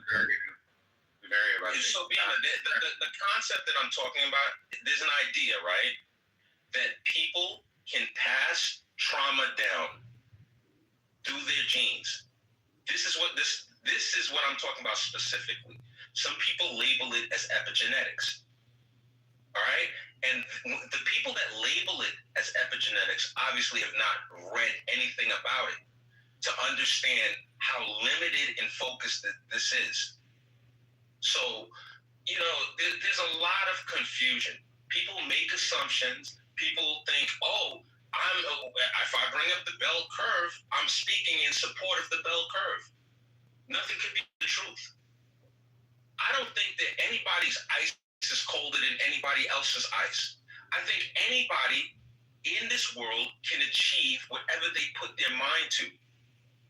But I do think that there are people that have self-limiting beliefs. Every action starts as an idea. If you don't believe that you have the ability to achieve said idea, you will never achieve it. If for whatever reasons you believe some historical grievance has happened, your horizons are now limited, then your ability to achieve is also limited. But doesn't something that has to do with the environment you grew up in? Okay. Let's say that it had something to do with the environment that you grew up in. Do you know who put you in the environment that you grew up in? Your parents put you in that environment. Oh, okay. So, we can't blame society for the environment that we grew up in. Okay. How do you blame society for that? Society didn't arbitrarily say you have to go to this environment. Really? So redlining Really? So let me ask you a question. So redlining wasn't a thing back in the days. You assume you know what that is. Okay, I want to know what impact redlining has had on your life. Oh, wow. I'm asking you a simple question. Redlining was a thing. Yes, redlining was a thing. I'm not going to answer your Could you imagine it's a redlining was a thing. That's Yes. Wow. Ian and King So if redlining was a thing. Ian and King Messi, I'll ask this. What can I go do that you can't? burn What's that? in the sun. Well, black guys get darker. I wouldn't say. I didn't know if you were being serious or not. Are we being serious in here right now? Was it suicide? They do. I didn't know if we were being serious. I didn't either. Yeah, okay, yeah, I'll cut you off. I guarantee Ian, if you go out in the sun with a t-shirt Yeah, for 12 hours, you have a tan line. I probably would. Yeah. She wants the tan lines and So back to the question. So back to the question. What can I go do that you guys can't? That we can't do. Let's see. Yeah, like what would I be allowed to do? Wait, you just phrase it. Come on. You can really throw a cop and nice agent and be like, oh, it's crazy. Block is you to zero. But if you go back a second time, you'll get shot though. Phrase it like the next. Like, what can you do, Ian? That or what can Mike? Well, like I leave my house and I leave my house and Ian. Me and you are next door neighbors. I leave my house and Not like the last 10 years. But like, what can I just walk out? Like, what can I go accomplish that you can't accomplish?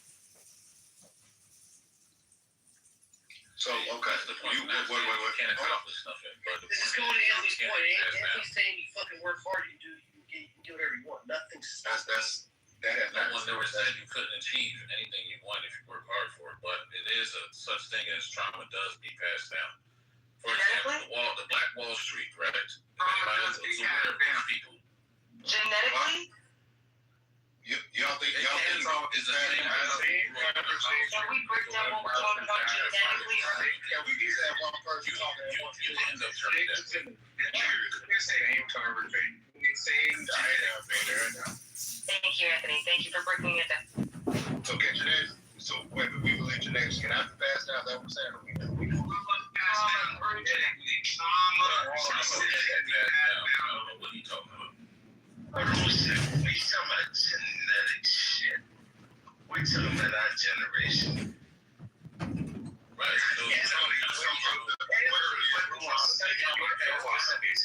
You saw what happened on Black Wall Street, right? These were black people speaking. Let KP go. He is spoken good. KP. I'm going to have the floor be quiet when I speak, right? Because everybody keep interrupting me. I'll let you have to just let KP go. I'll let you have a king. Thank you, Matt. Let me tell you something. That fucker went through the same shit with COVID with me. We never complained. We always put up and celebrated people. So that's why I had to have my brothers back. I'm always going to be supporting him. Because you didn't know what the fuck we had to do in the ERs and EDs, whatever the fuck you want to call them. Motherfuckers don't know. Anthony, thank you for your service. Okay, enough of the place. Thanks, KP. Appreciate it. King, you got the floor. Go ahead. Thank you. So all I'm saying is, right, because he went off on a whole spill, sort of going into a strange direction, right? Things can be passed down, but you keep saying, these group of people, which I was trying to get you to say who the group of people were, but I'm just going to go ahead and make a guess that you're your own kind, because from your picture, you look black, brother. So if you're saying black people are lazy, don't want to work, and that might be some of us, but you can't put that on us as a whole people. So genetics and all this stuff you're talking about, trauma can be passed down. Curses and all that, whether you believe in that or not, then that's your personal opinion. But those things do happen. No, I'm not saying because those things exist, we can't grow as a people, we can't work hard, we can't achieve anything that Stefan can achieve, or whoever in this room. Right? You're saying you're tired of hearing people bitching and moaning and complaining about, we need to be paid for this and that. But can we seriously say that there's a problem in this country? We tend to look at other countries and help them, but don't fix what's going on right here in our own so-called land. What would be the number one thing? It just didn't make no sense to me. Real quick, 1 second, bro, because and it gets really frustrating. There's no one on the stage that can say that black people are lazy. That I said any of the sort of which you said. I made an assumption because I asked you a question. Listen, bro. I didn't interrupt you. I waited until you stopped speaking. No, I didn't. I'll let you go ahead and speak. Yeah, cool. All right. The vast majority of black people I know, I personally know, are doing phenomenally well. All right. Listen, racism exists. White supremacy exists. Who gives a fuck? The vast majority of black people I know. It's my opinion. I'm expressing it like you express your opinion. It's like saying water's wet. You came off your mic to say water's wet. That's your opinion. Yes, it's my opinion. So I'm just voicing mine. It's not a productive conversation for you to say that's your opinion. You're not adding anything to the discussion by saying that. Because there's no better understanding to bring up all of this. So I did the same here's what's up, right? I'm gonna say what I want to say during my time with the mic. You can say whatever you want to say. I'm not gonna interrupt you when you're speaking. I'm gonna listen. And okay, you said that you're gonna stop speaking. You technically did cut him off. Interrupting me. You technically did cut him off, Anthony. Ian, I literally did not cut him off. He was still talking. And here's the other thing. But Ian, that's neither here nor there. If someone was to come off their mic and lie, I do think that they should be interrupted. If someone's going to misattribute your words, no one never lied. Okay. I don't even think you know. I was in the middle. Ian, you said you interrupted me, but I'm going to give it to you. That's what you said. That's what you said. And then when I continue speaking, no, but Ian, you said you interrupted me. Okay, King. I mean King. I'm sorry. Thank you for the correction. My bad. I was wrong. I mean King. So, King, that's what you said. If you want to reclaim your time, I'll mute up, and you let me know when you're done. Would you like to reclaim your time, brother?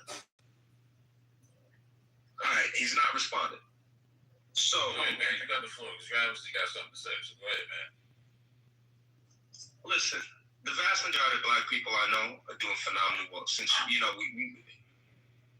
need to we have people on this app. We have black people on this app who have supposedly spent more than half of their life in jail, and they've come home and they make upwards of $200,000 a year.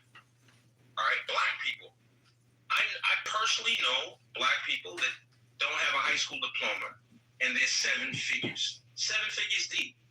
So, if we want to act like because of the systems put in place, people cannot live the life that they want to live, I am here to disabuse you of that notion. I completely disagree with it.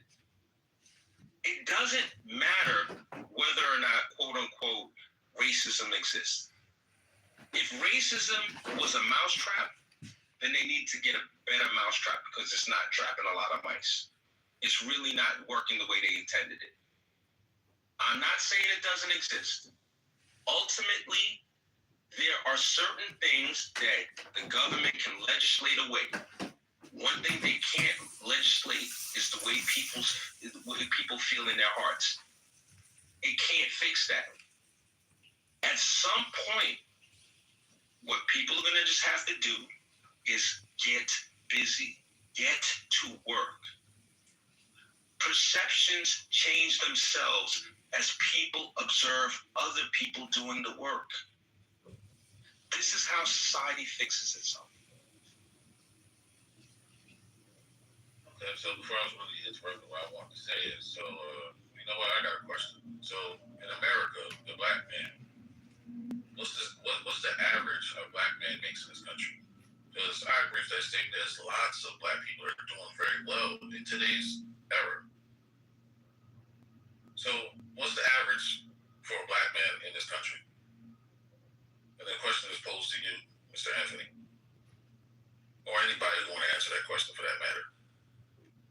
Somewhere in the $50,000, high 40s, $50,000 a year range.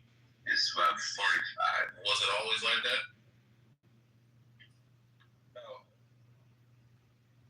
Oh, okay. But You were actually more successful during Jim Crow. Well, if you doing Jim Crow because you were more successful because you took care of your family, and more black men at that time doing Jim Crow did more less jobs, you would make over $60,000 a year. It's crazy how that works, eh? Nobody talk about it. Nobody talks about it. Yo, This is so sad. Let me get this straight, Mr. K. So what you can still do? Nobody's saying yes, and I was just speaking to the team. I was just speaking to some young kids. Yeah, it was in their 20s. So what was Jim Crow all about? What was the whole point of it then, Mr. K? You tell me. No, I mean you brought that statement up. You saying, black, people made more money and was more successful. He's tore up. I'm asking you. Ken, you like to ask me questions. Ken, can I ask you some questions? What percentage of black children are born out of wedlock, Ken? You're asking me questions when you're known for interrupting. How about you ask? Here's a better question. Why does that happen? Okay. I asked you a question. Here's the question I wanted to ask. That you never answered. All people that you refer to. This is crazy. This is really crazy. Yo, listen, Ken. That's really high amongst all of At this point, Ken, I'm telling you. Trying to double back and ask you a question. Okay. You don't like what I'm saying. Okay. What question did you ask me before that I didn't answer?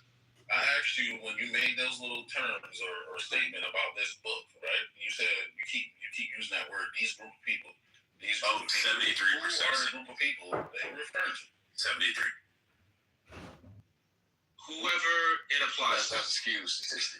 That's not answering the question, sir. But all right, cool. Country. This people so black diaspora in this country does better. Really dumb.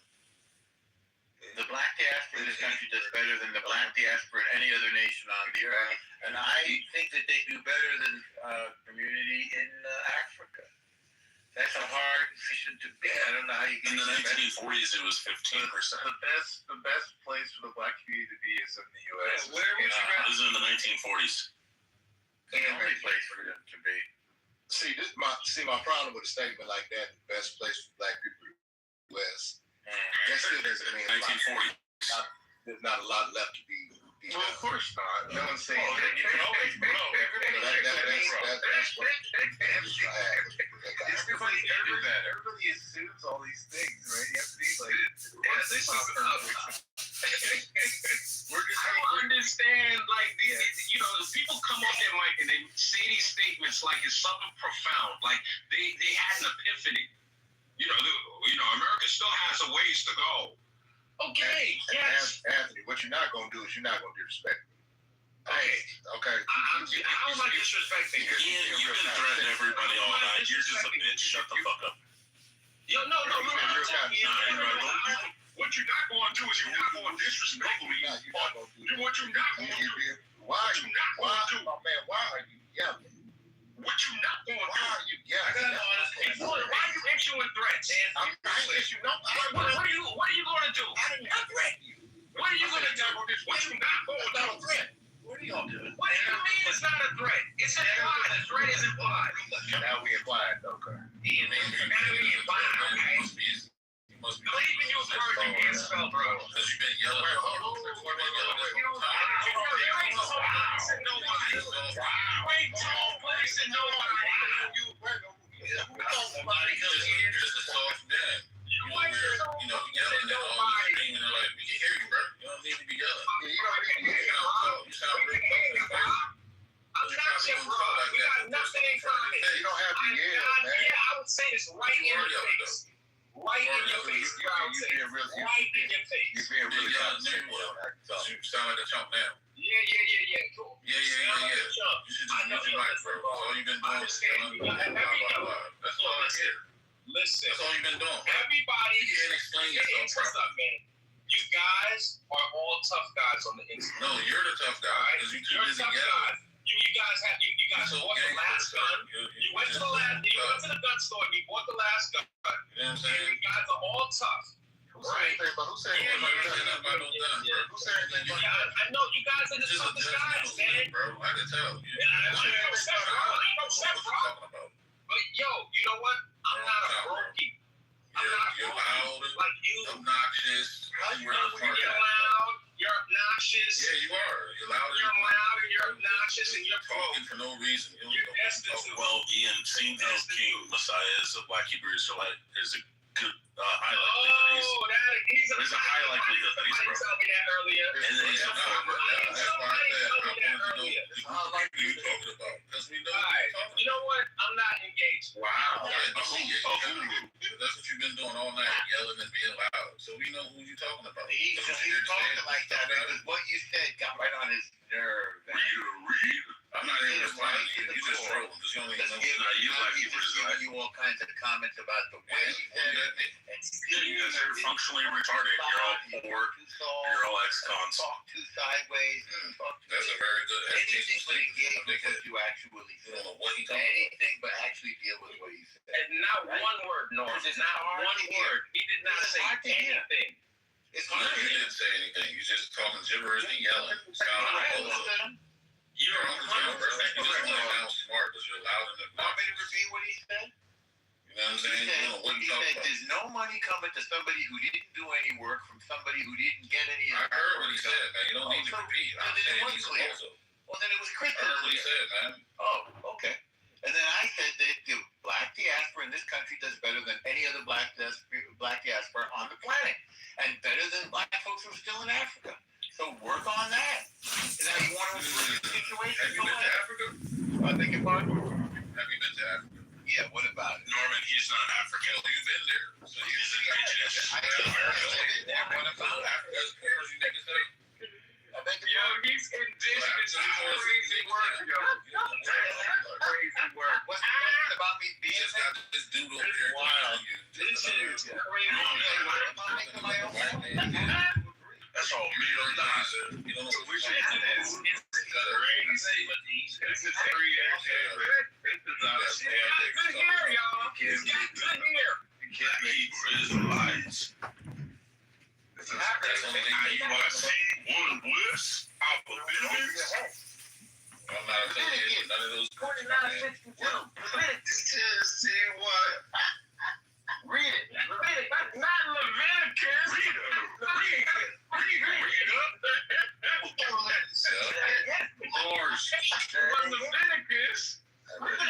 Moderate. Stop. Sound like another cocksucker. Like another sucker. You know what that sounds like? Another cocksucker. Sounds like a big black man right here. Let me hear how it sounds. Edomite. Oh, you feel real happy that you got Edomite. Read. Yep. And the Lord go ahead and respond to that, Anthony. You are Messiah. Messiah. Oh, there goes Orlando's cookies. Look at man down here. What up, Queen? Damn. Nice to meet you, King. Nice to meet you, Queen. What up, King? Oh, it's just the Black Hebrew Israelites. We're attacking them. He can attack me all you want. That ain't doing nothing. What is that doing? It doesn't make you sound stupid. Really? You think you sound more stupid King, did you know that King David was the Edomite? Better watch it.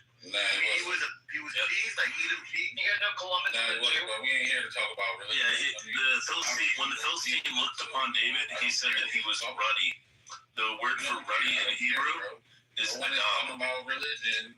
The word for red in Hebrew is Adam. Speak on it. It's the same word. Hey, how y'all been topic? So why are you still talking about it? We all gang Paul, Black Hebrew Israelites. I think he was going game on one. I think he was running. I think they made he had red hair like an It's not stopping nothing. No. He likes running at night. Question that was made earlier because you sound like a bunch of bullshit. Esau had red skin, so he's an Edomite. He's the one who created the Edomites, and the Edomites are demons and dogs. So by their logic, King David is an Edomite. The lost tribe, shut up. Can we get Michael Jackson?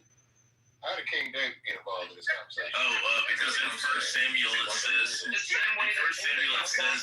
Philistine, because in 1 Samuel it says that the Philistine, They read my profile. the Hebrew word is Adam. The word for red is also Adam. Rich doesn't know how to You're a descendant of King David, which makes you an Edomite. I can't hear what you're saying, bro. You are a descendant of King David, you claim. And if King David is an Edomite, then that makes you an Edomite. You said you were descendant of King David? Hey, yo, shout out to the Edomites, bro. He claims King does. He's the best underdog. He's a black Hebrew Israelite. I didn't hear that. Yeah, he is. Why? Because my profile says He's a black Hebrew Israelite. Shout out to the Edomites, bro. We underdogs. Shout out to the Hebrew Israelites. We fucking coming up in this world. Black Hebrew Israelites.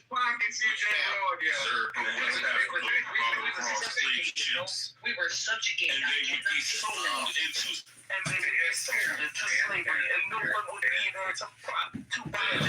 And the saltine cracker pockets. It says, and they would be sold into captivity, and no one would be there to buy them.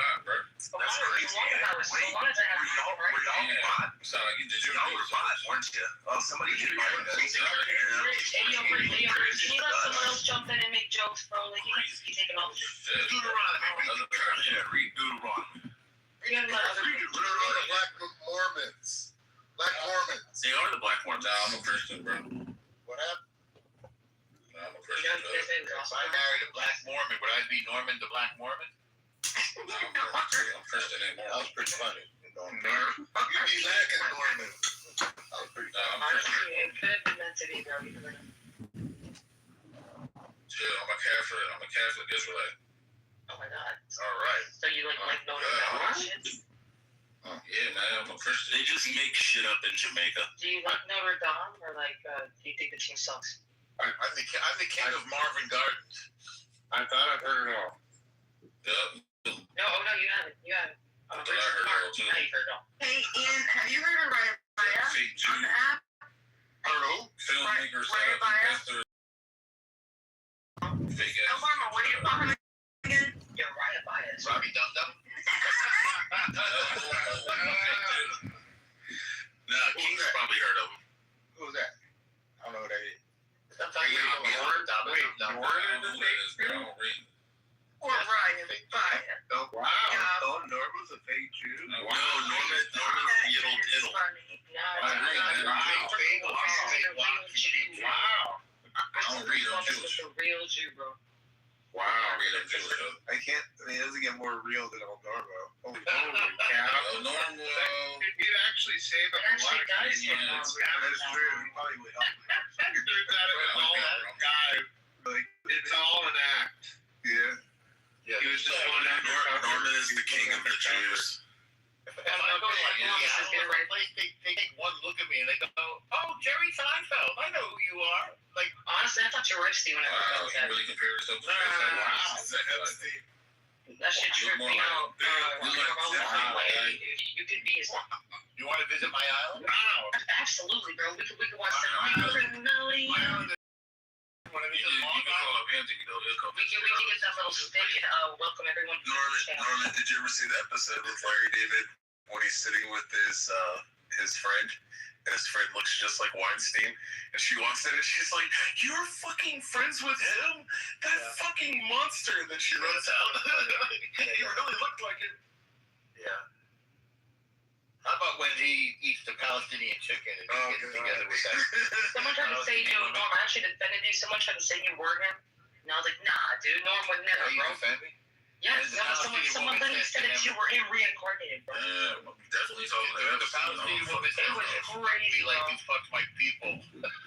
Oh, yeah. Fucking son.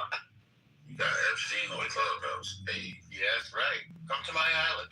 well, I'm good. Dude, Anthony, I'll you take my place, though. be He'll come. there with the Disney stick and everything, bro. And I got tattoos with me. The plane. Like, if Nah, you're you can call watching Anthony, Norm's though. He'll channel, slide up there for me. Representing black people. Sure. honestly, Denzel Washington never would have picked a shot to him, bro. equalizer with that.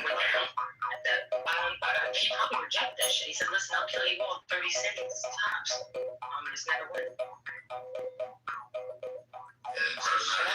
People and doing all that disgusting shit.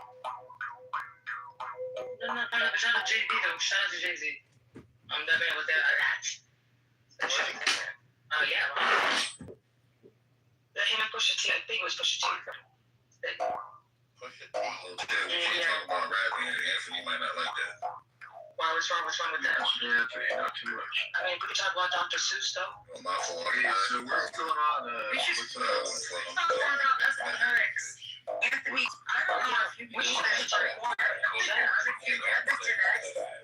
we should talk about eugenics as well. That's wrong. Yeah, so let's talk about eugenics. Genetic situation. You know that one of the leading studies was some Holocaust study.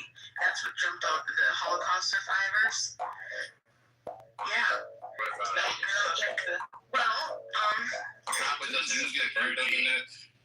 Well, that's not true. It's 100% true. Okay. You're not going to roast El Normo with that, are Trauma does not change your genes. Okay, so it doesn't change your genes. Unless it changes the epigenetics. Genetic is genes. The word genetic means genes. That's genetic. But Trauma does not affect your genes. Okay, no, it's not going to change your actual gene. What it changes is the signal on the gene, right? It tells the gene. Yes, that's what an epigenetic mark is. It changes psychologically. It's not going to change your children differently. No, it's the stress hormone. That's crazy, and that's crazy to push back on something like that. Not pushing back on, but to give you the science. Okay, well, no, obviously you're not, because science right now is saying that you're wrong. No, it's not.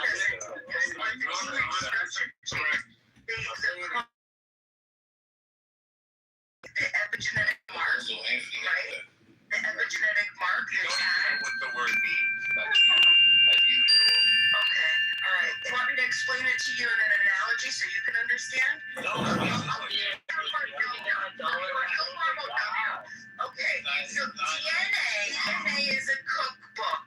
The gene is a recipe in the cookbook. The gene expression is whether the cook actually uses that recipe. Stay in the kitchen. Now, the epigenetic mark, putting little sticky notes on recipe to say, use more of this, use this less. Okay, so that's the instruction. It's the instruction on what on how to express without changing the underlying DNA. I'm definitely not wrong. I'm definitely not wrong. Wrong, sir. Now they can change people's behavior so that it's The ChatGPT is in the chat.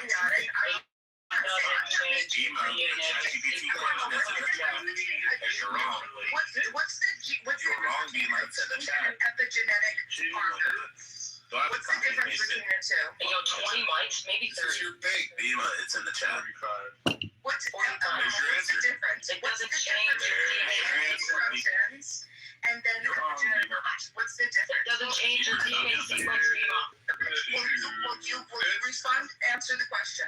your genes are not changed by trauma. That's what epigenetics You're just going to keep repeating and not answering the question. You know that you can't answer the question. I'm not saying that genes are being changed. I can answer the question. That genes are being changed. I'm saying, what is the difference between genes? I don't know. And epigenetic marks. Your own. You don't want to answer it. I wonder why. Let's let Euro answer the question. Okay, sure. So it's correct that the DNA sequence itself doesn't change. There are mechanisms like DNA methylation, which is the small chemical groups, which are attached to the DNA, the methyl groups, and they can reduce gene activity. You have histone modification, which is another mechanism, where you have DNA that is wrapped around proteins, which are called histones, and these have chemical changes that can make the DNA more open or more tightly packed, which affects the gene access. And then the other two are chromatin remodeling, which is basically the physical arrangement of the DNA inside the nucleus, which again makes genes either easier or harder to read.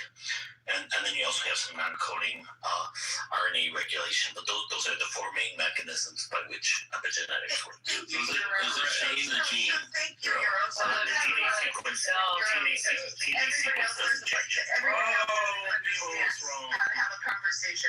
I never said, what are you talking about, you fucking moron? I never said that. I kept. No, Lena was correct. That's exactly how she said it.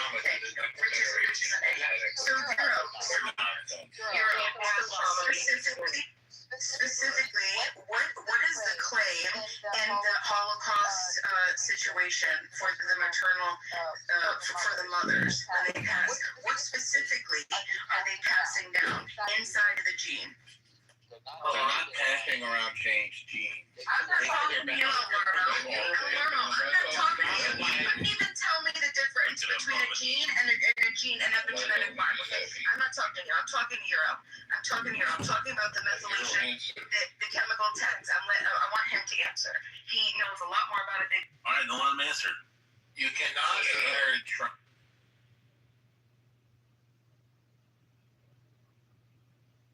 Go ahead, Euro. Well, I mean, this is kind of a difficult and nuanced question to answer. So it's possible that some epigenetic marks can be passed down, but it's much more limited than people usually think. So, you have the DNA sequence, which is clearly passed from parent to child. The epigenetic inheritance is a gene regulation that can be passed on without changing, but I don't really know if I should say really more than that. It's stress hormones. You're right. How does it really? The point is, some stuff can be passed down. It's stress hormones. Yes, stress hormones. Yes, from the mother to the child. Yes. Epigenetics is an entirely new layer of how we understand genes, right? And that's what I was trying to explain. You have your genes. That's not what's good. As I explained, actually, the cookbook snare was a actually good analogy. Okay, so you have your cookbook, and then you have your recipes, but then you have the instructions on how much. And so the recipes are the genes. Those aren't going to change. The recipe, that same exact recipe, is going to be passed out to every cookbook that you make. But epigenetics is it's the extra layer to say how much of that recipe you use, and that is when the methylation comes in. That's where the stress hormones comes in. That's when the inflammation comes in. They just did another study with Syrian refugees, and they again, it's uncharted territory, but they proved again that it can be passed down, and that's just the way that it is. Yeah,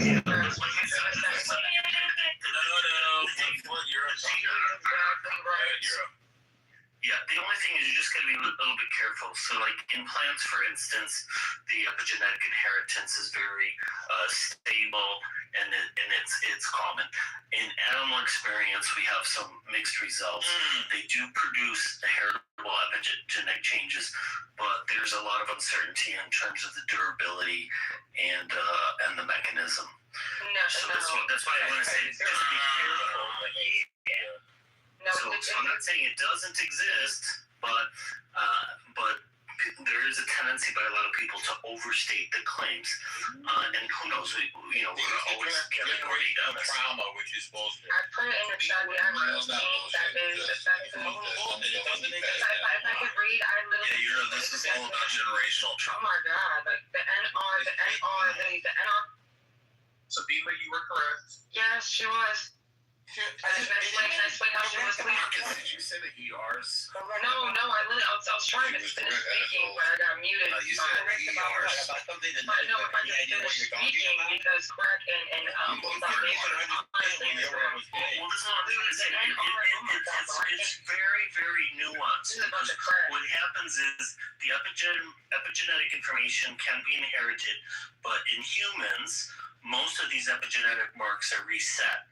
So the question of stable inheritance across generations, we believe, is more the exception than the rule. That's not true. The NR3C1 is literally the rule, which controls how the body responds to cortisol. This is literally the most I'm common talking form of about the stability of the epigenetic changes over generations. So I'm not saying the basis of where it exists, but generally speaking, epigenetic changes are reset. We're just talking about one generation. We're just talking about one. Just being passed down from the mother to the child. Just one. We're not talking about 30 fucking generations. We're talking about one. Pass trauma to the next generation. Yes, you can. Oh my God, bro. If you're stressed while you're burying. What do we ask Euro? Can it be passed down one generation trauma? I don't want to get more specific than what I said because it's very nuanced. I said what my understanding of the current science is. Apparently, people here are interpreting it different ways. Yeah, They're making shit up. That's what they're doing. Making shit up. Are you guys okay? It's not passing generation. Do you guys even know cortisol and what that the stress hormone? Do you guys believe that's real? Can we at least admit that's real? It's magic for you guys. Somebody else. Or we're not just little fairies in here, like we're not like just dreaming. But It's cortisol is magic real. fairy tale. Stress hormone is real. The fetus is real, right? Generational trauma. The fetus is real, right? The baby's real, right? Is real. Whatever the mother does, and literally influences the fetus, correct? Wow, she's pregnant. Yes, exactly, right? Yeah, And then what happens when she gives birth to a baby? No pockets. You just want to explain your own trauma and shit on your parents. I'm not talking about my child. Explain your own shit. Because your dick is small, and that's why you have a big What happened to the grandparents? Trauma. I've never told you that.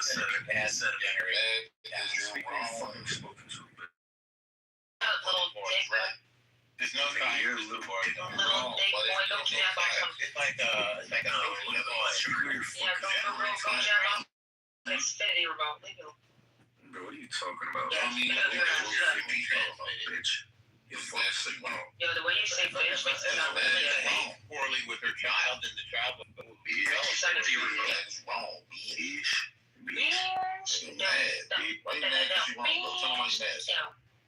But no, it is very true that you can pass it down to the child.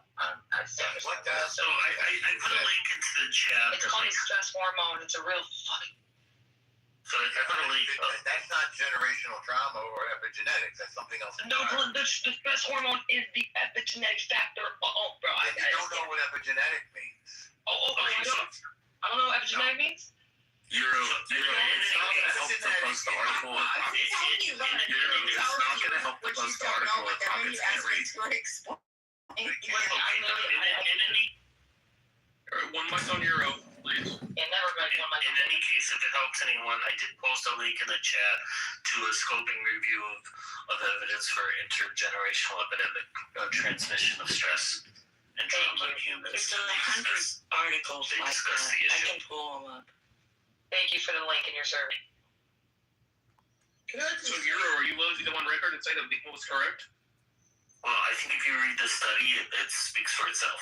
Beamer, you're correct. It looks like Beamer's correct. No, Beaver. The study is not a blanket over research. Neither was Beamer's statement.